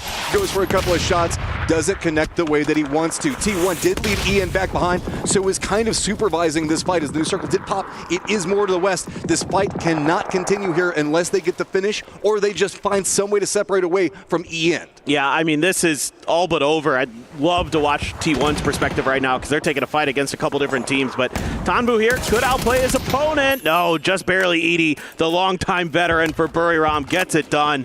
4 kills for them. And you know what? That's making the best of a bad situation for Buriram. They were in trouble. That's opened up even more of the south for Rock to play with, though. So they've got more space, more control. Up to the north, it's going to be T1. They've got Toyo just to the north, and to the west of them is going to be Full Sense. They've been peeking up over this hillside every once in a while.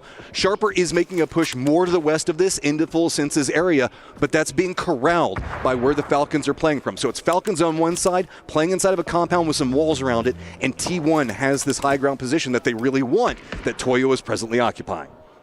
Yeah, this is kind of a game of chicken up on the northern side. Like, who's going to make a move first? T1 there, 5 kills already in this game, doing a nice job. Again, doing exactly what they needed to do. Control the edges of Songam very, very nicely. Play contain, and then they can break out and find much fairer fights on the back of it.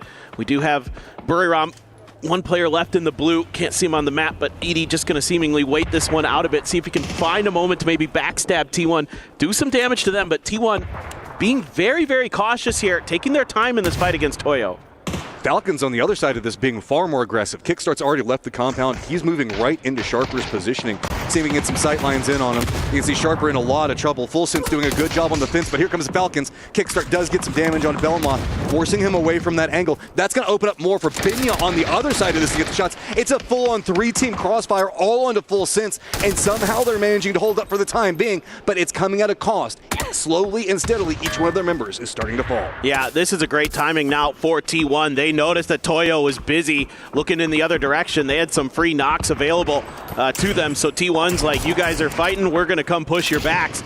And that'll open up maybe some space for Edie to get into this next circle. So Benja going to be the only one left here now for Toyo as they start to crumble between a bunch of different teams. In fact, CTG even getting involved there from their position on the south. No, they got a couple teams to worry about. They're getting flanked by Rock and 17. T1 needs to be careful. They're going to spot out more of what's going to be going on with Sharper and want it. But Binya is still alive, just to the north of their position. With the way the circle is popped, means the fact that we still have the Falcons right in that foothold position that could be gatekeeping into the north. Rock still got control of the south, and the Dew Center is going to be changed. The game 17 is still alive, even though they are a bit weakened down into the southwest. Kind of curious about AZ, what he wants to do here for GSW. He's just chilling right now a little bit to the south of all of this. It might just be a play for points, try to survive as the lone player left. Heather's going to grab a machine gun for himself. That's a nice pickup with the MG3. Belmoth is going to claim Thunders there. So Falcons being very methodical, but 5 kills in this is definitely nice. They're playing this very, very well, and they're just claiming space. They're making sure that this western edge is going to be under their control, and you just got to make sure that teams coming from your north or south are pinned. And this is a good ridge side for Kick to take for controlling the north. The south is going to be a little more difficult. I mean, it still does have some vision on what's going on in the south and going to be one of the few cover points. So it gives you a lot of egress in different angles, but you're right, Change the Game has much harder cover and will be their next associated team down there, so we'll make it very, very difficult. But Change the Game's going to have to deal with 17. Meanwhile, here's our kind of remnants squads trying to see if they can creep their way in. Jedi trying to use some mind control techniques, hoping the fact that nobody can see him. This is not the team you were looking for kind of situation, but Binya does go down to the blue zone up into the north. The only thing I'm worried about right now for T1 is dealing with Jedi in the back. And I think they seem to be somewhat aware. The issue as well is that they have opened themselves up a little bit to CTG's sightline, so they're taking some damage from that. Edie is going to go down there. Rock, 4 strong, going to be flanking out to the southeast. They have complete territory control. 17 in trouble here, trying to keep themselves obscured from CTG. Might be able to strike, might be able to take Hang Tu-Ai down over on that southwest corner. And yeah, Mortar's definitely very valuable here. It's actually Tiantan for CTG who's letting some of these loose. We should also update you guys on the fact that GSW still has one of their members alive, hanging out. So Rock's going to be able to dodge those. Not as oh, Tiantan dropped that right on top of Souls. So, I mean, it should be resible. Looks like the mortars are stopping off, but he knows exactly where to keep it dialed in at. Yeah, he might have ran out at this point. They've been flinging him. Yeah, they've been flinging him out. And actually, he's going to get knocked by BL. Nice shots with the mini. Going to take that mortar annoyance out of the equation temporarily. They want to see if they can go for the flushes, but with the smoke in the hay bale, seems to be enough cover. Now EN kicks things off against the Falcons. H-Win down. Shrimsy gonna respond. Man, he has been hitting today with those headshots. Just holds the angle, clutching up for his squad whenever he needs it. Nades now raining down on top. T1, gotta be careful. Oh, that cover almost bounced into Type and made it pretty nasty. Falcons, do they have the time? No, H-Win is gonna go down, so Heather is gonna be able to pick up that kill. Falcons need to fend him over here, but Heather with a nice angle inside does manage to take down Tiggleton. Nate's prepped up, wants to drop it onto Shrimsy, but looks like he's already red. Stepped back against the new wall, seeing if maybe he can spot out somebody on the angle up, but I don't know if he has the time. Does get the knock on the Type, but is not going to be able to get down Heather. Kickstart runs for the hill. This is really well played by T1, playing for trades there on that push forward. Some good grenades. Yeah, dude, they are starting to rock and roll. Getting a little bit of confidence. Man, they're playing this northern edge so well. AZ was trying to find some kind of safety. He's getting shot at by RBN from Rock as they have taken control of this southeastern edge. CTG has been ripped apart. Eventually, this position inside of these ditches has kind of just not paid off for them, frankly. They are going to have a little bit of ability to repair some of that armor and things like that, so that's nice. Threw my brain for a second. I was just like, yeah. Are we bomb defusing here? That's like, wait, what? That's not how this goes. So T1 has the harder path and Rock a bit stronger, but Kickstart's going to be potentially the new contender in that line, as it's just going to be a continued fight, as what we saw going on with Falcons a moment ago. But, I mean, Tiantan's also over here. Kick's already been red. They know exactly where he is due to the vehicle. Throwing in Molotovs. It's just going to be a matter of finding it. There you go. 11. T1 just continue. Make it more. Get it up to 12. Absolutely vibing. So it is a straight-up 4v4 with good old GSW having one member up in between it. Yeah, just AZ. He's done a great job to survive this long. I mean, he's navigated himself so well to just avoid fights, avoid sight lines. Even though Rock had a brief moment where I could see they were shooting at him, doing a little damage, he was able to escape up into the north. So Rock is going to be tunneled on him a bit. That might give an extra advantage to T1 here coming into this late game fight. Still another circle to go, of course. T1 has found some level of safety. Heather going to kind of settle himself up where we had Hung to Y earlier on the southwestern edge. Meanwhile, 3 players going to take control of the hills to the north here, spreading out with those vehicles, and AZ realizes if he crests this hill any further, he's just going to open himself up. While this is going on, there's some jockeying for position. Looks like RBN did hop in a vehicle.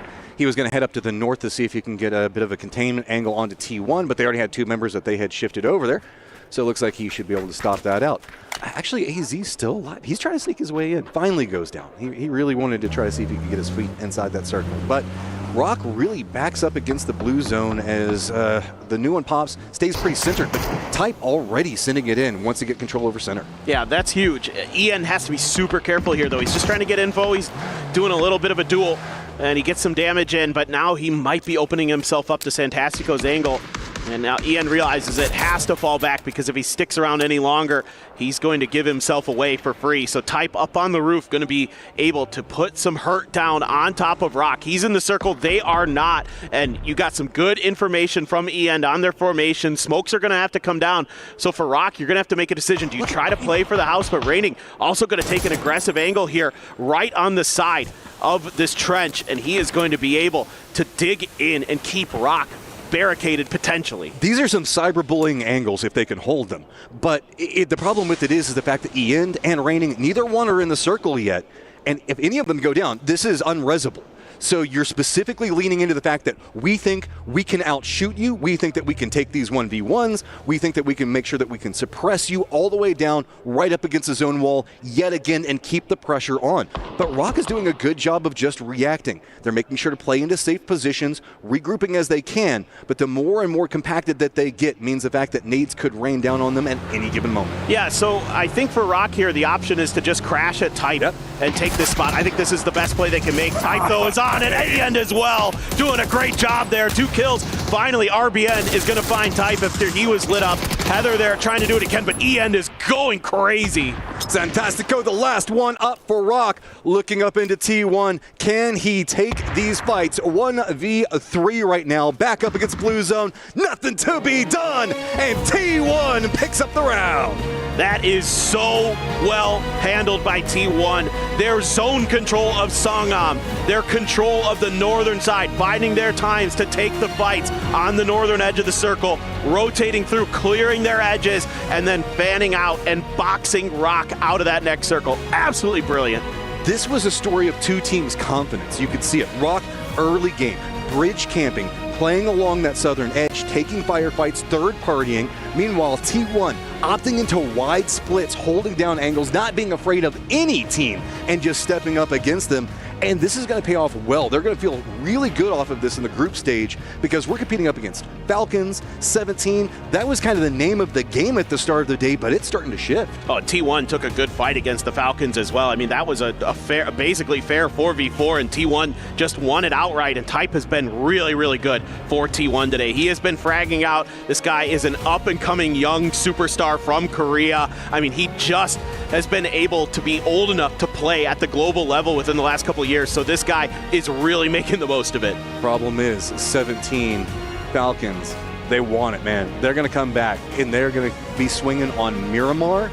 This is going to be a very... we've been seeing so much aggression on Arangel. Yeah. Imagine what we're about to see on Miramar. Oh, I pray. That is going to be absolutely nuts. It feels like the lobby and the competition inside of PUBG, every international event, is just stepping up time and time again. I'm happy to see teams like Rock step up, man. Yeah. They're really playing smart PUBG. That just was a bad situation they found themselves in the end. I think they made the right decision there, trying to crash Type altogether. That was the only thing in my mind. I'm like, the only way you're breaking this is grouping up, because you know that T1 spread out. The only answer you have is to group up as a ball, try to crash somewhere and break things open. Just battle the bullshit. You just got to get everybody together, hit their weak point, hope that you can break the line, and then catch everybody on the flanks. And I mean, the strategy was about all you could do. So sometimes it just comes down to the aim and the angle, and Type had some good ones, kind of unlocked everything off the start. Oh, he's just too good right now. I mean, him and Ian. Type. Yeah, Type, Ian as well, one of my all-time favorite players. Well, we've got ourselves an interview with the Falcons, so Barney, take it away. Welcome back to the Qiddiya Esports Arena, because I've got the man himself. It's Shrimzy here, joining me from Team Falcons. Game 2 winners. Let's talk about that. Cast your mind back a little bit, Shrimzy. Game 2, you guys managed to secure the win. It looked a little bit dicey at the end, so I wanted to ask you, from your POV, how was it? I mean, it was exceptional. We played perfectly, didn't make any mistakes, and no, we definitely messed up. Made some mistakes, but I mean, win's a win. Got to take it. So. Luckily, you were like anchoring though that position, because then you could just be like, okay, I'll take him out. Yeah, it is what it is. We got the job done. It is. I mean, coming into this, the target for the group stage, of course, is just to get into the grand finals. So I want to know, from your perspective, you guys in the team, is there an element of holding anything back, like even just holding back being overly aggressive, or maybe you can afford to be a little bit more aggressive during the group stage? Do you plan that out at all? Because ultimately the target's just to get into the grand finals, then you can really focus up, right? Yeah, so our group stage needed to be changed. We've had a lot of bad tournaments in group stage and not qualified to finals. So just trying to get more aggressive early, get some extra kills like you saw in the last game. Got aggressive on a compound that was fighting, tried to camp some rotates, and just picking up free points early game so that we can get into the late game. Or if we don't get into the late game, it doesn't really matter. That's about it. Just get points on the board. That's what we really need to think about for every single game. Now, I want to talk to you a little bit about your team dynamic, because anyone that knows you knows that you guys have this really nice camaraderie amongst you guys as a team. But then when it's time to lock in, you guys manage to do that. Has that come more naturally? Because, of course, knowing Kickstart last year and Kickstart now, it's like two different people. He's really come out of his shell. I can only imagine that that's like a testament to you guys as a team. But how is that team dynamic affecting when you guys decide to lock in? Is it just more natural now? Yeah, so coming onto Falcons, we have a new performance team. Or not new, it's the same team that they've had the whole time, but for us it's new, and they've taught us some things that have been very helpful for us to go into from the playful mood into a really locked in we got to dog everyone in the game. So, yeah, I mean, I want to give credit to the performance team. I think they've done a great job with us and definitely helped me and Matt a lot. So I can't say for everyone, but definitely for me and Matt. Nice. Trimsy, I really appreciate you joining me for this interview. Stay right there, but we are going to head over to a quick break. Don't go anywhere, because when we're back, we've got more PUBG for you.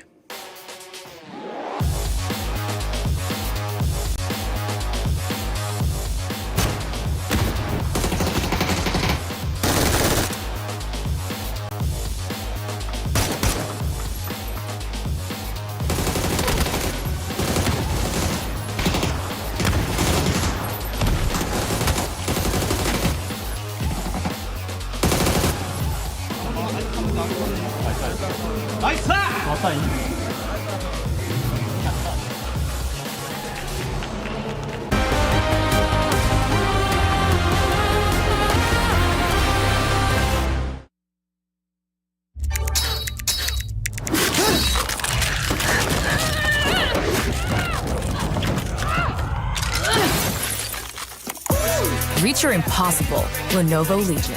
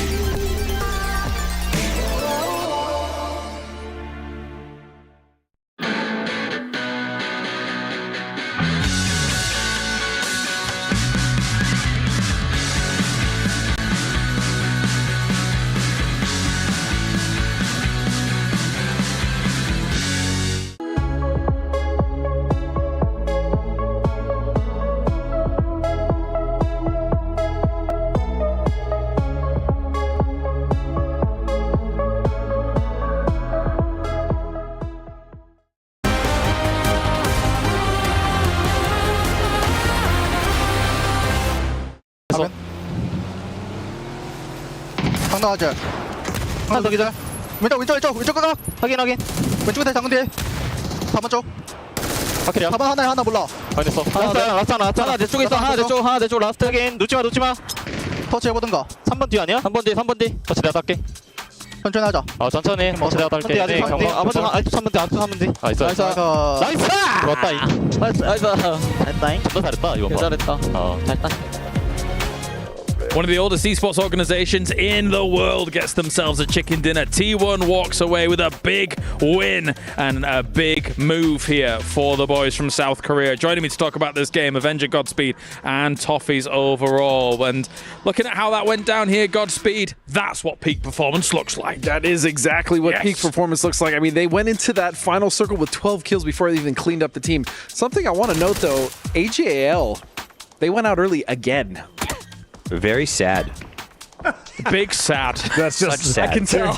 That's exactly what I want from you from in the future here. I just want your expectations of their state of emotion. That was perfect. That is some hard-hitting analysis. I do my best. Thank you. Let's talk about T1 still, though, because of course that's a big kill game here for them, Toffees. It was a big game for them. I mean, this is a roster that got put together in 24. I think they were building. It was a year to sort of learn each other.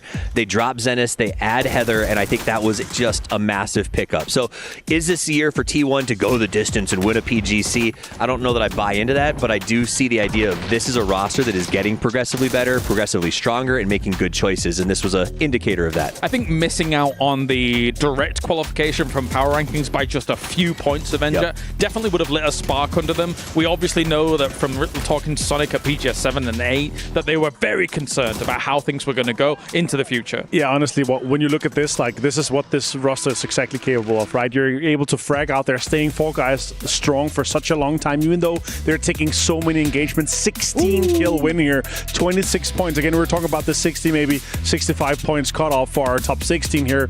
This is a third of the way there for them.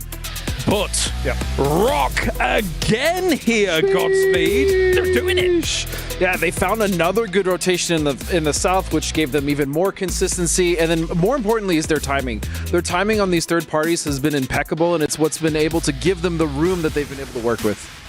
It's also worked out. I mean, T1, by the same token, did great in that game. One of their giant kill counts came off the back of third parties. Both of these teams understand that need to backstab, especially in the group stages, and are playing really well. Falcons get a third on that one, which I think is also going to put them in that position where they can sort of comfortably play out the rest of the group stages. Rock, Falcons, both feeling pretty gosh darn good right now. I think 17 as well. T1, I think after that confidence boost, will continue that grind forward without any issues. This is a really good-looking team. True. I think Toffees makes a good point. This is a good start for the Americas. It is. Yes. Yeah. Is that what you're? I wasn't even that fine of a point on it, but you should do that. You should do that. Yeah. Yes. We want to see that. Yeah. Right, we might be doing splendidly here as the Americas lineup. No, I mean it's great for them. You know, one more good game for both of them, they'll be sitting quite comfortably in the top 16, right? And then again, as I said before, once you get to your day 2 of play, if it's tomorrow or if it's the last day, you can have quite an impact. Like you can be denying some of the teams you don't want to be seeing in the final, especially in such a big tournament like this here. It's not like they're coming back next week to do it again. Right. This is huge, though. 46 points. There's quite a big gap, though, coming down from 38 to 23. The 15-point gap established here at the top 4. Definitely. And with that said, now everybody 5th and under has to be starting to book up their ideas a little bit here. Godspeed, trying to move on. I think that we were kind of musing. Okay, like Avenger was saying, does Tycon try and do something on Miramar? They need to have a big step up. You already expressed some concern about All Gamers Global. Yeah, and the good news is that they're going into a new map, right? We're finishing out with Miramar, so this is just a mental reset. Regardless of whether they love Miramar or not, it's just a chance for them to reset the mental. Again, make sure that they are not rotating into death as they have in the earlier maps, and they actually start putting some points on the board, more importantly. I think it's about making, like you said, get on the road early. You don't want to be chasing. You know, I talked to Shrims yesterday. He said, my biggest concern is I don't like playing the third day. I don't like being chasing. You don't want to have to worry about teams that are just intentional pushing and grinding. And so getting this early start is going to be really good news. Yeah, getting even to from the 5th place, 23 points. Even GK on last place with 9th right now. We're talking about only 14 points. One big game for them. You're straight into the top 5. You're straight into it. But with it 4 teams at the top getting this many points here, they're already sponging a little bit. Our cutoff could be a little bit lower. But again, I'm thinking the 60-point mark is going to be around where it is. I think you're right. And I think it's close enough now that like a team like AG at Global, like you kind of brought up, we're disappointed how they keep going out.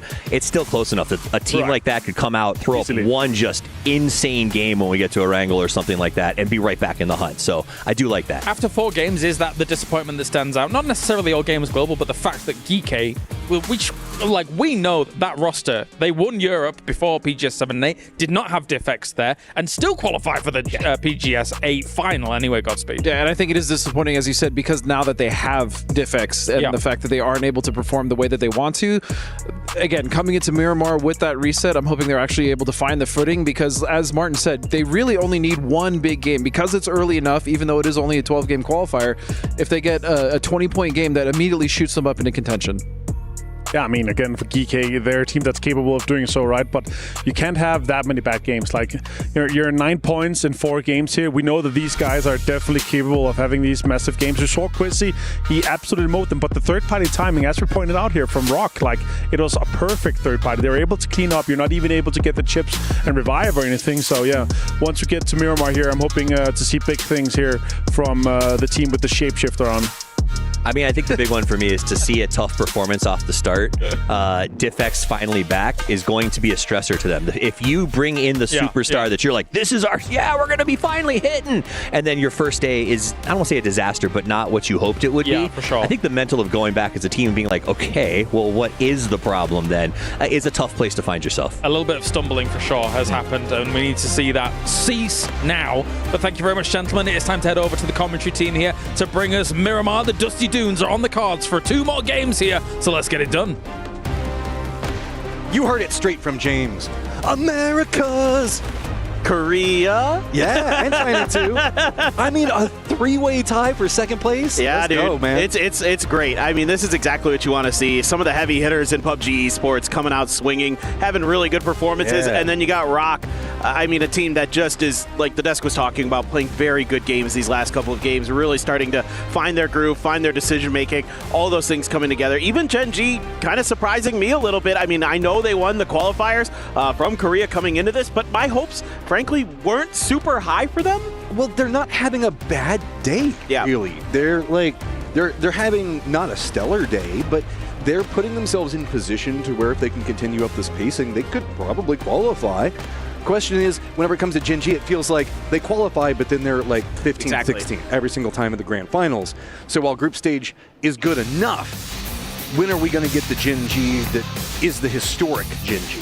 Right, and I mean, you're looking for a player to start leading the charge, and it could be Tosi. I mean, he's been the one that even when, you bring Barpo onto the team when he had that great year in 2023, so they say, okay, we're going to bring Barpo in. He was the best player in PWS for a little while there, and he really couldn't get it done. So you saw that Tosi at the global level was the one performing, so now you're building around him and Orca. You bring Flame in. He had some really nice moments today. That fight he took in Tego was really, really good. So all these things, who knows, maybe you're getting some kind of step ups here for Gen G. I need to go find a stick and kind of like do that whole like hitting against AGAL and be like, do something, man. Yeah. This is a squad that we shouldn't be talking about when are they going to pop off. It should be every single game. How are they not popping off is the bigger question, because it feels like they're getting into firefights. Is it an overconfidence issue? I mean, I know we're just blind speculating right now, but this is a squad that if you drop them against another 4, it should be scary almost every single time. Agreed. For me, one thing that concerned me going back to the Rondo game for them was not clearing their northern edge when the circle started closing to that hard southwest shift, moves away from stadium there, and there was BB team above them, and I'm like, you guys got to clear that. Like, BB team is just going to slam into the back of you when you guys move up to that hillside. You got to do something about that, and they never did. And so it's, for me, I think a bigger thing is decision making right now. Like you're talking about, the individual talent is a known quantity on this team. You know that they could frag out of control. But I mean, even early game firefights, where I would figure would be their most comfortable position to be playing from, we're not seeing the successes for it. But I'm not done and ready to count it out yet. But I'm going to count out an island circle. Yeah, pretty much not possible. If people want to see an island circle, the first circle basically has to be half land, half water. Yep. This one's a little too far shifted over, so I don't think it's very likely. You never know. Maybe we'll get that one in a couple thousand games that ends on one of the islands, but very unlikely is the sad state of affairs for those of us who love chaos in the circles. But for now, you're going to have teams like EK, who the desk was talking about, really needs to step it up, have good early positioning. Potentially. I mean, 17 Falcons and T1 and a 3-way fight for second right now is absolutely nutty. Nope, looks like Panadol already done. He's going to get finished off, so full sense, not really sensing out exactly where the Expendables were going to be at. But with the circle, Expendables going to be in a good spot. DK as well. Gen G just going to be to the north of them. Burlama to the further north of that position, but then over into the west, we're going to have ourselves Na'Vi, all with good inside track positions. So we've got a lot of water in the circle, yes, the islands, but we also do have those fields west of Impala that are going to eat up a lot of space. This has got a lot of very interesting shifts that it could go, or it could go hellaciously cruel. Yeah, no, the fields are awful. They're really tough to play in. You're absolutely correct. So when you're looking at that, that's, as a fan, you're kind of hoping it doesn't go fields, and a lot of the players probably feel that way too, except for maybe like Na'Vi or Gen G or maybe even TE who can get in there earlier, Geeke. But one thing I want to point out real quick about seeing that the Expendables get a kill early like that, that's often an indicator that they're going to have a pretty good game. Like, they're a team that loves to go out, find those picks early, do some damage. They get this one for free, unlike the one on Arangel against Buriram. And if like they can find that confidence, start winning these 1v1s, that's when they start to accelerate. That's when they start to find their comfort in their groove. Well, PGC, where we saw the biggest successes with them, was whenever they were pulling off like these tricksy plays and like backstabbing people and just really reading the circles well. Yeah, we know that they've got a lot of fragging power, but in addition to just being highly charismatic, I'm looking at you, Duck Juice. Dude is just fun to be around if you guys didn't know. He is. But on top of that, it's just a squad that's a lot headier than sometimes they come off as. But I don't feel like we've been seeing that opportunistic expendables as much. Exactly. They haven't really found those opportunities. So, you know, immediately I start looking at players like Delwyn, who we saw at PNC was so effective at going out on his own, finding that first kill, opening up that little bit of extra space for them to work with, that snowballed into good team fights, into good late games, that started to get them tremendous amounts of points as Team Vietnam. So you have Tanvu, you have Delwyn there. You know, Clories is a tremendous fragger. He's played for the Vietnamese PNC team before as well. So you have great players on that. We know they won PGC, right? Like you can say they're great, and it's like, well, no kidding, you idiot. Like they won a global event, like but one of the closest global events. Yes. If not the closest. Yeah. I think that's the closest that it's ever been. Right? Well, they had to come back from like 50 or 60 points down or whatever it was, and like I remember still talking to Duck Juice before that last day started. I'm going, man, you guys have a hell of a hill to climb here, and he goes, oh yeah, easy. That's just how he is, man. It's like, what? Like, I don't know. That squad is so incredibly likable. So if you guys have not followed them on social media or checked out the stuff that's going on around them, I firmly recommend it. Even if you don't speak the language or anything else like that, support the squads from counter regions from you and just enjoy whatever it is that they've got going on. Gen G, early fight yet again, and it's going to be against GSW. It's going to be Sheldon. He's all alone, though. He went for a little bit of an information gathering mission here for his team, and he might be paying the price. Orca's got to be so careful here as the one.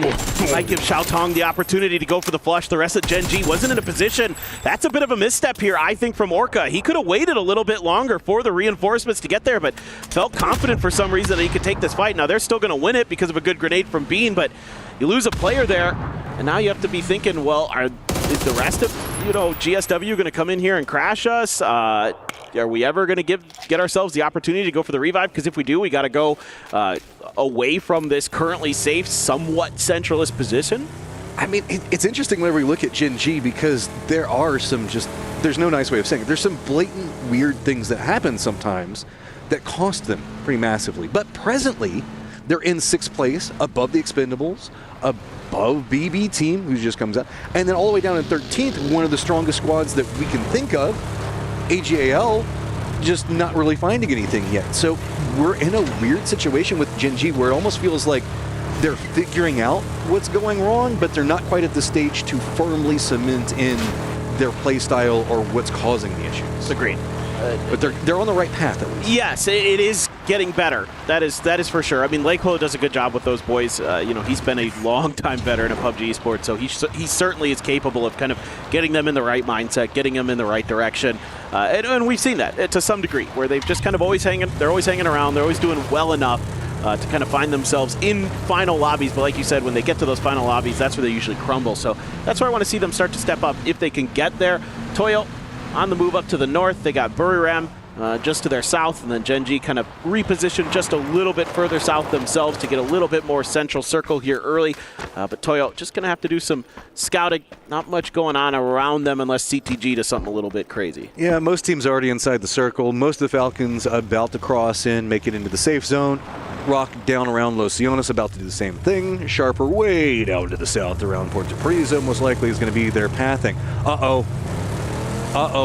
There's a crate on the island, Paper. Oh, well, that means we're going island then. I mean, the circles follow the crates, right? Maybe that's what I have been told. Maybe that's the rumor. I don't know if it's true, but maybe maybe Earth, he's in a glider. He could go pick that crate up. I mean, even if it doesn't go there, you know. I mean, because that's what I obviously do. I look to the island for loot every single time I'm driving around in a glider. I don't think anybody's going to get it. But I mean, you know, that's probably the highest opportunity for it. We're just toying with Toby, who always wants to be looking at those island circles right now. Oh yeah, we gotta give him a little love now that he's back with us. So GSW, only 3 players here. Has the Falcons right next to them. H-Win, so darn close to this, but I don't think he got much info. Plus, you have a player up on the plateau there. CC could find a great strike here. Oh, H-Win spotted it. Tries to juke back down. Is going to get spotted. Is CC going to line up a bit more? This is a big problem for Falcons. They're just coming in full reinforcements. Pop up at the top of the hillside, but CC gets another one. Finally, he goes down. But up on top, big problems. AZ wants to go for the flush, but can't quite connect the tail end of it. Let's not forget about Ming, though. He might have an angle. This is just great work by CC there, keeping himself hidden for long enough that he could do some serious damage. Kick in trouble, has to go prone, and I think he just got down in time. But this is a consequence of GSW sending that player out early and losing them, so they just kind of had to stand pat, and Falcons didn't expect it or read it well enough, and great work by GSW to keep themselves hidden in these like long flanked out positions. They're doing some crazy good damage to the Falcons. H-Win looks like he's pretty much done too. Kickstart gonna get spotted. AZ, just the high ground. It is so strong. Now down to just Shrimzy. And what is he gonna opt into doing? Looks like he's just gotta leave his teammates behind.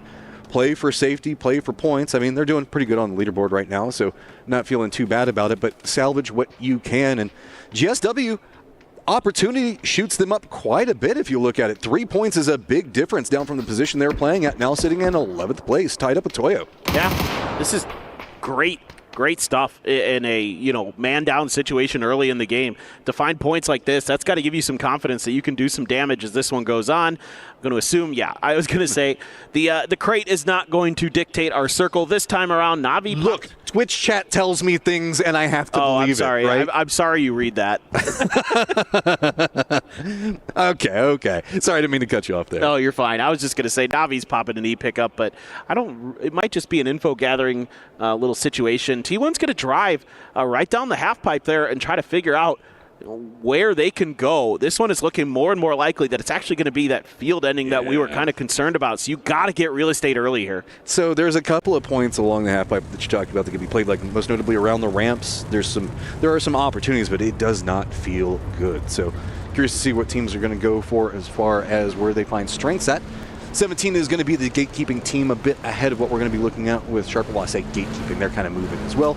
TE ahead of that, so they do have a way to breach in, but Bullsense just jumps out wanting to do a tight, but they do manage to pick him up. Ian starting to do some work of his own, picks up 2. Is he going to make it a 3rd? Tries to go for the runaround, stops off, peeks out and around. Bullsense is down, and Ian eats them all. Dude, he is still just so good. I mean, he's even the IGL for this team too, and even though you're going to lose type, that's still a huge win for T1, and it's a lot of E-end there, just playing that angle around that vehicle so well. An unexpected crash, and he handles it brilliantly. God, he's been so good for so long, and I'm so happy that he's gotten another chance here with a big org, just like in the past. They saw the potential with him. You know, Sonic kept him around, had the trust to lead the Pig's team. coming back.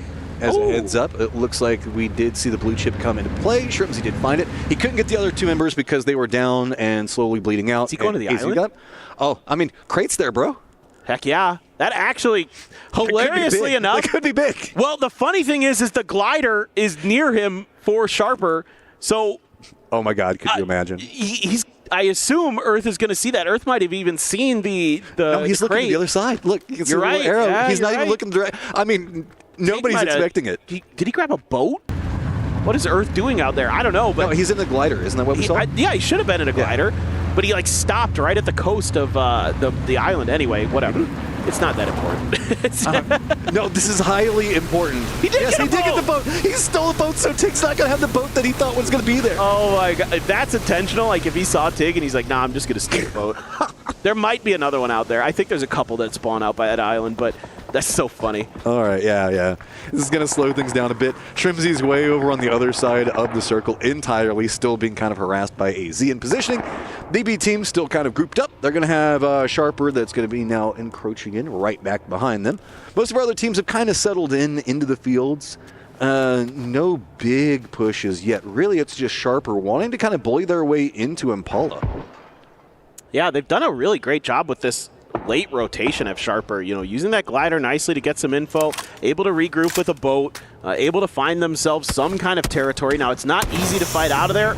Again, as if things continue to get funneled into the fields, you just have to start playing for kills around the edge, because as the game drags on, you're just getting into worse and worse positions. So Sharper has an opportunity, but BB needs big points as well. Well, Sharper is very separated out. They've got several members that were trying to go more Impala. Circle does pop, and it is leading right in the fields. So T1's kind of split position along half pipe is going to be a bit scary. They're going to get a lot of friends about to come say hello, most notably 17, going to be the first ones on it. Rock, good position, playing from Cantera all the way down to the south pretty much. They've got a lot of space that they can kind of navigate, play those hillsides. This is a big fight for AGL. They need to have some serious damage done to Toyo, and they're lighting them up with the blue zones pre-pop there. Toyo's just eating it. Tycon finishing what the blue zone grenade started. Nice stuff here for AGL. Oh no! Oh, steps back. That's fine. That's fine. Rebo doesn't manage to get one, but Mas does get the second follow-up, and Toyo is eliminated, and there are the kills that everybody was expecting coming out from game number 1, finally happening in game number 5. Well, we talked about it, that when it comes to these kind of situations where they're in close quarters fights, like, there should be no better team on the planet. You would think it's in moments like that. You got Tycon, Himas, they get 2 kills apiece. That's exactly what you want. See this from EN here with the AK even. Look at the way he's making sure he's safe with those sprays. Doesn't want to give himself up because he knows that he needs to be that anchor or the forward firing position. Meanwhile, Genji doing some more damage in this. Buriram can settle up here. There is this little mini canyon that's outside of this compound that's safe-ish. Just depends on if somebody crashes you from behind. Well, Rock's actually got pincered points around it looking at, and there's about to be a 4th contender, as I believe it has changed the game. That has 2 of their members that are rotating over here. So we'll have to see, get some cover in, and you can see it's going to be Wimbo on the other side of this compound that's going to go stop off. T1 getting harassed at range from 17, who's got pretty much the God compound inside the circle right now. Yeah, this was great early scouting by Lil Ghost for 17. I was watching him on the map, and he was able to get this position for free, and this is one of those power positions. This is the one Navi's in, if Navi can get through it safely, which can be tricky because there's enough stuff around Navi's compound that is kind of playable.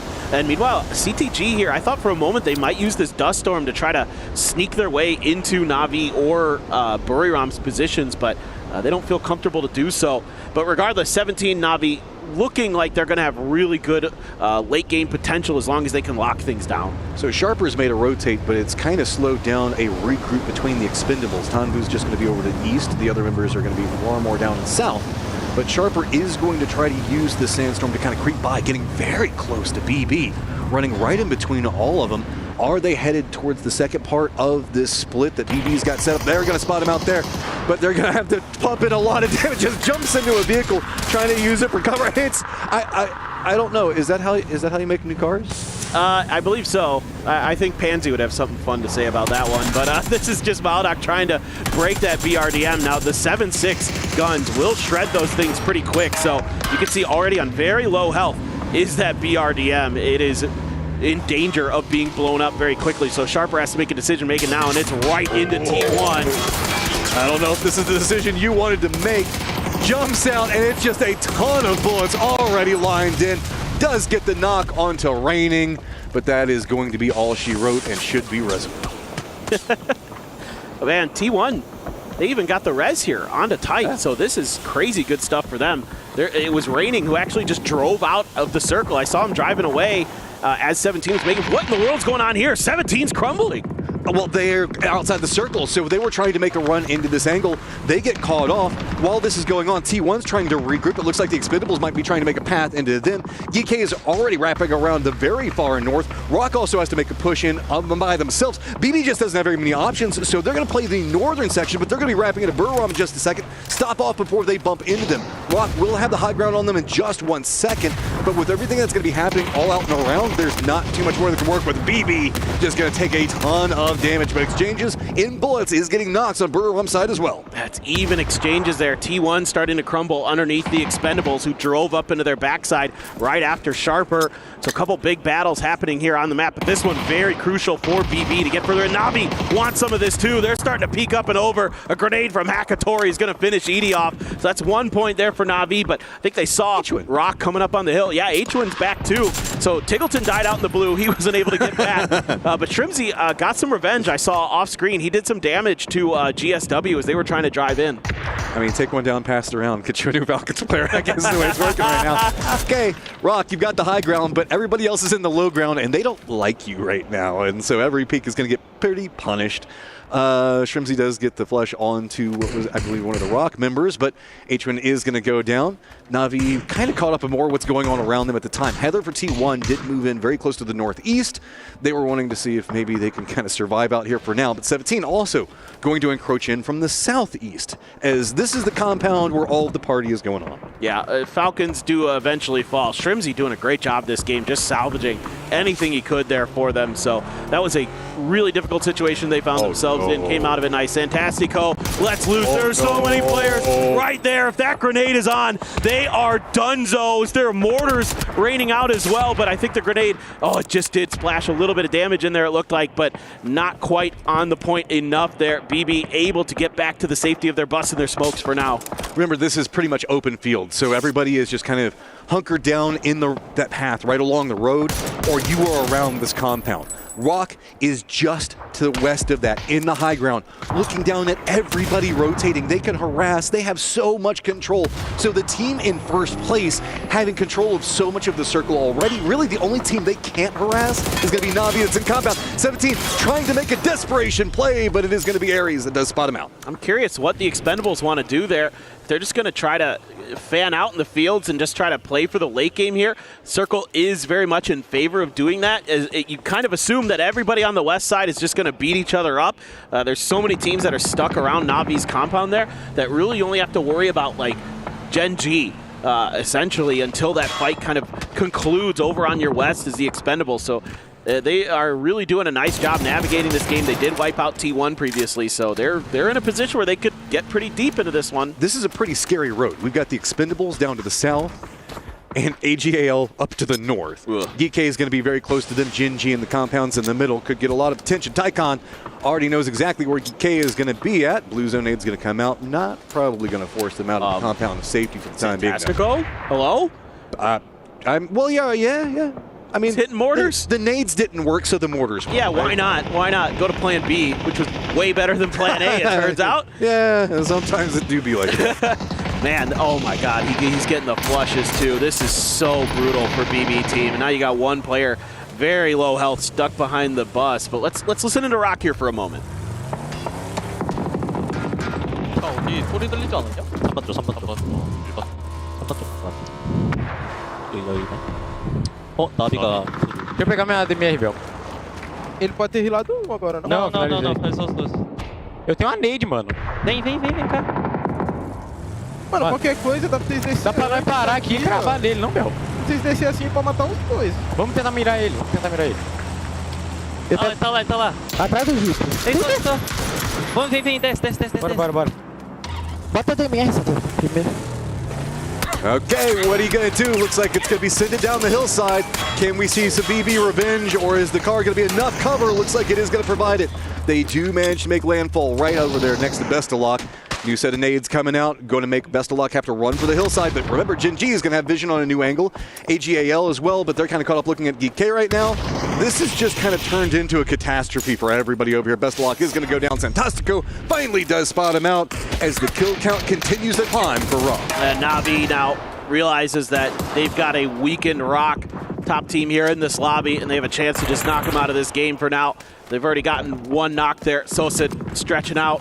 finding some good damage. Tycon continuing to rock and roll up on the north, man. That is AGL starting to pick up some steam potentially. Still a tough fight for them against a dug-in Geekay. So see if they can keep that up. But I was kind of hoping that when we got the listen in with Rock that they had a C4 play up their trick. Like when I saw the motorcycle come through, I'm like, oh, please tell me someone has a C4 and you're just going to yeet it at Na'Vi or something. AGAL, looks like it's time to make some decisions. Circle stays pretty centered, so Gen G going to be the beneficiary of that. Kind of, Heather. Kind of. Can't really say too much more than that. AGAL very surrounding DK right now, and DK trying to see if they can weather the storm of bullets coming after them from both sides, but it has kind of caused this entrenched, slowed down game. Na'Vi does take out the last member of CTG that was just down to their south, so they should have a bit more options in rotation, as I believe Rock did get a res. So they're back up to 2. Means that we've got pretty much Heather for T1, Gen G in a good spot, the Expendables right along the half-pipe road, so should be able to find themselves a good spot for now. And a firefight up into the north to see who can get control over it, and everybody else just going to be making a mad dash in. Yeah, smokes are out. Grenade there. Doesn't get in. It bounces outside as the heel's trying to come through. And they're still not able to get him in there. So AGAL not really finding the more, just not getting inside of there. The smoke's kind of working against him. Hymas able to at least find one, though.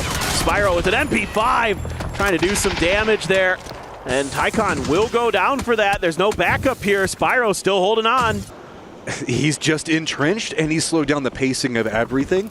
This has become a big problem. Geekay knew that they were in trouble, but this is allowing a new set coming up from Rock. Spyro just comes out and is dirty. Make sure to secure the kill, does get another knock, and now AGL in a lot of trouble. Dipex is still alive over on the other side of the road. Rock is now set up. They've got their 2 members in there. They still want some more out of this.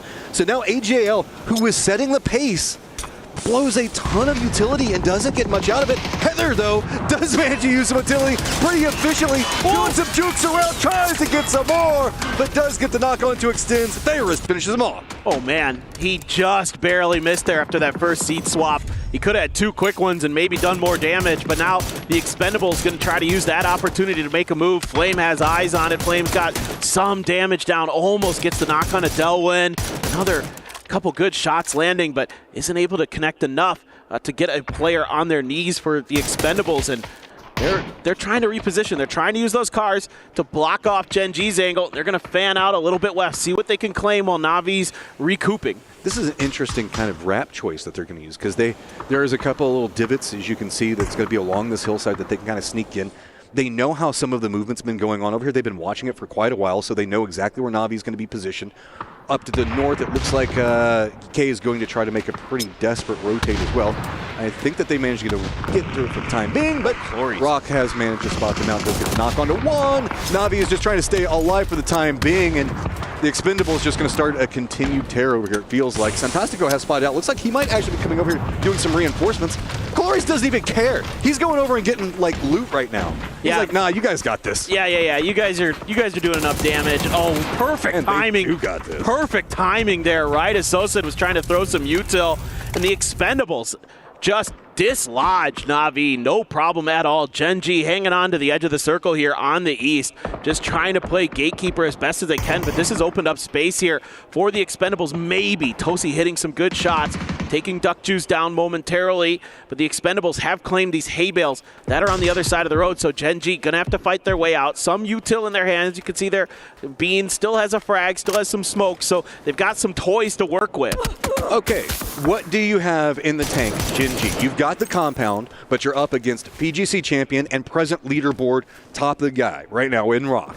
Rock's in a bit more of a, I guess, desperate situation given the fact that they don't have as much numbers nor as much cover, as it's kind of bouncing around and flying off to the heavens here and there as it's exploding. But they have been very proactive as Rock is sitting at 8 kills up alongside the Expendables, both just kind of cutting a path into the circle. Yeah.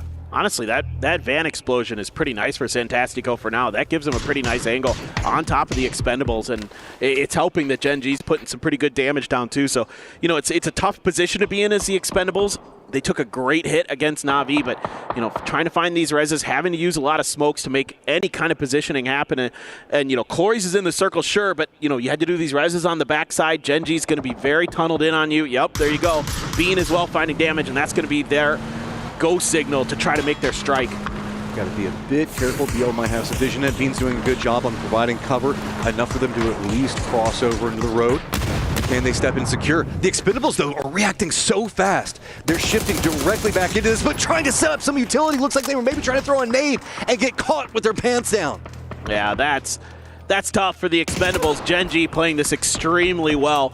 They recognized that situation that Clorives was on his own and they could capitalize. TE was trying to change direction to see if they could do something about it, but by the time they did, Gen.G already had that hillside under their control, had the safety of that cover. They have an anchor position with Bean, who's continuing to rain from that building. Really well thought out here by Gen.G. So the hay bales that we can see BL playing from are the new focus, and that's good for Gen.G. They realize they have the strength of the road, so they can kind of wrap whichever way they want, except for the angle that BL's holding down. Bean's trying to counter move into that. Santastico's trying to hold him back, so that's why you can kind of see the crossfire. BL down to the lower section of what's going on with Gen.G. Well, it's going to be Santastico trying to see if he can kind of corral the Expendables into Gen.G, or maybe stop Bean from getting any angles onto BL, because right now, this crossfire is all that Rock has to work with. They've got near on no cover, and they're going to have to be making some movements. Gen.G has much easier pathing options, but they have the focus of the entirety of the lobby on them. Yeah, so it comes down to Gen.G playing safe. And if you get lucky, maybe Rock and the Expendables just end up kind of mutually assured destructioning each other. As you do have to be careful there, able to get back behind the hay bales. So BL going to go for the vehicle on the other side. Tanvu Delwyn just trying to wait this out as long as they can, but Tanvu in particular on the worst edge of the circle possible, so making a move forward going to be tricky. I have no idea if he even has any smokes because they used so many just not too long ago. I don't think this is going to be very doable for them unless somehow they found some more util. Especially because Flame has just been having one hell of a day right now. He's the guy that's holding back the Expendables, so see how he can handle with the 2v1 focus lined up against him. Tosi looks like he's going to be the guy that's going to have to deal with BL. So a lot of kind of 1v1, 1v2 fights, given the fact that there are still 4 members up. Santastico, though, does have some focus on what he's going to be looking at with the Expendables while they are managing to try to creep in. Bean's going to be the one that spots out Tanvu, does get the knock onto him. Flame took a lot of damage out of that, but should have enough time to maybe get this res off for the Expendables. Is Flame going to be able to creep forward? He's going to start running out of cover here in a second. Yeah, I was going to say, he's probably going to shift down into the road, so BL moves, that opens up the road, Flame just jumps in and takes it. Yeah, maybe a little bit of extra juice in that blue zone backpack for Flame there so he could survive just a little bit longer. Delwyn putting some fire down, a little bit of damage done, at least keeping Gen.G honest below the hillside, but for now he has no helmet. That's a real big problem for him, especially at this angle, because that's what's going to be offered to Gen.G when he starts peeking up. I mean, he has like, what, maybe one strap of armor left? Just a dangling piece that's blowing in the wind is the only cover he's got, as we are now in phase number 9, and it's all going to come down to the center. Santastico's pretty close to it right now, being on the other side of it. Odd team out is going to be the Expendables. Already dropped down on their bellies, going to have to crawl forward, and this is going to be very, very brutal for everybody, pretty much except for Gen.G. Look at what Gen.G's done here. They're using these smokes to cut off Rock's angles onto them so they can focus onto the Expendables, knowing that it's going to be really difficult for Rock to make a wide swing up to their southeast, or excuse me, to their northeast to try to kind of hammer onto Gen.G. And yeah, there you go. Flame's got Tanvu down. That's another point over to Gen.G. Looks like they might be in cruise control here. It's just going to come down to maybe them versus Rock if they can finish off Delwyn. A lot of pressure going to be on Bean. There's the nade. Flame picks up another one. So 3v2. Can we see the lineups come up? Santastico sitting at 5 kills right now.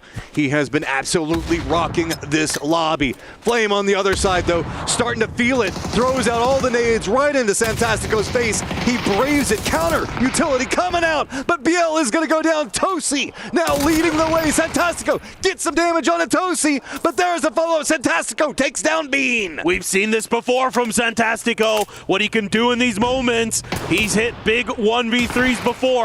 That is going to be point confirmed for Tosi as Gen.G takes a pause. Santastico takes damage. He takes a stun. He can prone down. I think he's actually maybe safe there if there's no more frags or mollies. For the time being, problem is the blue zone is right at his heels. He knows he has to move. So much utility now coming out. He wants it, but he cannot find it. It is going to be Gen.G picking up the victory. Yeah, that's extremely well handled from Gen.G. losing a player early, right? Remember, back to the very beginning of that game, they lost Orca to GSW, and they're able to hang on, lock down their positions, find their moments, isolate fights, pick teams apart piece by piece, and not give anything else over. Well, understanding your win conditions in that circle in the territory you need to control. They realized how their lineups were. They did a great job of defending against it. And shout out to the Expendables as well as Rock. There is no easy mode for these guys right now. They want every single point that they can get. They are hungry and they want to prove themselves. And Gen G just played very clean in game to deny them out. Yeah, no, I mean, the Expendables played this game very, very well. I mean, finding their moment to strike on a T1 to knock everybody but Heather out, claiming that southern edge for themselves, being able to work pretty methodically there. Again, they did something similar to Gen G where they're picking teams apart piece by piece, making their moves, and then they get that moment on the Na'Vi when they can just make it rain with grenades and wipe them off the board.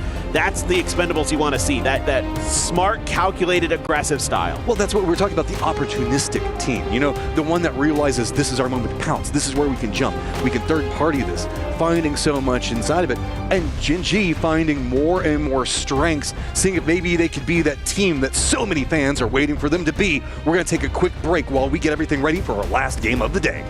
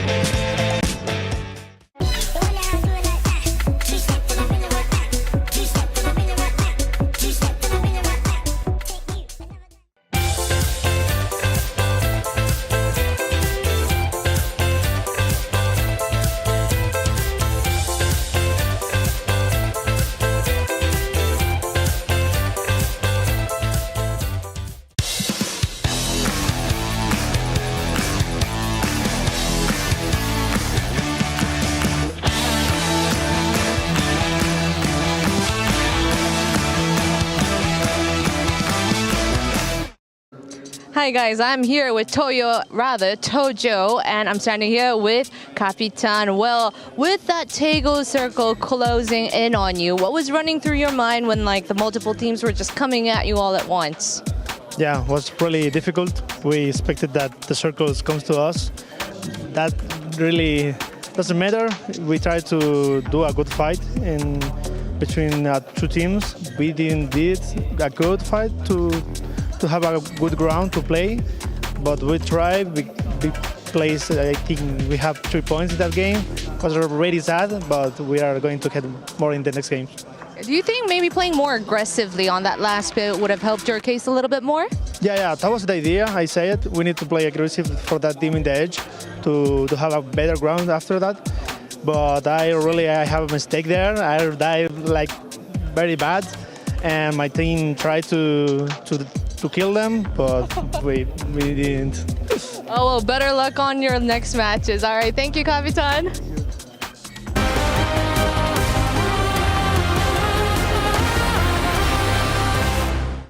뚝배기 없었으면 오는 거 빨면 돼. 제 점자기장. 나 기어다 찾을게. 그냥 오는 거 그대로야, 그대로. 서클 잡을 때 볼게. 그대로야. 켜줘 봐. 나왔다 오른쪽 삥 맞고 다시 들어간다. 제가 삥 맞았어 걔.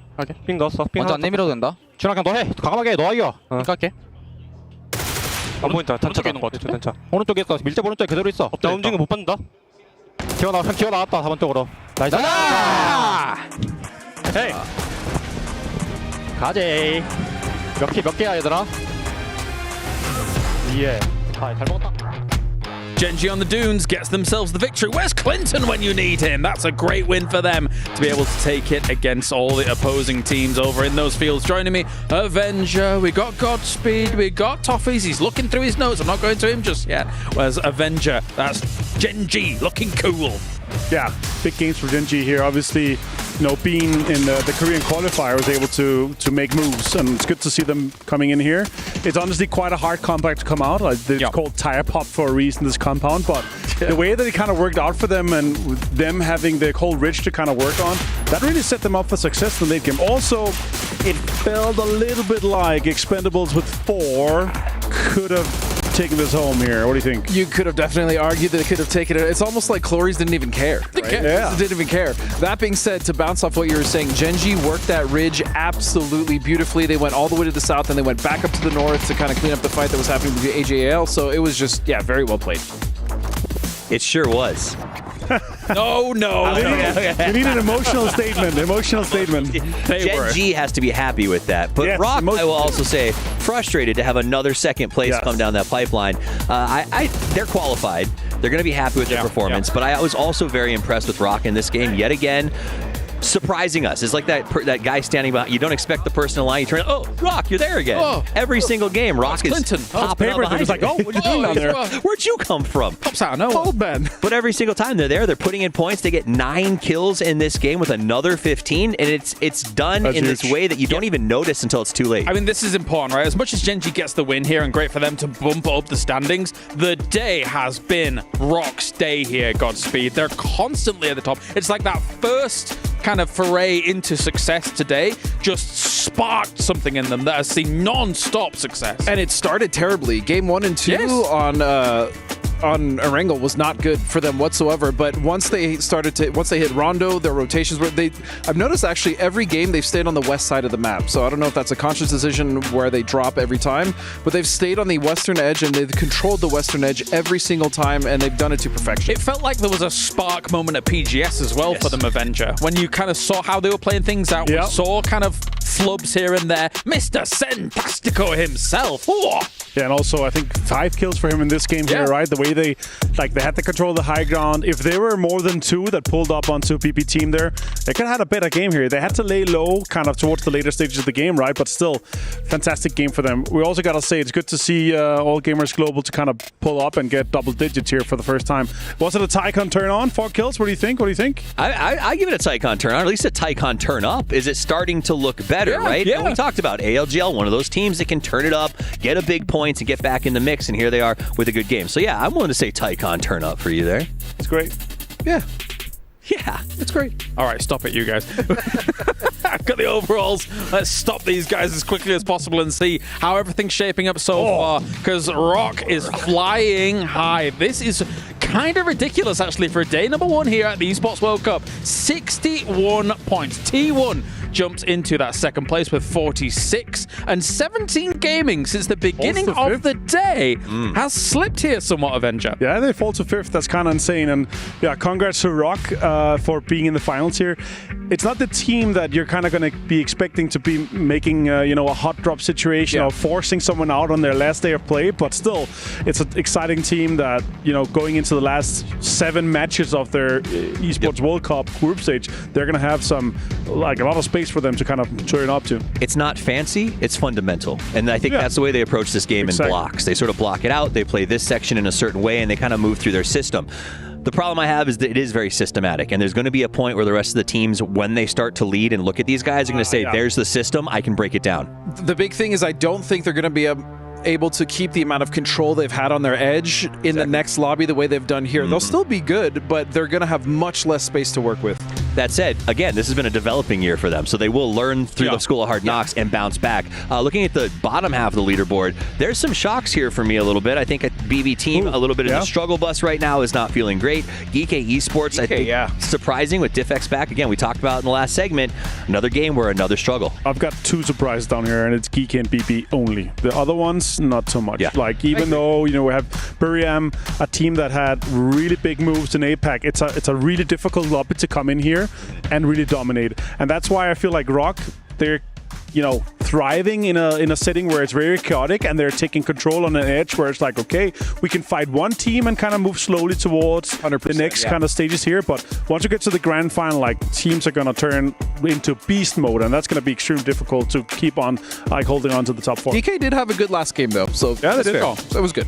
They keep getting rocked up on though in some of those moments where they get a few kills here and there, and then absolute annihilation from that point on though. Good news for them and everybody else is that Rock is I can't believe I'm saying this, sponging up all the points, right? So Rock has come out there and is so far ahead that I do think it's going to leave a little bit of an opening for them when they come back in this final game and their next day of play to still pick up some options for survival. I suppose for a circle like this, though, in those kinds of fields west of Impala, if you've got the compounds, we know those teams are going to be able to extend some kind of lead from that, surely. My issue with this circle is it was one of those that we'd write off and say you can't put all your eggs in this game, right? Like it was a tough circle. Problem is that's the second one today out of 5 games, and when you only play 12 to qualify, you can no longer lean into, well, everybody gets one bad one, right? And so it's just really tough to see 2 such difficult circles so close together for the players in the league in the group today. Yeah, actually, let's pull up exactly what we've seen from Rock, because they have earned their flag here for this for sure. As what? Wow, that's crazy. Damage received. Does that mean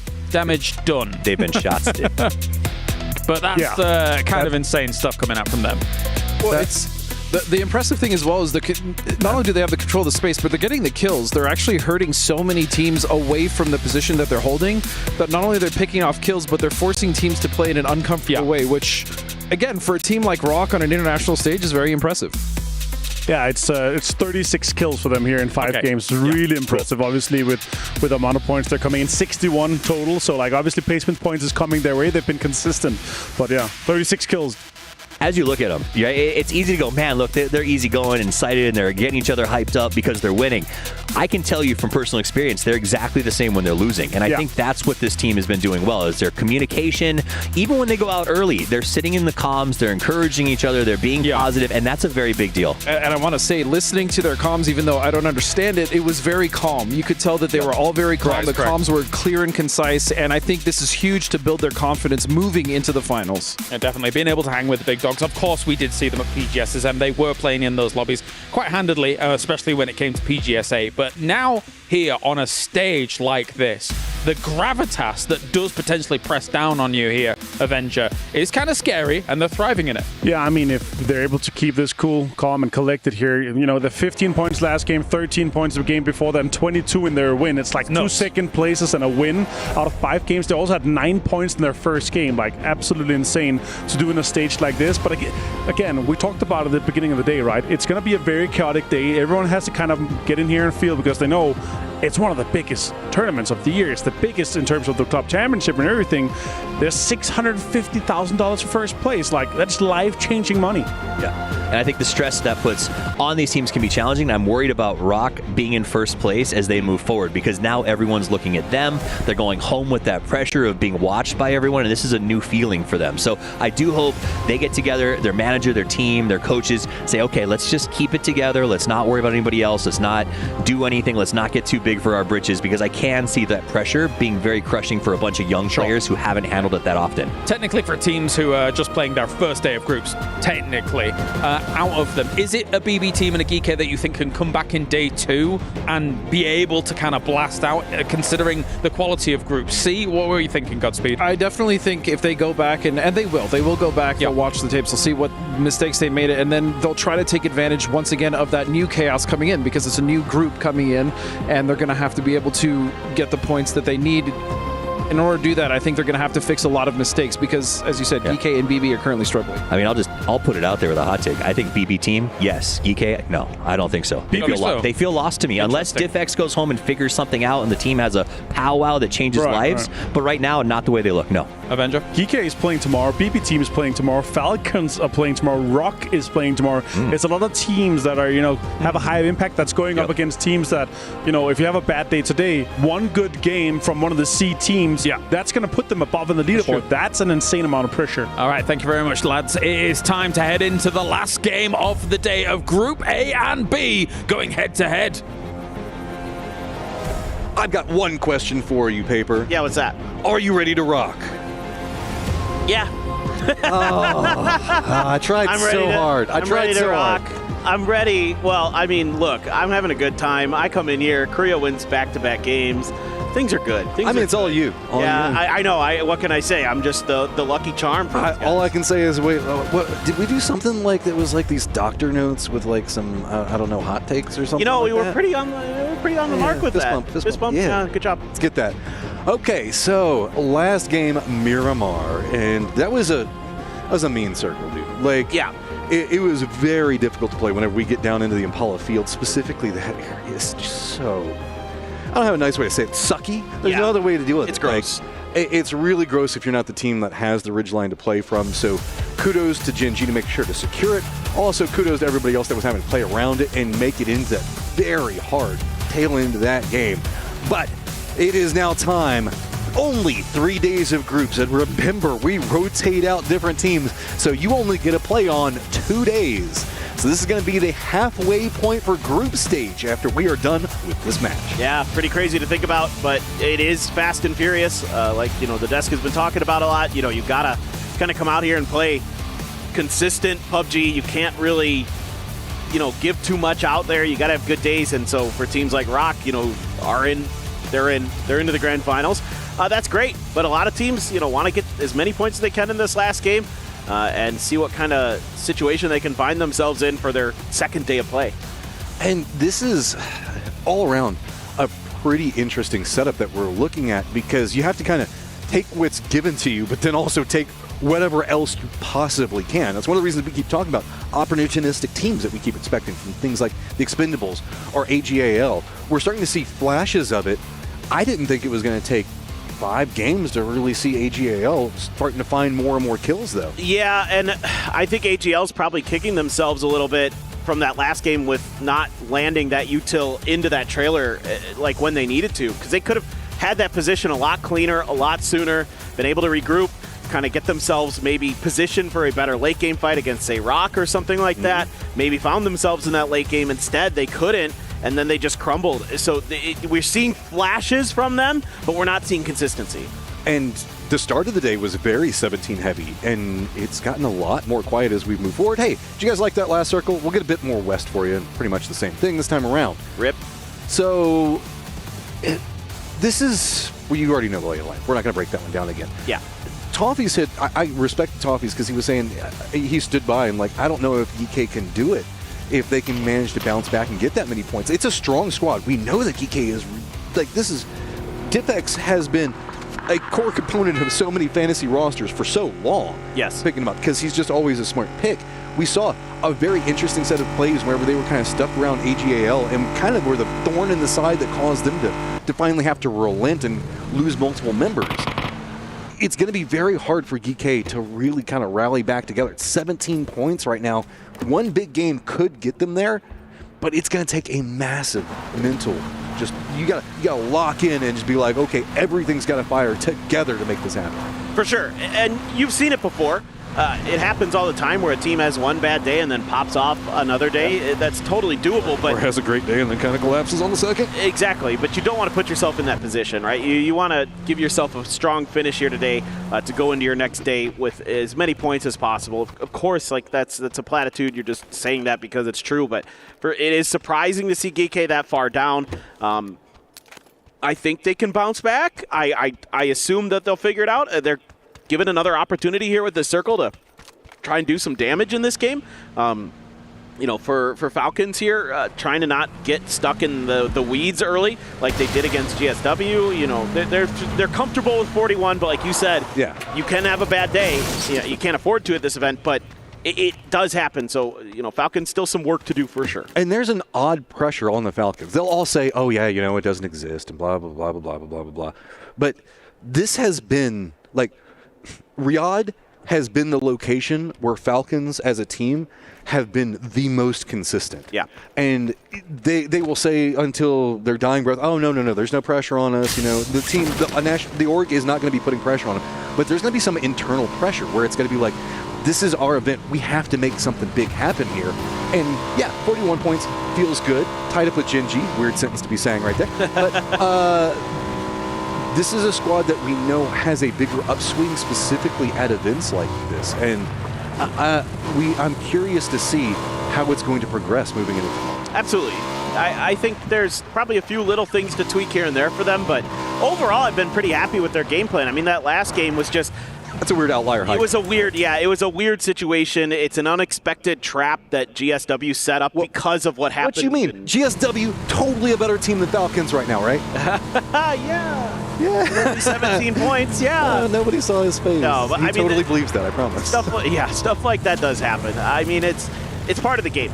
And you can scout as well as you can, but every once in a while a team's going to do something that catches you off guard. It happens to everybody, so I don't think there's anything too worried to be about. And especially the group stages, right? Because, like, weird rotations, circles, all this other stuff, they can feeling cause out in the lobby. Yeah. So you don't ever really count out one round whenever we're looking at this in the group stages.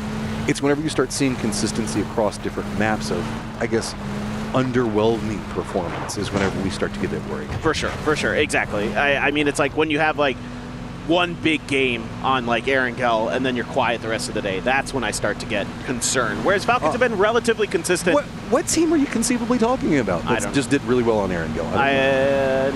No, I'm not going to name any names. No. I'll give you 17 chances. I was like, I'm not taking that bait. I am not. You can if you want. I mean, I think 17 will be fine. They're generally, historically, like I've always looked at them as an Arangel team, but like when they won PGS, obviously they had to be good at all the maps. Pretty much, that's the only way you're winning an event. So it'd be cool to see them do well here on Miramar. I always feel like the Korean teams are pretty formidable on Miramar for whatever reason. Like they seem to have a good pulse on this map, whether it be historically, like T1 with Sonic as a coach. So you go back to when he was on Danawa. You just saw Gen G there. Shout out to Sonic, we love you. If you looked at like the PNC stats, like historically, like they were the best team on Miramar throughout the history of that event. Not that that means nearly that much really at this event, but it's something to consider about. I mean, I think there's something to be said about certain regions seem to have better reads on certain maps, which is kind of weird. You're saying that like Korea plays better on Miramar. I've always considered Miramar to be like the APAC map to me. Yeah. It's like foot push heavy. They can just absolutely pop off, and it feels like they're so scary. No, you're right. That's the other region that for sure does really well on this map. I mean, you think back to some of those old Cerberus teams and things like that, like that really do damage on this map. So I think, you're considering a GAL here. TE had a great game, played that about as well as they could have in that previous game, given their situations. So I think this is definitely teams that I'm looking at. Sharper made a much earlier rotation this time, so I think that's pretty cool. Like they changed kind of their situation. Well, it's always fun to see teams as they're coming into these events, how they make modifications, specifically when we see similar circles. I know sometimes it can be a bit boring. People are like, oh, it's like the same circle. But no, seeing teams and go, okay, last time we didn't rotate early enough, so we need to get here a little bit faster. Watching Falcons go, okay, we need to give some more breadth to this location. It really gives you an idea on how fast teams can respond and make modifications, which is the core of PUBG to me. Like, there is certain things that can happen with roteness and behaviors that happen inside of PUBG, but at its core, it's a survival game about trying to make sure that you're making the best decisions to get yourself in the best positions to win, and seeing how fast teams can figure out, okay, that's what screwed us up. Let's never let that happen again, and make it part of the repertoire to where they can now use it as a strength is so cool. Yeah, and already, if you were looking at the minimap here, you're going to see some differences. Like, GK's fanned out further to the west earlier.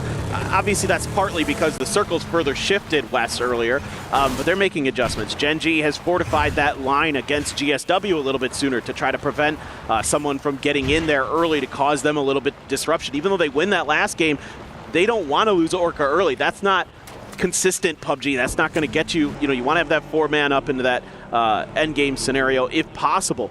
So little things like that, like CTG is fanned out much further down the road on the eastern coast a little bit earlier. All those little things actually can make a big difference. And also Gen G, who had a great compound and good control over that compound, not going to take it even though they have inside track to it, because who wants to go fields again? No, yeah. Like, no. We'll leave that open for now. They can get there fast if they want it. And they have control over that. Yeah. Because of the way they're fanned out. They have some control over that space. Only really Na'Vi or GSW would be able to go after it from the positions they're playing from, and Na'Vi is way happier where they're at right now anyway. For sure. I mean, Na'Vi's just doing what they did in the last game, more or less. And that's totally fine because that compound that Navi was in, if the circle ends anywhere near it, you're giving yourself a damn good chance to win a game. So absolutely just, I wouldn't change anything either. Like what they did in that last game was fine. They got points. They're doing okay enough here. They've got 32. They can kind of keep the ship steady, maintain course. AGAL is making a much different rotation here. They're way over on the west. There was a knock on a TE though. Actually, Tanadol from Full Sense, so a little bit of APAC on APAC action. And Tanvu actually going to be taken out here early. So the Expendables, after having such a great early game into a good late game, going to find themselves down a very talented player early. Yeah, this is... I'm curious to see how that's going to continue to play out off of it. The 2-2 split coming up from AGL, also pretty intriguing. Buriram just called an emergency pickup, but I think that they probably just found that and were probably pacing out just in case they don't want it. Buriram is presently in the factory section of Impala, so they probably don't want to drive across Impala fields potentially, so just see if they can leapfrog over it. T1 is coming in from the south, and they're going to scoot right by a 2-2 split from BB. Circle does pop, and surprise, surprise, it goes right back to the fields. Yeah, maybe we'll get lucky on this one. A little north. A little bit.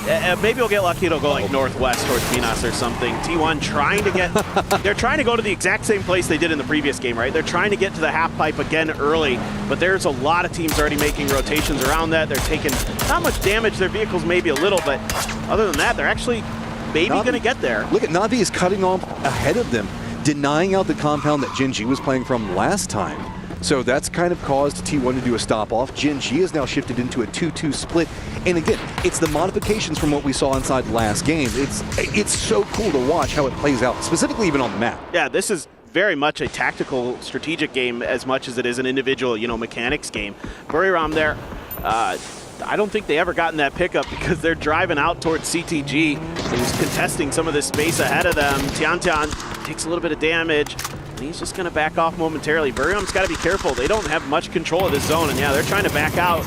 Tire popped, I think, there for Demasti, but it looks like they're going to peel back. Yeah, he could be vulnerable for some other angles more to the west, but it looks like Gen G, I thought Bean might be able to spot him out, more caught up. Edie just kind of having to navigate a full hailstorm of bullets running right at him, but should be okay for now. Down to the south, it's going to be a couple of rotations we need to keep an eye on. Rock's still not inside the circle, and they're going to be pathing pretty close to what looks to be Sharper as well as BB, maybe next to Geek. Geek has set themselves up in that 2-2 split that maybe this could be their game that could get them points on the board. Yeah, for sure.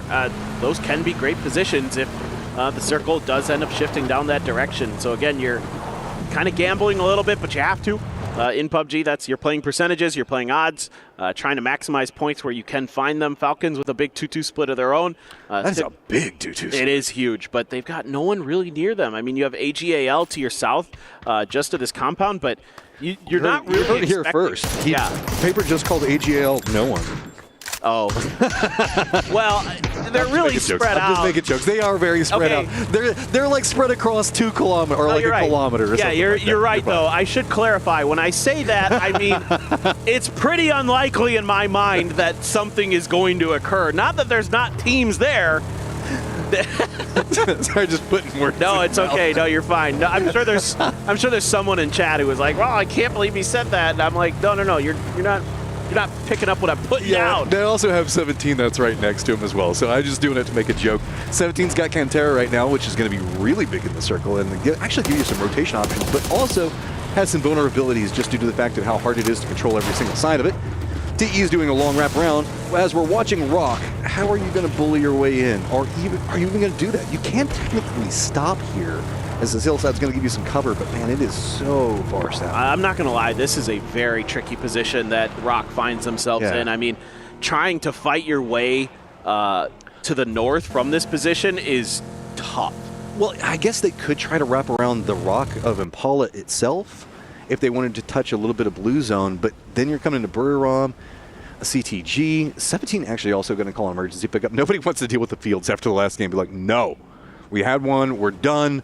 Ooh. Circle pops, moves most of the fields out. So really Gen G finding themselves in the center of the circle again.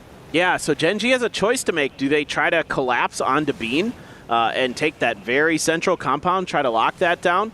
Looks like that's going to be their choice. There were a few other options available to them, but I think that's very much the the wisest one that they can make. Buriram is going to be able to just sit down in that factory area that they've been in for a while and kind of defend that from Sharper. Rock is going to have to make that wide wrap you were talking about around the I mean, they don't have any other choice. And it's even suckier now because there's going to be more teams all on top of each other. Sharper's going to be rotating right into Buriram. No real options that they can do unless they want to just hang out in Impala. See how this is going to stack over to the north. GSW has been kind of bullied out by what's going to be going on with Toyo. Looks like Tanvu did manage to get rezzed, so he looks like he's going to try to regroup. The rest of the Expendables are going to be just to the north of GSW, while they're going to have Falcons that are going to be back behind them. So this is everybody praying it's going to go to this kind of eastern hillside. I think the Falcons might have worked out that TE called in that blue chip. So I think they might be trying to punish TE here a little bit on the backside. Tanvu is going to land and truck stop those safely, so they actually are going to be A-okay for now. It just depends on what loot is available for Tanvu to scoop up. There's a good knock from Capitan onto Lil Ghost. He's out in the open. He is potentially done, but the smokes are blooming. See if he can get this grenade far enough downhill to connect. It is a bit of a throw. First one didn't go. Second one, I think just short. Yeah, that's so far away. Even though it is downhill and you're going to get that extra roll, extra distance, it's a little too much to ask. I mean, Xiaobei wants to get to this, but it is so scary. And it's actually going to be Na'Vi that are taking shots. Crossfire set up as, what was it, Gen.G? I think maybe they were shooting at Raining because Gen.G is going to be stacked up. They've got some T1 members that are going to be right next to them. This has all just gotten really messy as nobody wants to move into the fields itself. There you go. Whoa. That's what's going on with T1 and Gen.G is this is weird, but, you know, you're laying on top of a building. You take what you can get. Oh, man. I was sorry. You know how I feel about bolts. Yeah. Yeah. I mean, this is awkward for Gen.G and T1, and this is kind of funny because you're seeing that this region has the exact same idea on how to play this circle. They know what compound is good, and they're willing to gamble for it. And you can take the roof here as T1, excuse me, and just kind of chill. And there's not much that Gen.G can do about it without getting some good grenades up there. Getting up on top of that roof of these firehouse compounds is difficult. So annoying. So, Falcons makes a sin right into the Expendables. Tickleton is going to be down. It looks like the other Falcons do manage to crash into the backside of this one. H1 holding a very strong angle, seeing if maybe he can defend up Tickleton. Nade's going to be coming out. Molotov actually going to be landing right at his feet. Can he get the knock? Does manage to take the lorries down. It looks like the Falcons swoop in just in time to keep Tig alive. Well, T1 actually got hit by a grenade in the meantime up on top of that roof. They're getting hit with all the util. Gen.G throwing everything in the kitchen sink at them. This is really nice stuff from Gen.G. I said it could be difficult to do. They're making it look pretty easy as Orca keeping the other teams at bay with the bolt, making sure that nobody from 17 is going to be able to get an angle into this fight. Why walk up roof when nade? You know what I mean? That's it's just true. Throw everything that you've got up there. Usually we can see T1 avoid it, but I think that there's just too many people kind of watching this, because remember, Toyo does have that compound that's to the north of this. They were looking down into 17, so they should have some vision. And I think that's why we saw everybody from T1 that was kind of hunkered in at the top in that little alcove that was over there. Buriram doesn't have very many options in the circle as well. So we've got 57 still alive, and it's about to suck for a lot of teams because there is not enough space. Rock's going to be up on top of Falcons. We also have a rotate that's going to be happening where it looks like it is going to be full sense, trying to see if they can get by. This is, there's just not a lot of options. Hey, BB has a good rotate option though, and it's going to be all together. Yeah, absolutely. I mean, BB, yeah, well, look, you got to try something here, and maybe you can find some level of safety because of this BRDM, like a ditch that normally would be much more difficult to get to, as CTG is out in the east there, but they're kind of on the edge of the circle trying to get themselves squared away. They had Rock up on the high ground just to their north, maybe putting a little damage in, but BB found their landing spot. A doozy has liked what he sees. Yeah. BB just used the BDRM. Yeah. I don't know why. A lot of bees. That's a lot of bees. It amuses my brain for no apparent reason. Okay, so that's what now you guys, I don't know why, but things like that happen. Okay, Gike and Na'Vi stacked up next to each other, kind of, as it's going to be extends. He's got some friends down to the south, but Gike also a bit separated out over here, is fighting over a trailer that's just kind of along the edge, and this is what's going to happen whenever you move into this field area. There's just not much to work. This is so well played right now by PWD. He dodged that grenade. He avoided that initial push from Na'Vi extend. Extends trying to hold on for dear life, trying to create some kind of beachhead here for his team. Team's just dying everywhere out on the map. Kind of what I was like thinking when we were talking about how this next circle was going to go. We had 57 players. We're going to lose like 20 or 30 here. Not too long. We are losing Geeky players though. It's actually Toyo as well getting involved, and Na'Vi has a good angle into this fight from their other players. Here's the mess into the north as Rock finally goes down and falters just a touch, but it comes at a cost of a lot of Falcons members. Kickstart trying to crawl down into Shrimzy. Shrimzy trying to get his health back up. Meanwhile, this is just a catastrophe. I mean, this is just really hard for either one of these teams to hold through, and you can see pressure is just mounting up. Extends kind of no longer extended away from the rest of the squad. Well, I say that Fayrist is down south, but he is going to go down, so that should be able to get flushed pretty quick. That's just going to leave Fayrist way down to the south, as it looks like AGAL is going to be lined into Jin G's position, while we still have T1 up on top of him, and maybe Buriram getting involved over there too. Well, Gen G has to retreat, try to set up some kind of safety, but they haven't completely dealt with T1, so that could be a bit of a problem for them. The good news is Buriram's being a bit of a distraction here in T1. As soon as Tycon peaked, he took a bunch of damage from Type. So Gen G just going to have to lock it down on the inside, trying to avoid some of these crossfires and other things, and just let T1 act as the fence for them, just blocking some of these other teams, doing a little bit of damage, maybe softening them up on the way in. As Buriram has found a little bit of safety. Looks like Edie's gotten into the circle, and he's not taking any damage that I can see. BB team getting swung on by CTG. They're starting to fall apart. So there's 35 people alive, and there's, 11, 12 inside, right next to this compound, because this is just the focal point where everything's going to be going on. While this has all been happening, that 2-2 split from 17, it still feels pretty good. Toyo has been kind of harassing them, yes, but up to the north, they have to deal with this rotate that's coming up from FS. So really, I mean, Full Sense just got a full send, and they're going to be running right next to Shrimzy. Does he want a piece of this too? I think Shrimzy's just going to wait. I don't think they're going to pull the trigger on this until they figure out what Full Sense is doing. Maybe he can find, I don't know how many more first aids he has either. It's starting to get dangerous because he's in phase 5, only one. Yeah, this is like, he's looking for that one extra kill and then maybe go down. So here comes this last first aid. Let's see what Shrimzy can do off of it. The problem is Full Sense has had the opportunity to heal themselves up, taking a bit of a fight. Flash there on point. Flash good for 2, but Shrimzy strikes from behind. Oh, he wants it. He wants it so bad. Does get the taps in. Picks up more kills, more points for his team, sitting at 5, but he is going to go down to the blue zone. That means that Rock is out. Falcons are out. T1 still has 2 members, and they're going to be directly above Gen G, so kind of an unofficial 5-man team. Well, Falcons got 8 kills in this game. I mean, they took out TE. They ended up tracking them down north the truck stop there and took a decent fight, I guess. We didn't get to really see much of it, but Himsey did work. Must have got, well, yeah, he has been playing great today. Yeah. He has had a phenomenal day. I mean, it's just how he is. He's so consistent. He is just a rock for that team. And, I mean, that's not to take away anything from Kickstart. I mean, H1's even been having his own pop-offs and everything else like that.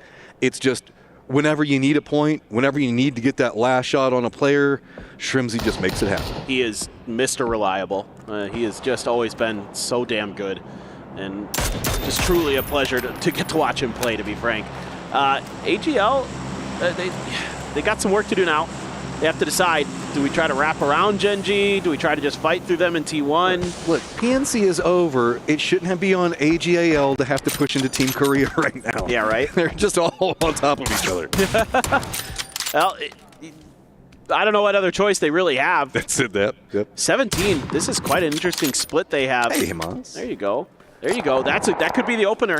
I'd love to see this fight. Thank you so much. AGL is going to lose Haisaki, though, and Himas on this entry. Tosi and Flame are just knocking him down. Flame with the drop shot! Oh, my goodness. Flame just doing it to him right now. AGL stopped in their tracks. Tycon, the last one up, and he's being held out by T1. So the combined forces, high ground, low ground, just too much for AGAL to overcome. Dude, Flame is having a whale of a day. Where you been at, Flame? This is like, he is just popping off for his squad today. He's playing very, very. I mean, he's one of those game PT players. So a couple of years ago, there was this team, Game PT in Korea, that a lot of the players are in these lobbies now because they were so explosive individually. Heather being one of them. Toyo in the meantime trying to get their way into 17. What a grenade from Emmy! Oh, it does that unlock anything else out of it.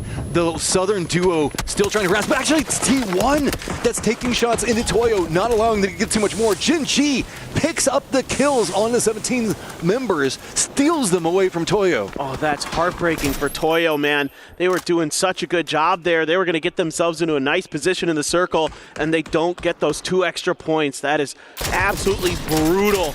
And T1 continues to just play gatekeeper on top of Gen G, and they're profiting. I mean, Gen G is just loving this. Oh, no. And now they have to just clown, well, not full clown car. They've got 3 members in, so send through, but it looks like it's going to be mostly just Tosi taking shots. It's going to put him pretty close to change the game. Orca does finally take down Tycon, so it means that AGAL is eliminated, and Toyo is at a point where, like, just a couple points, like 1 or 2 kills right now is so big for them.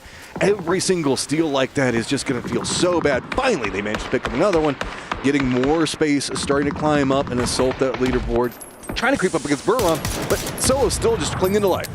Yeah, good grenade there from Xiao Wu. He's got to play really solid defense here. This is a tough position to be in. Fortunately for them, that first blue zone from GSW came up short, so 17 is actually hanging on. Stuff's exploding, but they're not really taking too much damage. Again, a lot of this util from GSW isn't getting in, and the problem is as they try to push forward, they're opening themselves up to the sidelines of the 2 Korean teams that are still sitting in that compound. Tosi throws another grenade on the roof, takes down Type. What is going on? It's just raining nades up there. Game start wins, just like, please. I mean, even Jin Ji is kind of rooting for GSW right now to get those shots on the EN, but he survives. Oh, more blue zone nades. Hey, Type, come over here. I need you to crawl out of this position so that way I don't have to run into that. If anything, it does stall out, and the new circle has left this building, so while T1 has made a lot of friends, they're going to regret having to leave this building. Yeah, the kind of sad part of this situation for T1 is they probably racked up they racked up a ton of damage. A lot of damage. 541 for EN, but they don't get any kills out of it. Yeah. So, not the end of the world. You're still going to have a solid day no matter what here. Tosi, no. He walked into Edie, the last one up for Buram. Chilling, yeah. He's been in this spot for a while, and he's getting a point out of it, and he's getting placements out of it. Okay, so with control over the circle right now, it's kind of Toyo. I mean, it's very weird because they're separated out. They've got the high ground-ish. GSW is kind of hunkered down because of the harassment that's been going on, but they're kind of teamed up with 17.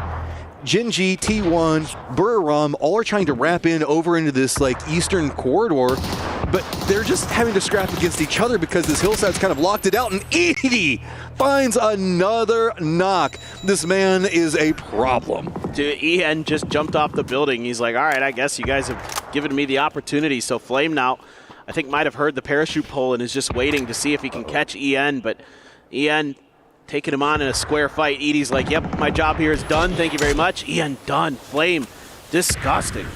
Edie, no man kills me, only the blue zone does.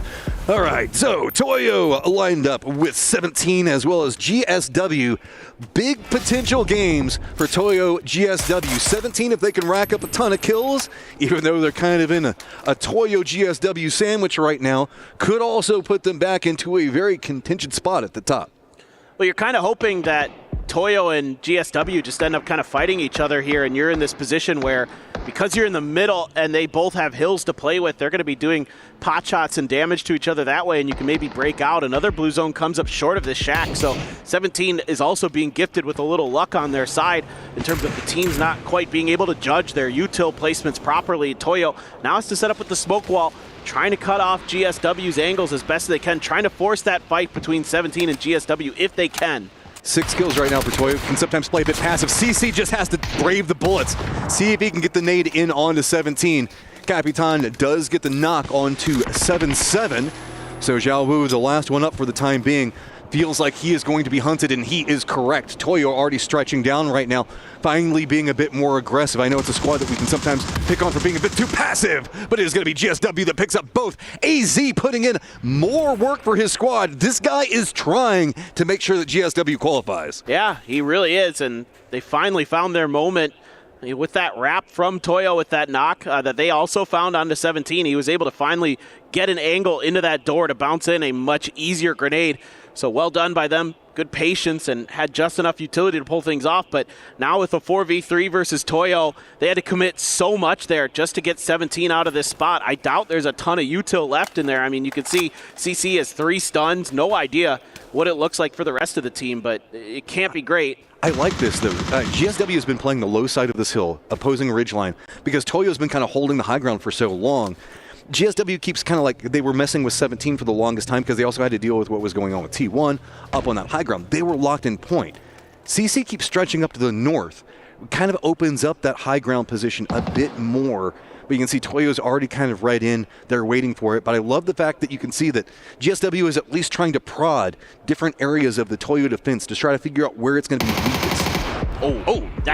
That's the weakness. That's a big knock. That's a really big knock because that's the forward position for Toyo, which means if they're going to get to that, they're going to have to commit resources. It's downhill a little bit from some of those other players, so it's going to expose anybody who tries to go for the res, potentially, depending on how many smokes are left here for Toyo. That is a big deal.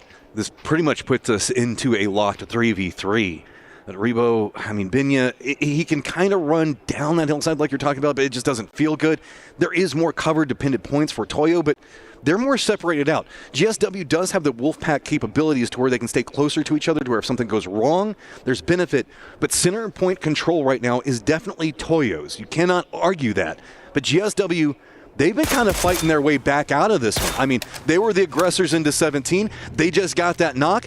They want this, and whoever's going to win this firefight will end up on top of the other one on the leaderboard. Yeah, I don't see any vehicles available here for GSW. I still haven't seen any smoke, so I think that they're all in tatters. They have to work the terrain. So CC trying to be a little tricky here.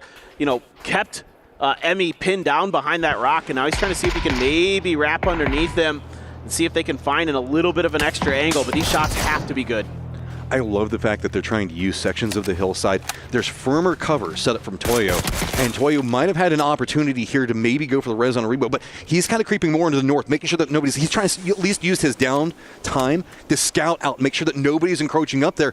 But now GSW is just locked up on top of each other, and Toyo realizes this. They're starting to set up new angles, and Capitan leading the way, getting closer and closer, trying to make this a close-range skirmish and make it painful. Make sure that the blue zone is just stacking damage and pressure right back behind GSW. GSW needs these points, so they're going to try to start pushing out. Smokes are down, stuns are through, but Capitan has AZ down. Capitan going for the flank. You do have Emmy, though, but Benja finds CC, so it's just on to Ming. Peeking both sides of the smoke. Capitan so bold on this angle. Binya spots out Ming, feeds over information. Capitan doesn't want to move just yet. Smoke's now starting to dissipate. Little cover to be had, and there you go. Toyo takes the round. What a nice end game there for them. Able to stake their claim onto that eastern edge and just box out the last two remaining teams, the two China teams, 17 and GSW, to give themselves huge points, much needed to get something going here at the very end of day number 1. And that is big. Momentum moving into the second day, picking up that last round, or at least even making it in the later stages, because GSW, they were a catalyst for a lot of stuff that was going on inside that game, so even that will feel good and stretching into the later stages, but you could see the smiles, the relief, just going, okay, maybe there's still opportunities for us on Toyo's face. Like, okay, can we get in there? Can we string this together? Can we make the miracle run happen? It's a good question. It looks good. I mean, that game looked good. I will say they really kind of better late than never, right? You find your form, you kind of find some confidence. We know these guys are really solid players. I mean, Capitan in particular, a long-time big brain of PUBG Esports, making a great wrap there at the end to really keep GSW pinned inside of a position where they couldn't really break out. I mean, Capitan, my Capitan, we've got ourselves an interview set and ready to go with Bean. Hi guys, it's Bella. I'm standing here with Gen G's Tosi. What a day, spectacular day for Gen G here at EWC. Day 1, and you got a chicken, showed perfect teamwork, and it's just been wonderful. I want to ask you, how's the teamwork been like? Because we have some new members on the roster that we haven't seen yet. 오늘 첫날부터 치킨도 가져가고 운영도 부족한 거 없고 팀워크가 정말 완벽한 하루를 보여줬거든요. 새로운 멤버들 합류를 하고 또 이렇게 처음 만나 뵙게 됐는데 좀 팀워크에 대한 얘기 좀 들어볼 수 있을까요? 자, 플레임 선수가 이제 또 처음 합류해서 첫 국제대회이기도 하고 한데 잘 적응하고 잘 떠는 것 같지도 않아서 잘 팀워크가 잘 맞는 것 같습니다. Well, this is our first global event with Flame added onto the roster, but hey, it's his first global, but he doesn't seem nervous, and I think that's what did the trick for our teamwork. Well, you guys came into the last map tied with Falcons on the third, but hey, today was really, really good. I wanted to ask you, are you happy with how today rolled out? What are you going to take away from today going into day 3 when we'll see you next? 이제 또 오늘 경기력에 대해서도 만족하시는지도 궁금하고 그러고 이제 데이 3 때 다시 만나 뵙게 됐거든요. 그 마지막 날은 우리가 이거는 꼭 지켜야 되겠다 얻어가는 게 있을까요? 일단 전 대회에서는 그래도 좀 실수도 많고 개인적인 좀 실수가 많이 나왔는데 오늘은 실수도 안 나오고 팀적으로 움직임이 좀 많이 좋았던 것 같아가지고 오늘 같이 또 똑같이 팀적으로 잘 움직이고 하면은 좋은 성적 낼 수 있을 것 같습니다. Well, despite unlike our other global events, I think today with the team chemistry and all the calls, it was just aligned perfectly. So I think we actually need to do what we did today on our last day. All right, thank you, Tosi. 감사합니다. Best of luck to you on day 3 as well. And you are the MVP as well. That is crazy. Give me a smile. Smiles don't have sounds, but all right. Well, that is all from us, and we're gonna go back to the studio. What was that?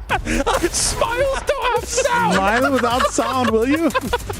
Oh, she's going mental. All right, well, it's been the day of Americas. Let's get back on track here. Love you, Bella. Smiles don't have sound, but I tell you something, America has made a lot of sound here throughout the day. What another win coming in from Toyo here to shape up America's looking amazing, Toppies. They've made a lot of sound. We've seen a lot of smiles. Our America's teams have come to play. Toyo with a very slow start. I'm not sure I buy in to Matt saying this is the start of their surging comeback. I hope that it is. You know, as an America's caster traditionally, yes, I would love to see Toyo surge to the top. But that battle, it just did not seem... I threw my book down That's because crazy. It was not a great fight. It's not the day of America's books. Well, first of all, his book hit my foot earlier, which I didn't appreciate. But it's because the day is in the book soon. Yeah. To bounce off that, though, Toyo needs to be much more proactive. I'm just going to say it. They need to be way more proactive if they want to find success. Yeah. Sure, this is a great start. Do I think, like you said, it's their start of their run? I really don't think so. Or I'm just not sure. I'll say that. I'd like to believe it, but... I would love to believe it, but from what they showed today, I'm not sure. Do you have any thoughts, non-American? Yeah, I mean, they were 13th and 14th with 17 and 16 points today, the last two teams that we got here. But, you know, Toyo and GameStart Win getting 19 and 11 points. Sure, it's going to put them in kind of in the upper mid-pack for Toyo. So I'm happy to see that for the boys. Yeah, Capitan is a player, you know, for me, that's historically been one of the guys that are kind of the superstars coming out of the region. So I'm happy to see that. But it was Benya with 5 kills in the kind of this game here that popped off, or was it 6 kills even? Either amount, I think, is great compared to how they started the day. Sure. And it is. It's a team that we want to see do well. They've got a long legacy in PUBG. They're all got a great attitude generally when they're hanging out. They're fun to talk to. So you do want to see them do well. It's just some of the choices that were made in those first couple of games were... At least they admitted it. They're like, that's hey, true. we made mistakes, and I can respect that. So hopefully they fix those. Yeah, for sure. I mean, going into the final moments as well, GameStart Win, this is an important moment for them as well, I would say, Avenger, considering that for them... If they were going to get the win, it would be game, set, and match. They'd be able to have many more points here, but not to be. Yeah, but they did get badonkadonged a little bit by 17 Gaming, honestly. Like, you were 4 versus 2, and you're sending all your utility that's not having enough impact here. Like, they should have made that push way earlier. Yeah. They should have been 4 guys alive. I would like to see way more domination. Sure, Ming got Ribbo here, but they get dominated in the later stages of the game. But I think that sums up both of these teams in the final too, because that's what they do is everything is about winning the fight in front of you, surviving a little bit longer, right? So to them, if they burn every utility they have to walk away with 2 or 3 points, it's worth it. Here is the overalls. All right, Rock is still at number 1. Fantastic for them. They're basically qualified into the finals. Congrats. Gen G moves up to number 2 overall here, Godspeed. And that's a big move for them, considering we have expectations for South Korea, but Gen G isn't really on the tip of people's tongue when it comes to those. Exactly, they're not. They're definitely not one of the teams that I would have looked on, especially not with the pedigree that we've seen in the past. But one thing that I've noticed that they've done so well today is they've worked off their splits better than they have in the first couple games, and they really started to clean it up. They set themselves up in the middle of that compound before T1 landed on top of them, and I think that the kills, yes, but the kills they're also accumulating from those positions are helping them immensely. I mean, at the end, I'll call a spade a spade. They've been resting on their GPT. The conversation has been going on. Do they deserve to be one? This is a situation where they are a team that needs to put up now to defend their status as one of the greatest organizations in PUBG history. They have gone through a lot of rosters. Whilst kind of in flux when it comes to these last year or two, we think it comes to GPT. And you saw the 9th through 16th as well. There's definitely some teams there that need to have the step up. I do come back to what we were saying, though, before. Definitely the day of Americas. Rocket number 1. Falcons up there as well.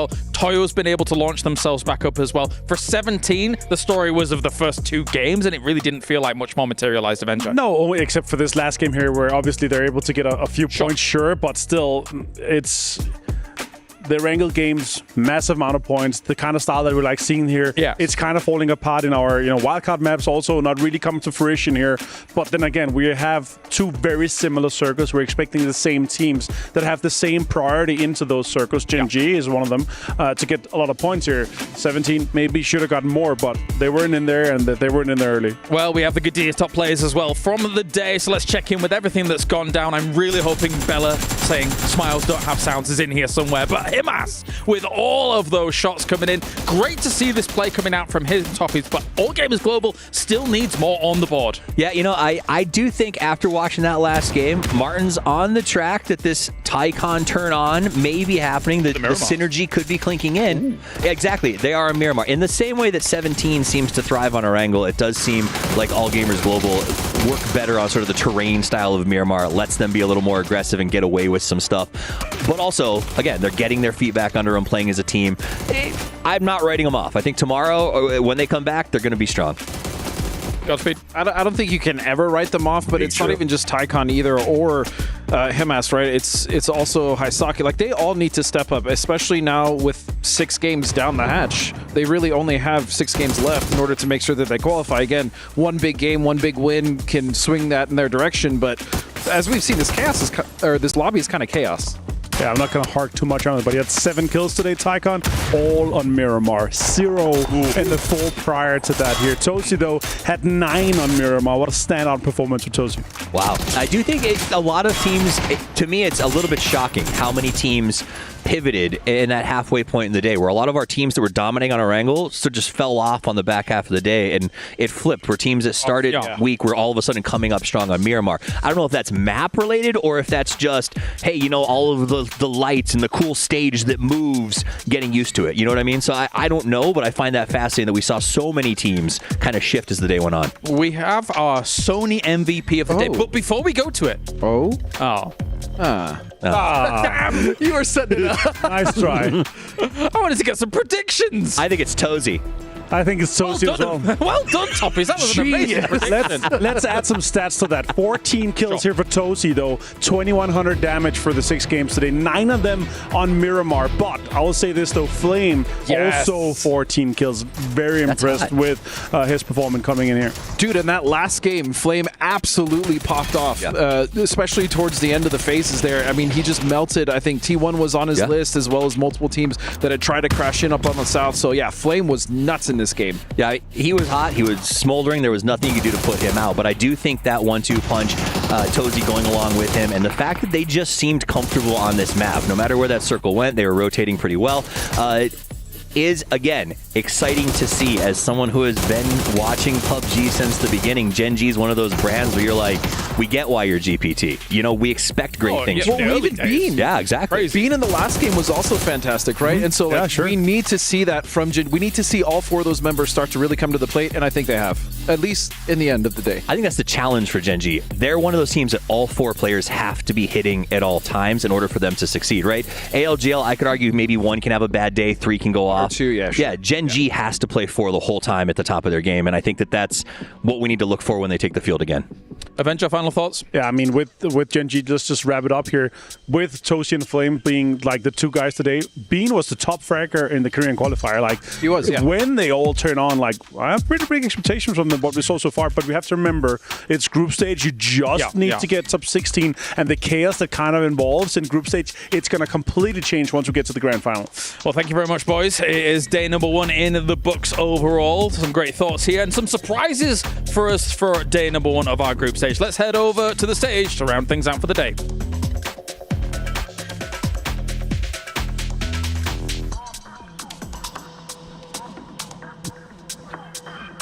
Seems we're staying here then. Let's just talk a little bit more. Just us. Okay. Sick.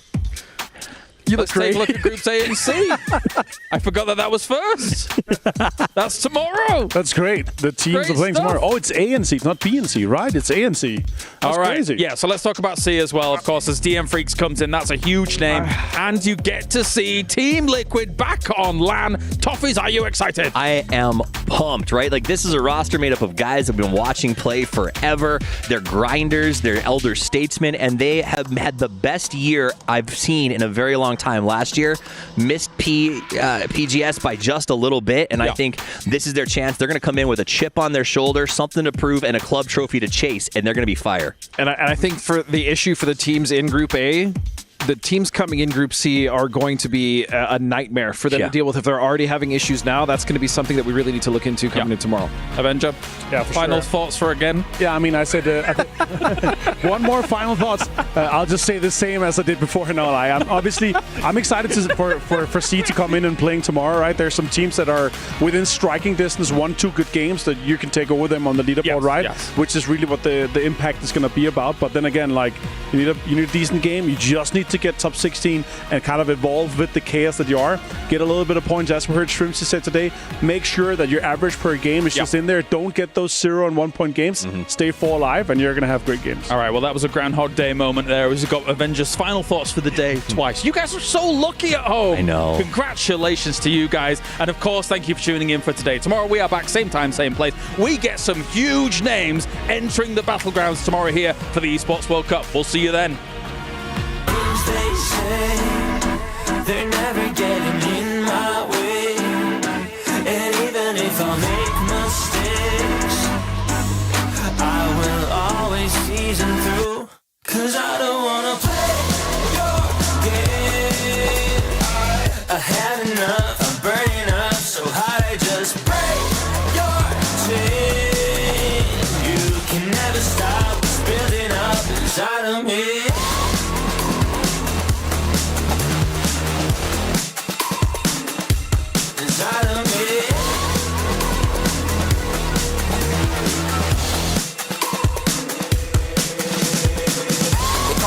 I guess I don't fit in with the imposters. I'm taking the mask off, prepare your conscience, prepare for honest, cut off all the nonsense. I'm all in your chakra, wonder who shot you. Go call the doctor, boom like the chopper. Don't you get chopped up, I'm here to stop you. Whoever wants smoke like a roster, break you off proper. Things they say, they're never getting in my way, and even if I'm